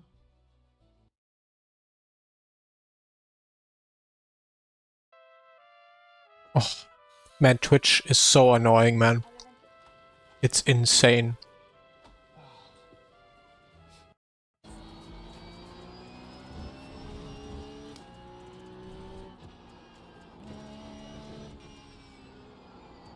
I don't think Formula 1 can change the regulations. Like they can say, yeah, we change the regulations in 2 years' time, but they cannot just say now that they change the regulations. They will change the regulations to do some small adjustments to it, but they cannot do big adjustments right now because obviously they need to develop the engine for like a year or more than a year in order to make it work for most teams.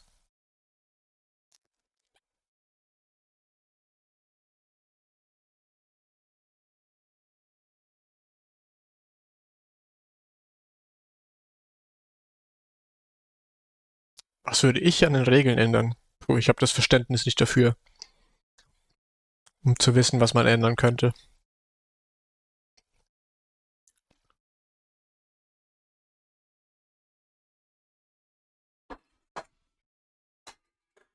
Is launching PES again this year. 20k total prize money. A prize pool. P1.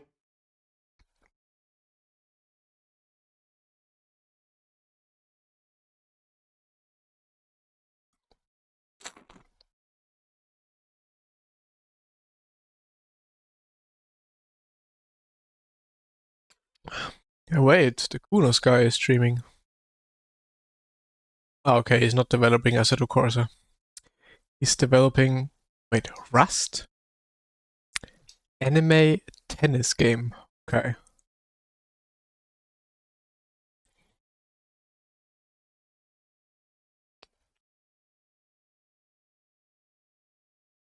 So. Let's join practice.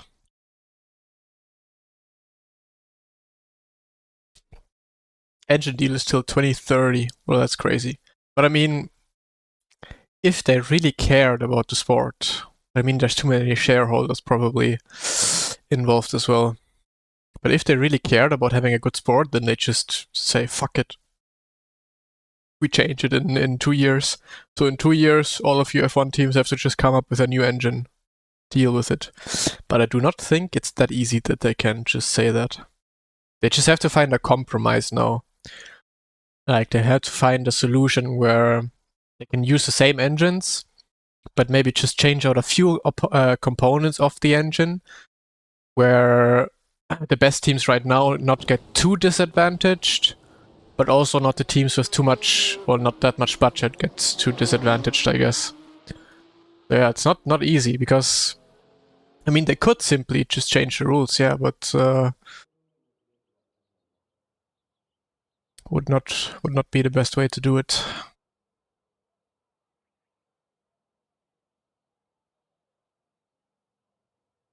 Eben. DTM schauen dieses Jahr.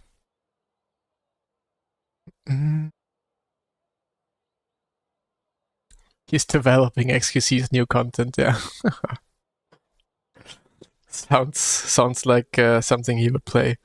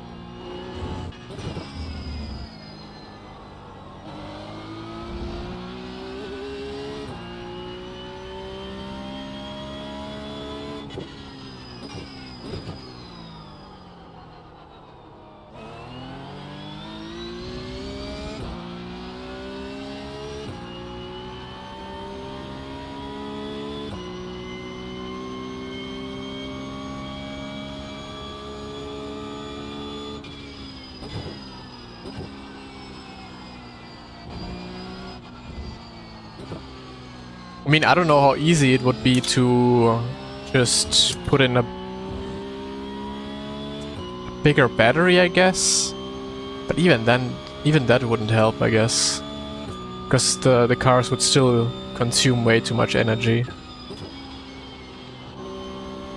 What they could do is restrict how much energy they can use at a time. But then the cars are gonna be dog shit slow.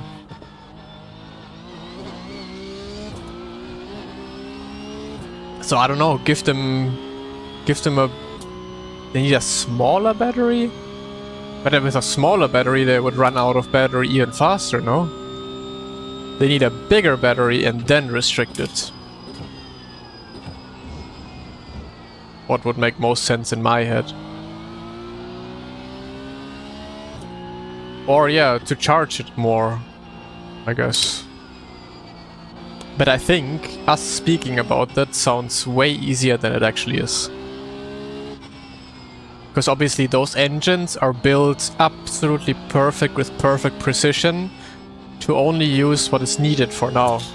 So if you make the battery 10% bigger, like all of the engine manufacturers would need to change the whole like engine packaging in order to put a bigger battery in.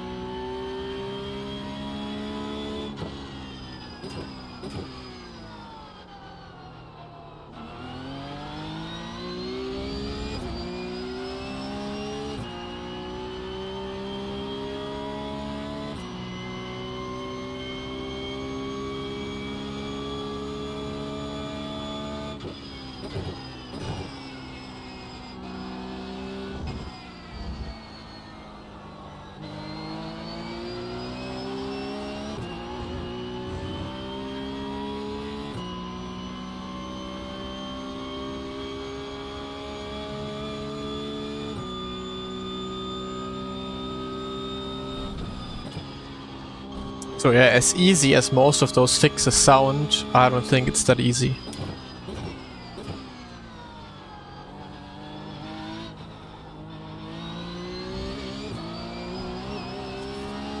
And I also don't know how much they are actually allowed to change, or like just simply change the rules. Like I don't know how if they have written it down. If they can simply just change the rules and fuck all the good teams.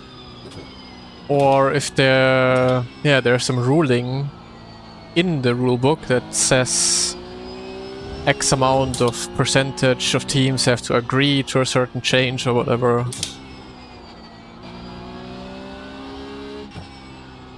It's obviously being Mercedes right now, you don't want any change at all. Unless you care for the sport, but who cares for the sport when you're winning?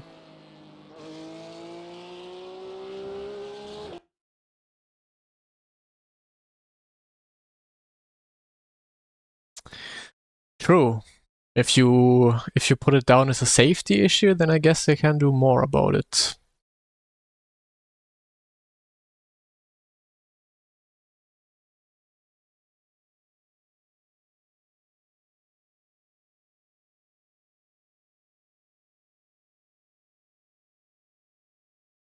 Yeah, the draining of the battery make it slower. The question then is, how slow does it need to be? Like how much power are they then missing? What is this? It's just a mini cloud.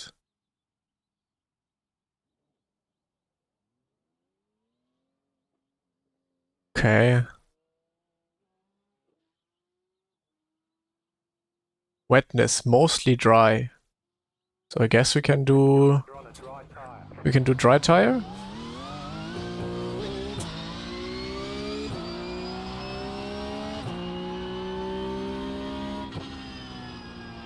Yeah, definitely dry tire. Let's see how it develops throughout the qualifying. I think qualifying will be dry and the race is also gonna be mostly dry.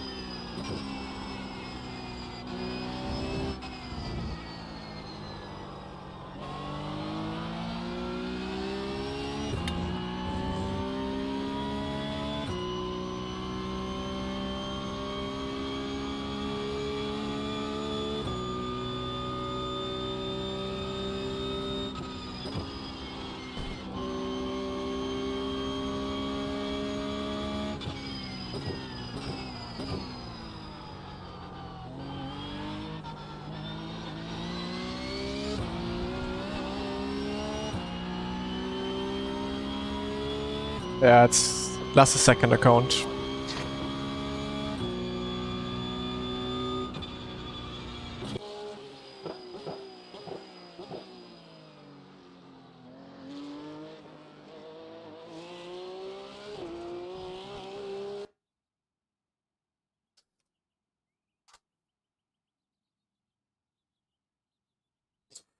So it is, yeah, dry. Track, dry. Easy.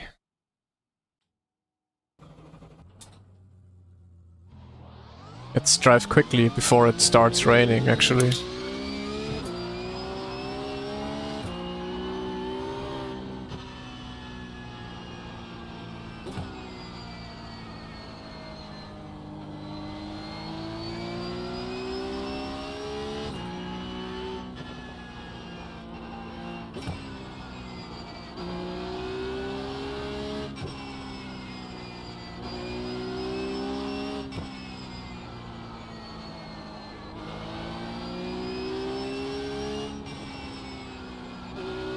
What soft do we have? Didn't even check who's in this race.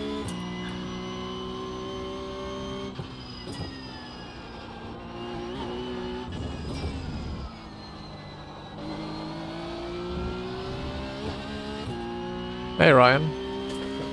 Going well today so far.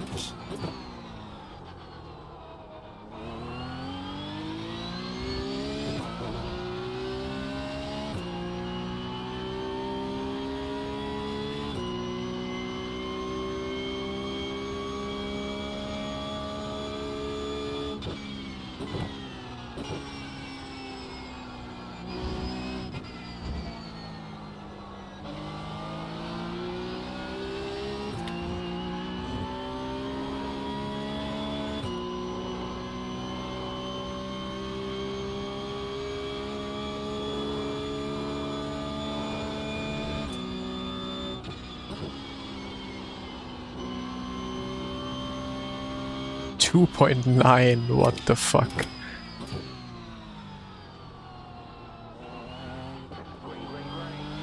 Why are we driving 2.9k softs?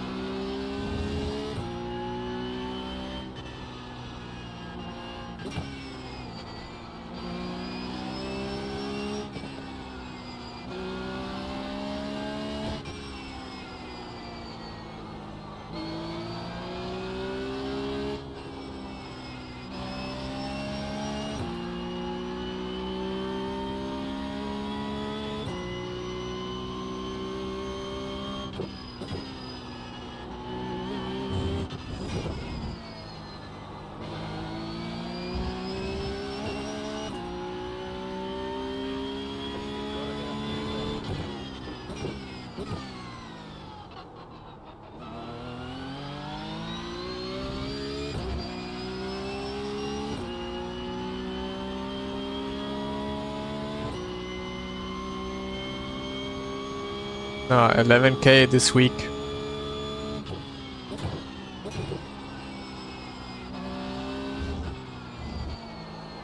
Everything else would be a fail.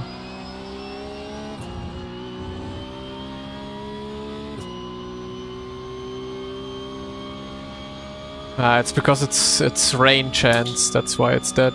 Otherwise a lot of people would be driving this race as well.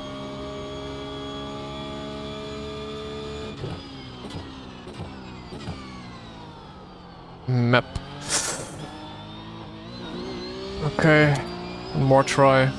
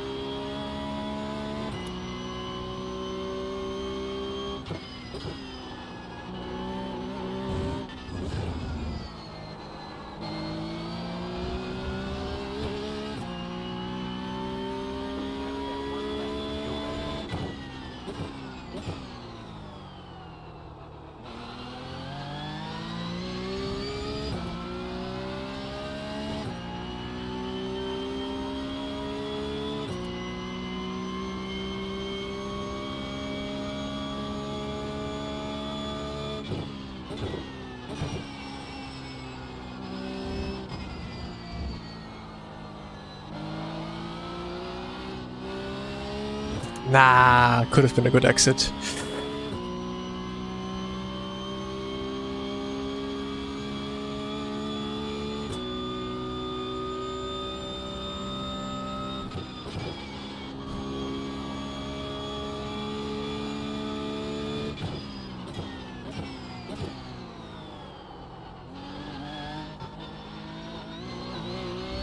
Again, missed it. Man, oh man.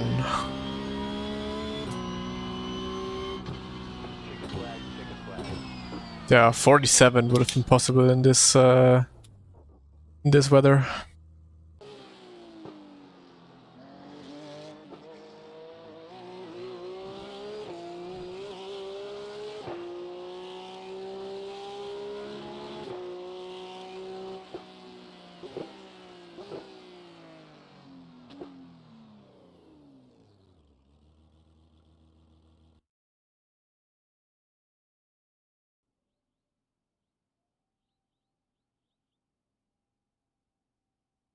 So is Lasse again not qualifying? Looks like it.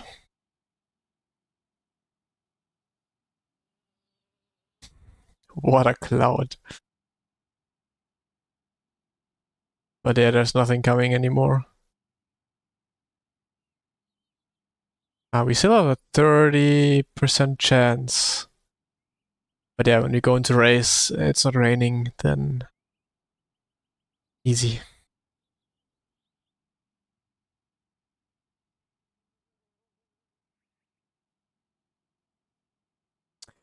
Pickup oder GT3? Weiß ich noch nicht. Ich hätte eigentlich Bock auf GT3s, aber ja, kommt so ein bisschen drauf an, wie viel Vorbereitung ich reinstecken kann, will und so Zeug.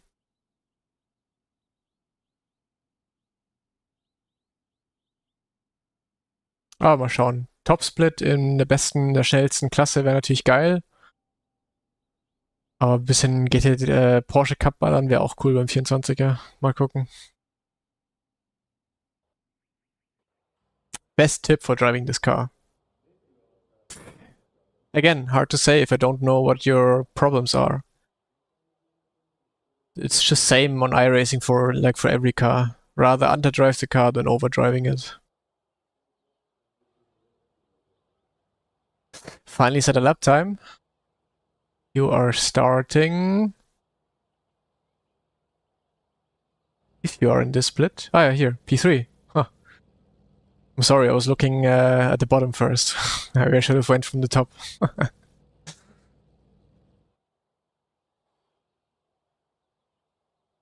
NEC is using VLN layout, yes.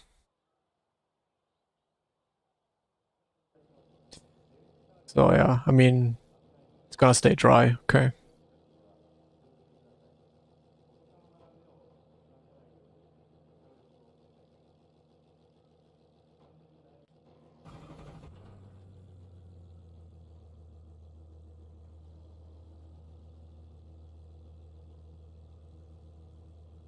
The estimated SOF is 2,896.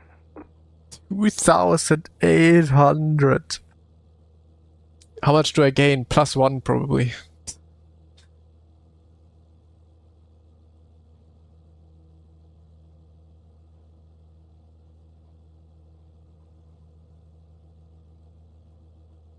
You're P5. Nice. Good luck in your race.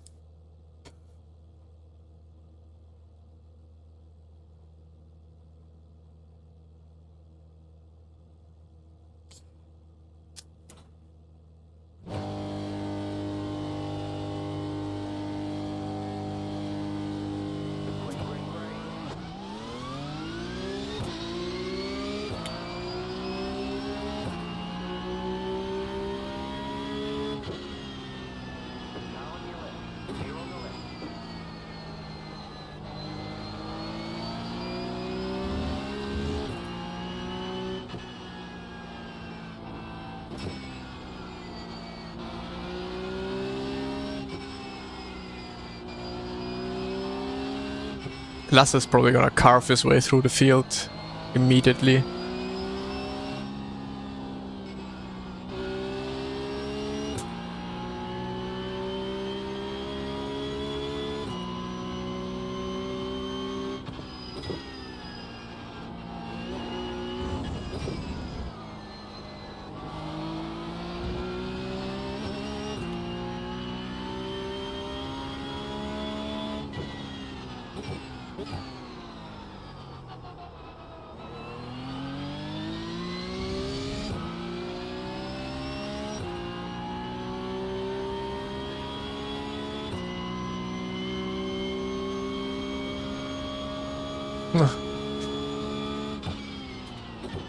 Yeah, I was basically only driving in the mornings, Europe time. That's the best time you can find me driving. Always in the mornings.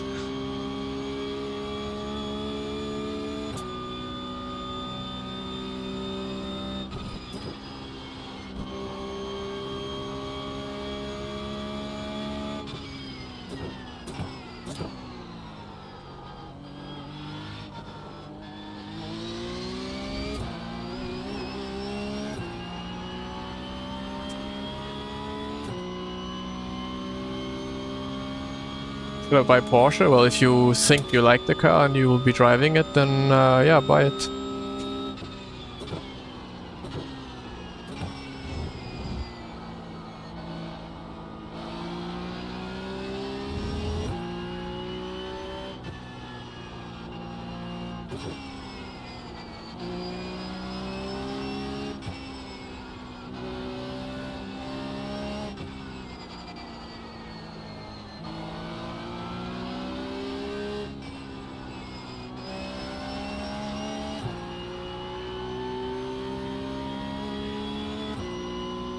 Ja, auf meinem Discord findest du meine Wheelbase Settings und In-Game Settings.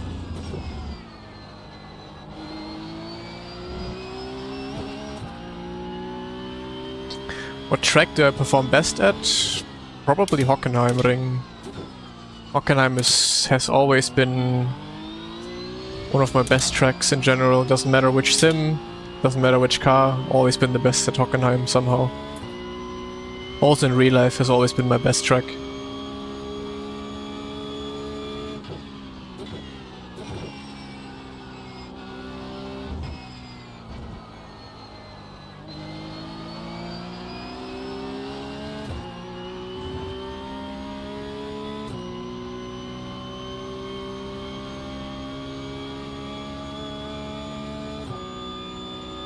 Do you only specialize in cup car?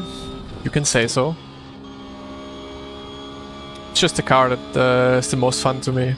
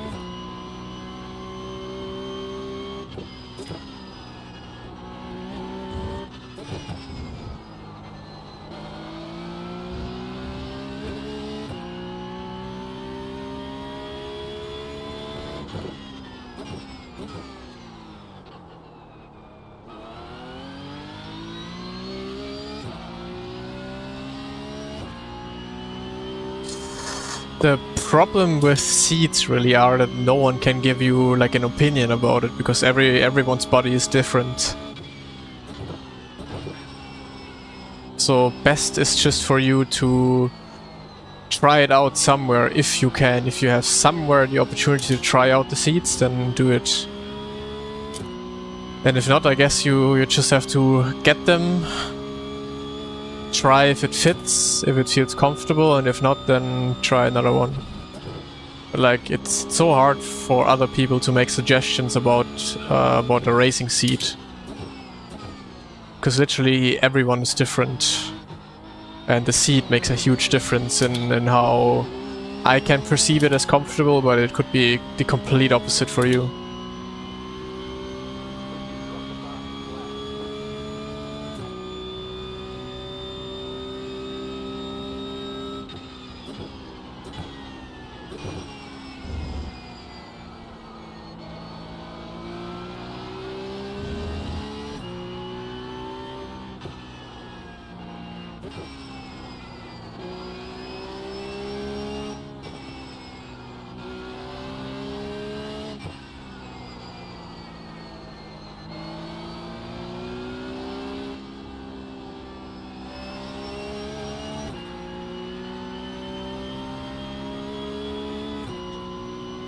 V-Buck P3 already, yeah.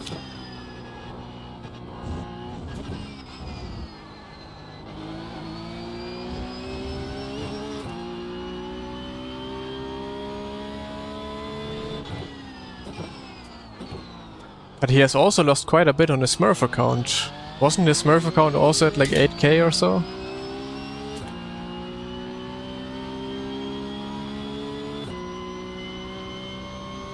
I also bought a seat, it was years ago, that like a friend of mine had, and he felt like it was a perfect seat for him. I was like, okay, I'm gonna buy it as well.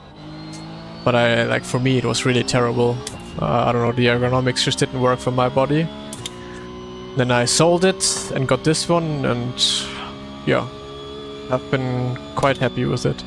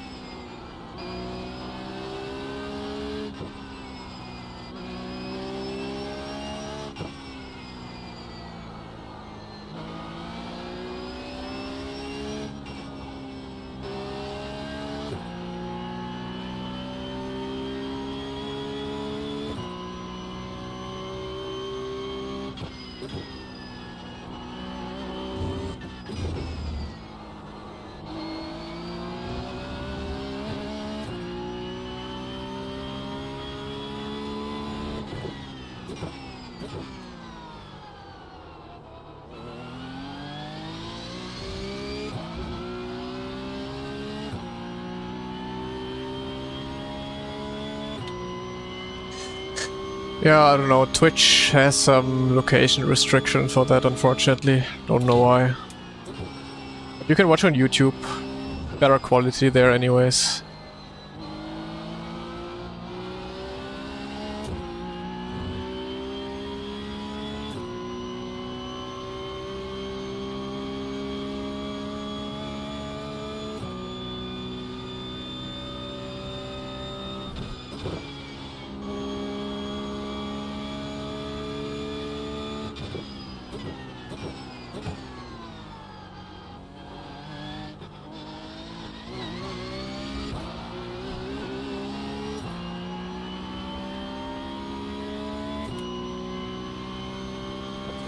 Lasse is flying, he did a 0.1.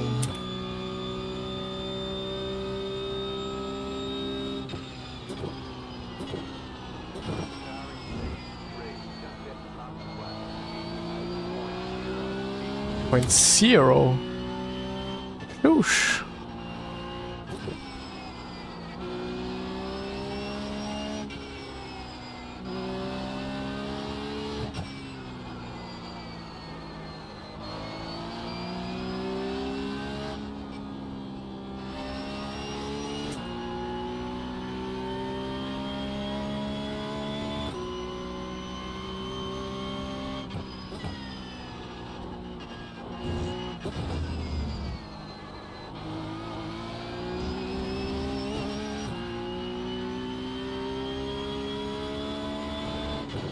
The only thing I don't like for road car seats on the sim is that they are too soft.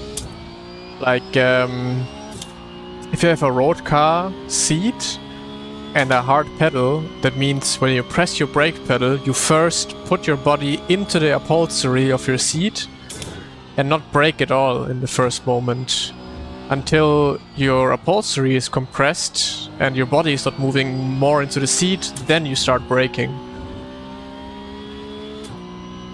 It's like same basic analogy if you are on a just like a normal desk office chair with like wheels on it.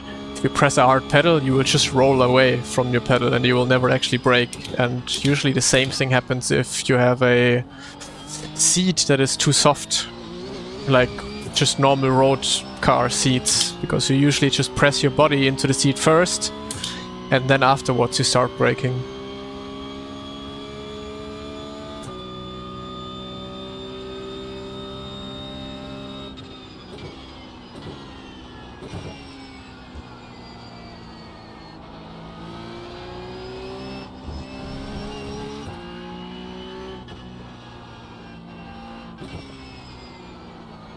Yeah, I actually need to lock in a little bit, because if Lasse continues like that, he's gonna catch me by the end of the race.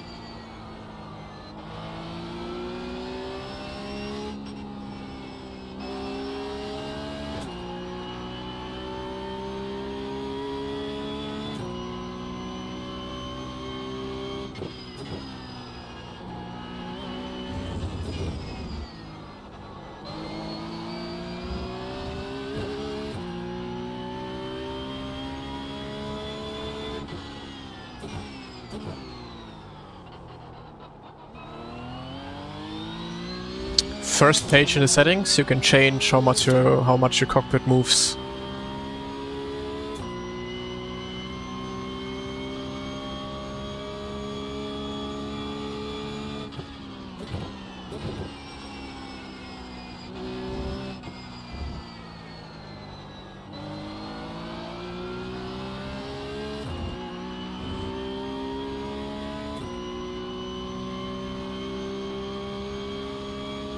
$10,4, glaube ich.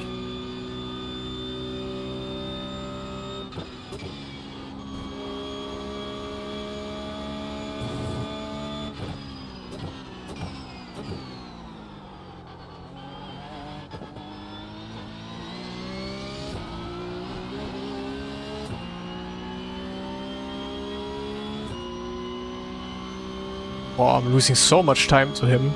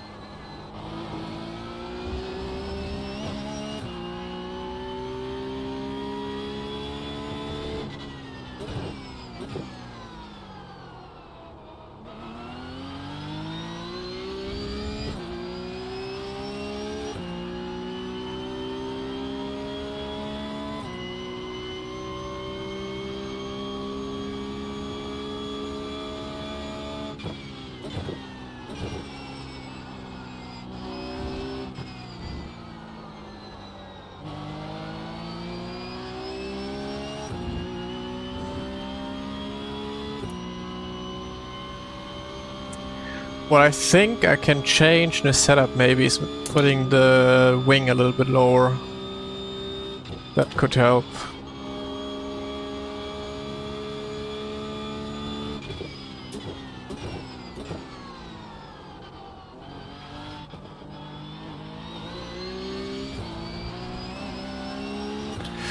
Soft as ass because of rain chance.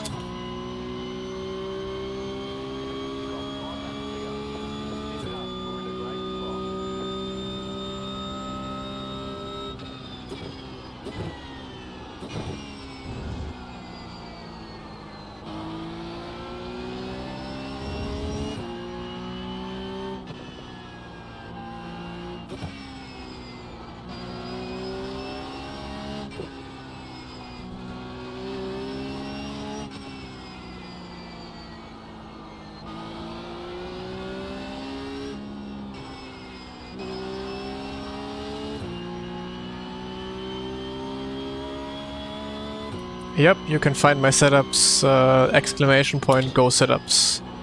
Or in the description, you can, on YouTube, you can find them as well.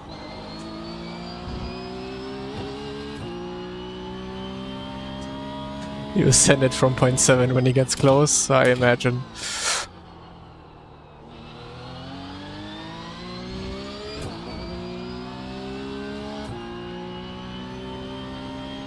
Correct.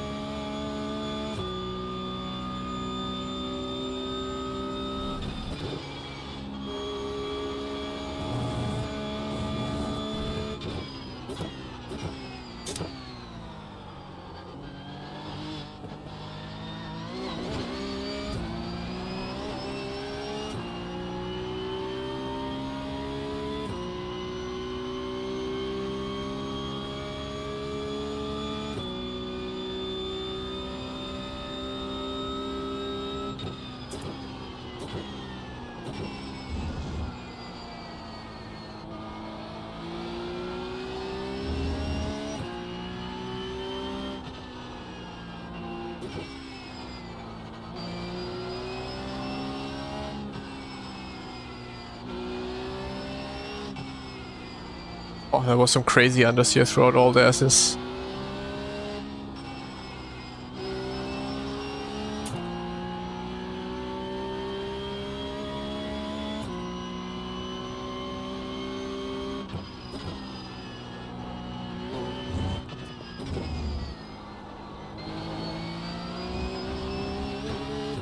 I think Alasse also used a lot of tire in the beginning of the race. His pace should be a lot faster than mine, but he seems to struggle right now. A little more than the previous laps. Still faster than me though.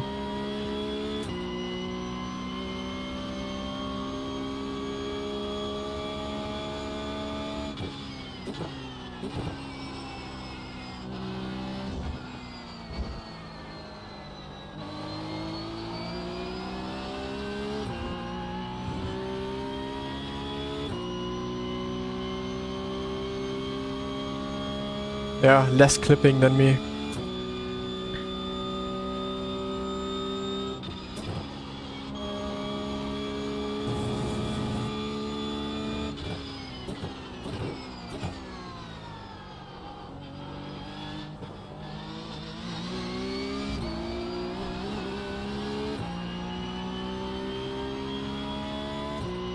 4,7 war vorhin im Rennen davor.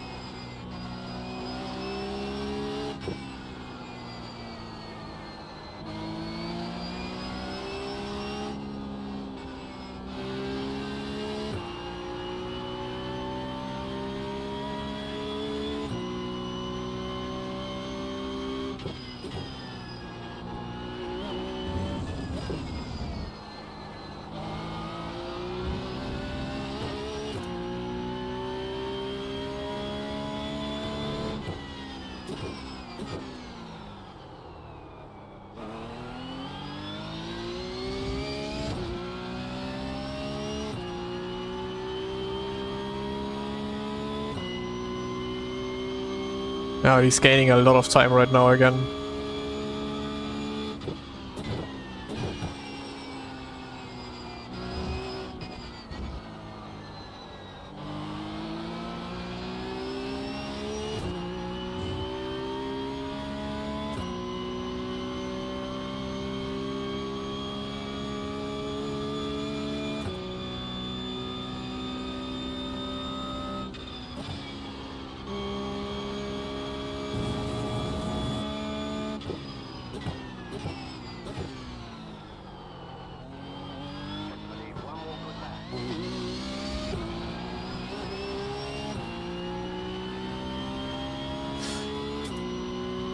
Natürlich, natürlich.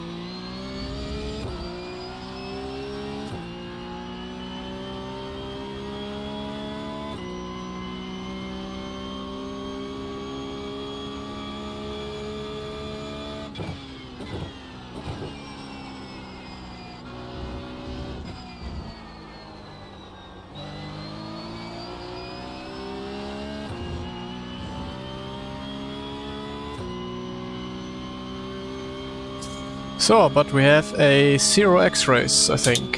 Have we? Yeah. Nice. And I can definitely take out some fuel from the setup. Way too much fuel.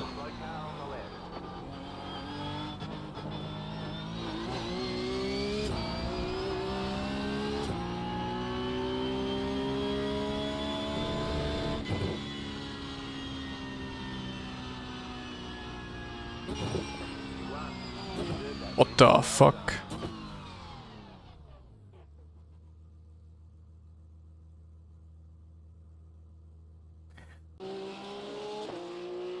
So I can take out 3 liters from my setup.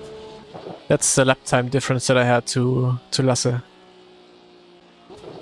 Copium.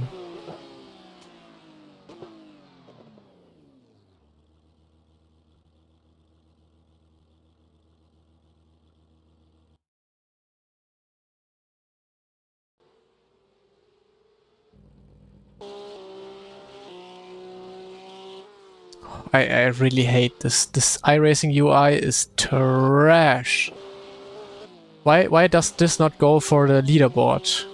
Like, just go from 1 to last. Like, why do I need to go into the fucking safety car?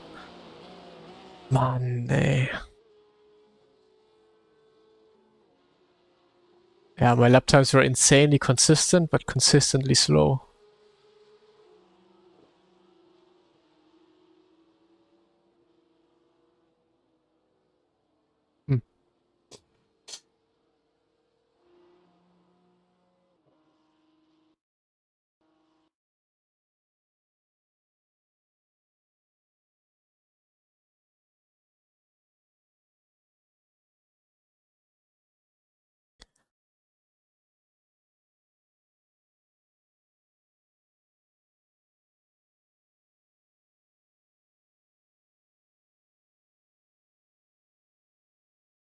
So that's about it though. That's it for now. I need a bit of a break, food and all of that. And then I'll probably be back tomorrow though. Not sure if I'm gonna be streaming later on again. Most likely not. Most likely be back tomorrow morning. Mm-hmm.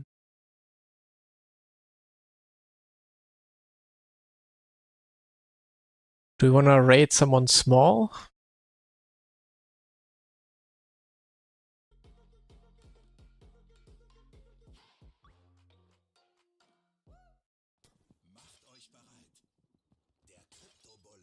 F1 streamer. Let's raid him. /raid Zuck. Okay. Well, thank you everyone for this stream. This was again a lot of fun. And yeah, I'm gonna be doing more tomorrow. I think tomorrow we will probably be streaming way longer than today. Well, not way longer. I have a coaching session tomorrow, so gotta remember that. But yeah, probably tomorrow a little bit earlier. Or I try to be 1 hour earlier and then rest just maybe 1 or 2 more hours in the end.